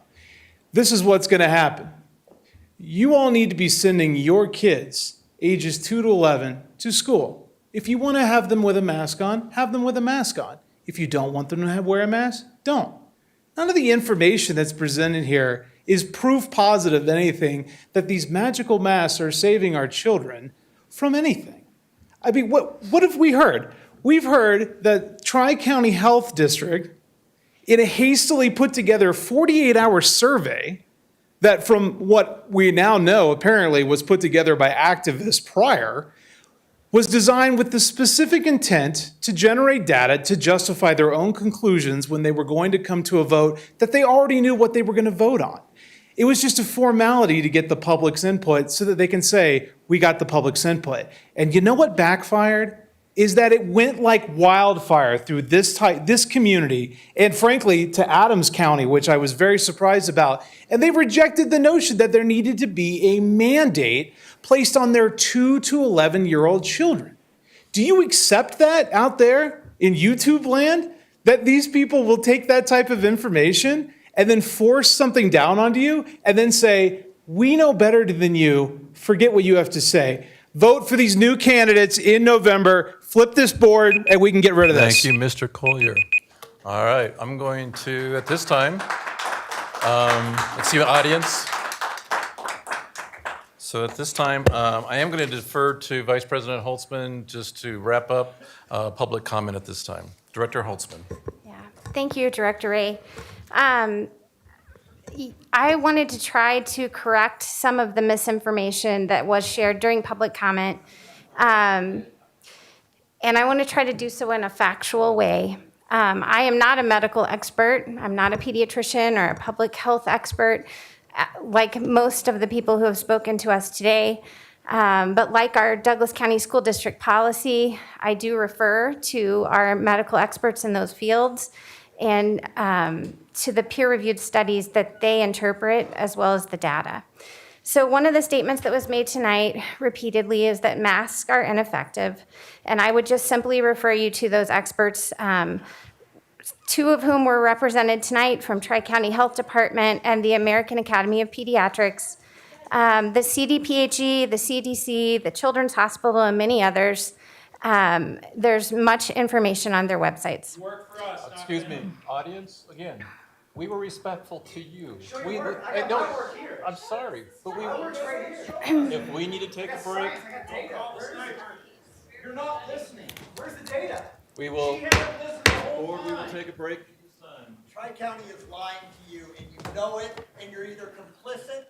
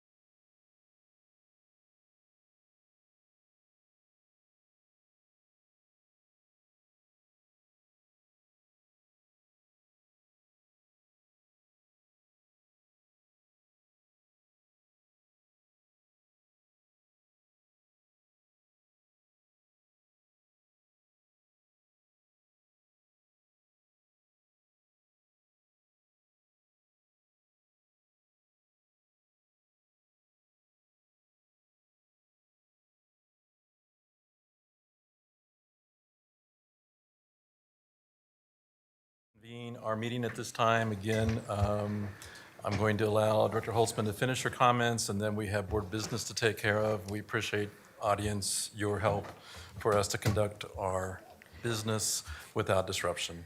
Director Holtzman? Sure. It looks like there's 4 more things I wanted to clarify. It was said during public comment that young children are not at risk from COVID. Based on the information we received prior in the evening, I think it was Dr. Schwartz and, in fact, Dr. Douglas also shared that our youngest learners are not at the lowest risk of infection. In fact, Dr. Douglas shared tonight that our 5 to 10-year-olds have the highest case rate since the beginning of the pandemic. It's worse than the bad days of last winter for our youngest learners. Another statement that was made during public comment was that masks negatively impact mental health. We learned during our superintendent report from one of the doctors that mental health has not been shown to be negatively impacted by wearing masks. Living through a pandemic, on the other hand, can negatively impact that. He mentioned factors such as increased anxiety from the pandemic as children may be concerned for their own or their loved one's health, isolation that might occur, loss of support groups.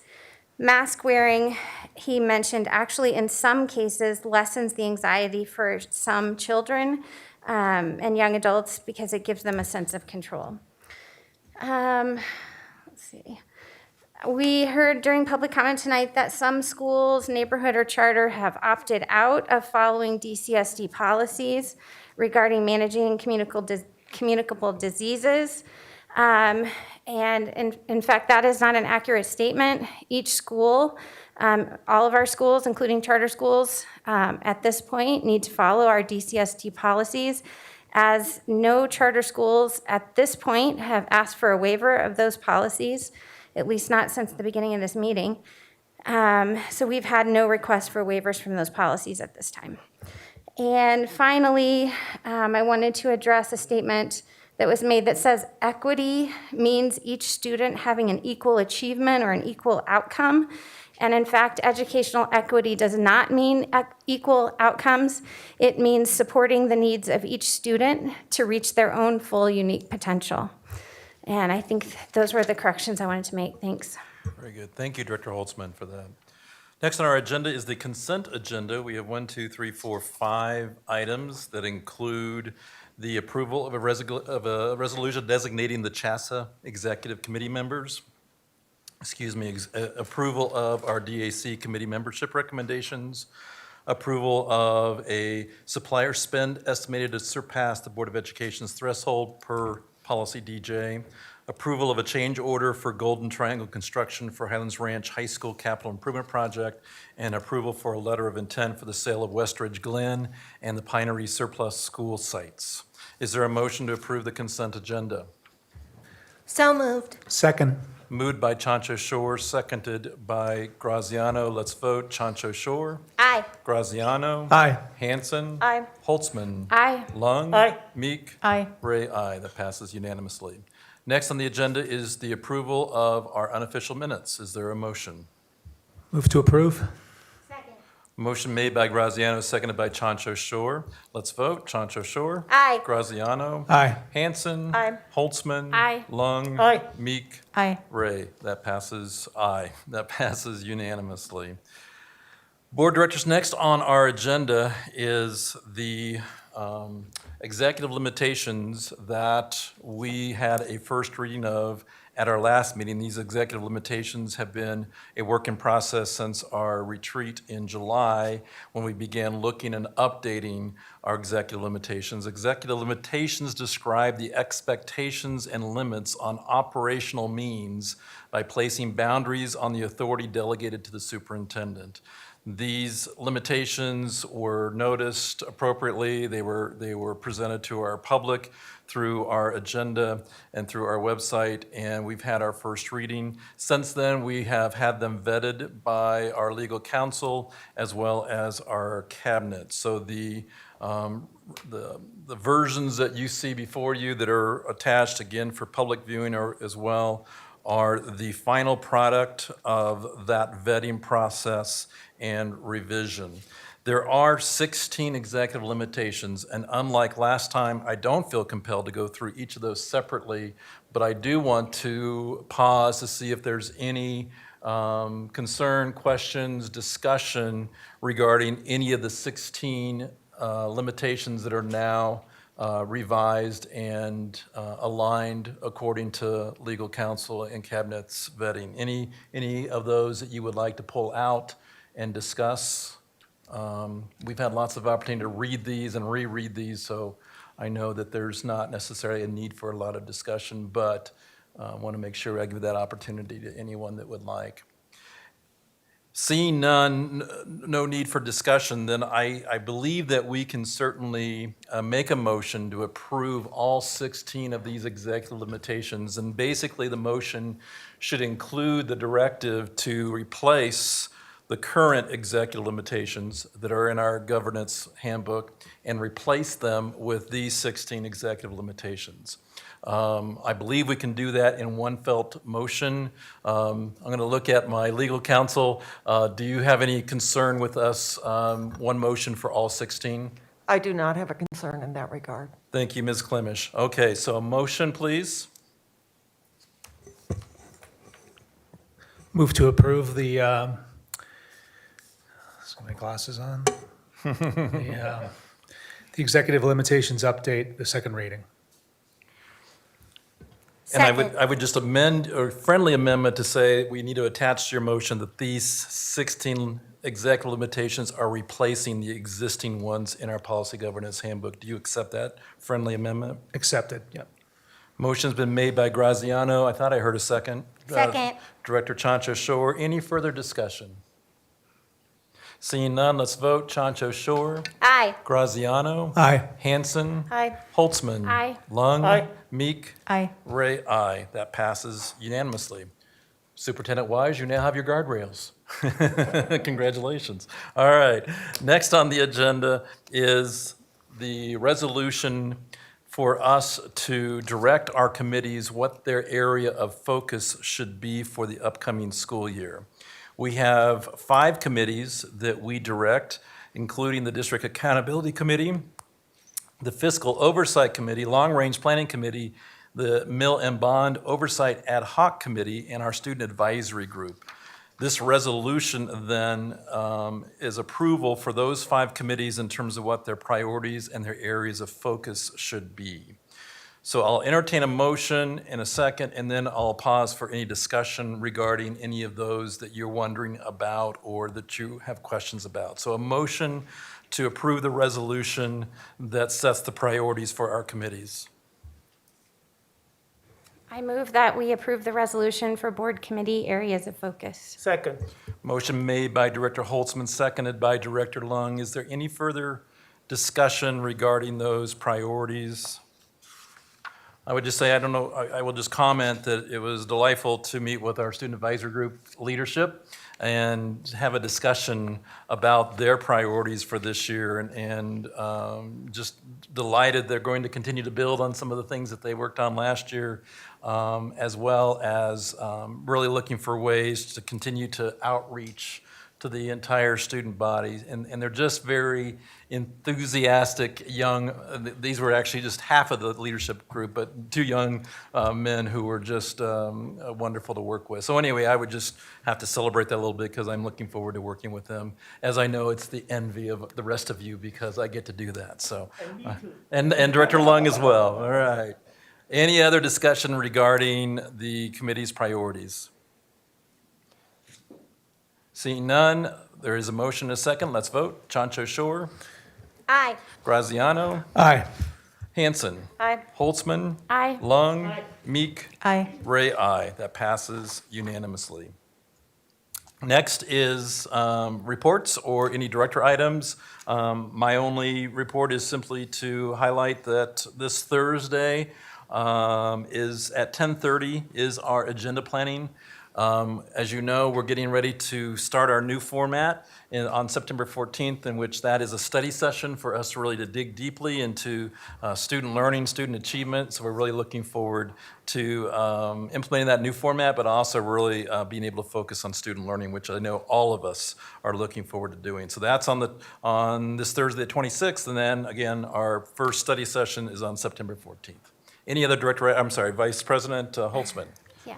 I just wanted to update everyone on RIMSL. We worked on our strategic plan today, and part of that will be approving an intergovernmental agreement with them, continuing. And I think I just wanted to let Superintendent Wise know and staff that the way that will start is with Mr. Burns contacting our staff and working out any details of the IGA that you may recommend be changed. So you guys can be expecting that. But and we toured the new building. They have completed the construction from the BEST grant, and it looks great. So, and then I do have just a couple things, reflections on tonight.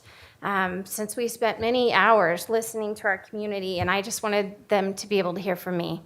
So, and I'll try to keep this brief, but there are many situations where one's right to choose stops when it infringes on the rights of others. For example, you cannot drive while intoxicated because that behavior could harm others. There are also laws to require parents or caregivers to use car seats when transporting children to protect them in event of an accident. In a classroom, there may be limitations on bringing snacks containing peanuts because another student in the class may have a severe peanut allergy and could be harmed.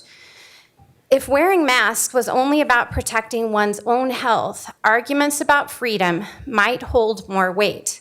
But wearing masks is about protecting others. In this case, our youngest and our most vulnerable, such as students, staff, or family members who have weakened immune systems. Wearing a mask in recommended situations is an act of compassion for others. In contrast, not wearing a mask when recommended is an act that could endanger another. So I am just pleading with people to think of it in this way and to please show caring for your fellow humans by wearing a mask and having your children wear a mask as requested. Show leadership for our students, model caring for others. A high school in our district that is near and dear to my heart has a motto called "Take care of one another." And I think that we would all do well to think about that. Help us maintain in-person learning for students. Support the largest employer in Douglas County as we do our part to lessen the spread of this dangerous virus, keeping our students and our staff safe, our businesses and community thriving, and supporting healthcare professionals as they continue to care for all of us. So thank you. Thank you, Director Holtzman. Other director items or reflections, comments? Director Hansen.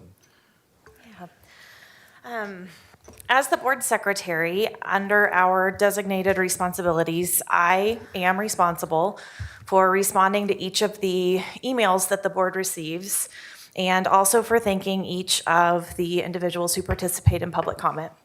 And I heard many people this evening, and I've seen in emails, there is frustration that you have not received a response, and that is entirely on me, and I sincerely apologize. Since last Monday, the board has received over 450 emails, and we had over 100 people signed up for public comment tonight. And just so that number isn't taken out of context and used as a sword down the road, the emails that we get and have for the past 18 months are very evenly divided. We are hearing from people who feel adamantly that we are not doing enough, and we are hearing adamantly from people that we have overstepped and are doing too much. Reading, truly processing, and responding to all of your correspondence in a meaningful way takes hundreds of hours, and it's something that I simply can no longer do. So I need to notify the board that I am stepping down as the board secretary. I will continue to serve as the District C representative, but I cannot do it any longer. Gotcha. Thank you, Director Hansen. And I know, first of all, I will say we are truly grateful for the service you provided in that role, because I know it's been a heavy burden. And so we respect your decision to step away, especially since obviously it's really hard sometimes to read some of the written things that are less than kind. We have a couple of choices with Director Hansen stepping down. We can certainly exercise our assistant secretary, who is Sandy Marsh, can step into the role as the board secretary. That's really the design of having an assistant secretary, certainly is for her to assume the responsibilities should our secretary not be able to fulfill them. That's one choice. The other choice is for us to nominate someone else on the board tonight who might be willing to serve in that capacity. Director Hansen, do you have a comment? Just as feedback from someone living this, if you do the math, 450 emails in a week, if you give 10 minutes per email, that is literally over 100 hours of work. And that is that is a very significant burden for one single individual. So I'm not sure if either of the options that you proposed are ideal. One person may not be the best. And certainly I think as far as advocating for that, and I think if there is an individual that wants to step into that role, we can certainly look at how to make that more manageable. Whether that is an automatic response that just acknowledges that, yes, we hear you, we've gotten your email, all the board directors have heard it. I know, Director Hansen, you have felt compelled many times to really put a personal response to that, because we don't want our constituents just assume that we just hit automatic pilot. But at the same time, your advocacy is appropriate, that it is a big responsibility for one person. But I will also just to advocate that whoever wants to do that role can certainly do it differently as well. So comments about the two options, and recognizing that we may need to do business differently if we do indeed put another person in that role to help that person with the burden of communication. Director Holtzman? Yeah, so I don't want to put any additional pressure at all. And I'm willing to accept, your resignation if that's what you want to do in terms of that office. But I would also just say, I think that you've done some good things, and I have never thought that it was necessary to respond to each and every email, because quite honestly, it's impossible. If we changed our system to maybe have all board emails go to a different address, but at this point in time, a lot of them are addressed to 7 individuals, so I think it might be hard to do an automatic reply. But I don't know, I guess I'm just encouraging that maybe we need to redefine the role and get creative, and if you wanted to help us do that, I think you'd be great at it. So, Director Lund? President Ray, I think we should redefine the roles before we put somebody else in there. I 100% want to echo Dr. Holtzman said. Dr. Hansen has done an amazing job being, the board secretary, and it is a huge time commitment, and she just get elected to this board, and she take on this huge responsibility under a very difficult circumstances, because of the COVID and a few things. So I just want everybody knows that Dr. Hansen has done an amazing job, and she's absolutely correct. The amount of email that we get, it is much more than I think we originally see. And again, I just want to thank you very much for her service. And I do want to maybe we should sit down and think about what this role should be. Before we, unless somebody volunteer for that. Otherwise, we accept the person for failure, because of the expectations that we might have for that particular person. And maybe after we define the role, Dr. Hansen may say that, okay, that's okay, I'll come back. Director Hansen, go ahead. I tried to focus my comments in a positive manner and just look at quantity because it's very easy to say numbers. But the rest of the story is that emotionally, I can no longer do this.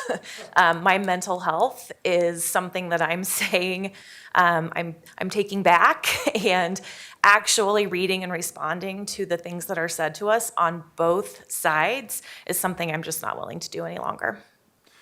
Director Meek. I would like to thank Director Hansen also. I mean, the past 18 months have been unprecedented. I mean, we're only thinking about COVID right now, but we went through all the budget reductions from the state and all of the emails and everything that we've dealt with. So you've done a phenomenal job, and I want to thank you. I'm willing to step up and help redefine the role as well, if that's helpful. I think you deserve a break. And I'd love to take on that role and try to help redefine it with the board if that works for everyone. Other comments before I'm going to kind of help us phrase a motion that I think will move us forward? Any other comments or reactions? So it appears that a motion could be made to accept Director Hansen's resignation as board secretary, and then another motion to nominate Director Meek as the new board secretary, who will also take on the charge that has been suggested to redefine some of the responsibilities and make them more manageable. So that's what I'm understanding. So if the motion one is to accept the resignation of Director Hansen's role as board secretary. moved. Moved by Lung. Second. Seconded by Chancho Shore. Any other further discussion regarding that or the role of secretary? Well, only thing I want to say is that 7 of us are human, and when you send something to us, just follow the motto of a lot of different organizations: be kind. Yell at us doesn't mean that you have much stronger reasoning than just be nice. Okay, thank you. Okay, motion made and seconded. Let's go ahead and vote. Chancho Shore. Aye. Graziano. Aye. Hanson. Aye. Holtzman. Aye. Lung. Aye. Meek. Aye. Ray, aye. That passes unanimously. Now I will entertain a motion to appoint Director Meek as the new board secretary. So move. Moved by Director Lung. Second. Seconded by Chancho Shore. Any other comments, questions, discussion? Seeing none, let's vote. Chancho Shore. Aye. Graziano. Aye. Hanson. Aye. Holtzman. Aye. Lung. Meek. Aye. Ray, aye. That passes unanimously. We're looking forward to whatever you need from us, Secretary Meek, to assist with how we can move forward and manage the load. All right, any other director items that need to be reported out at this time? Any other director items? All right, seeing none, then we'll take a motion for adjournment. So moved. Second. Moved by Chancho Shore, seconded by Graziano. All those in favor say aye. Aye. Aye. All right, meeting adjourned. Thank you.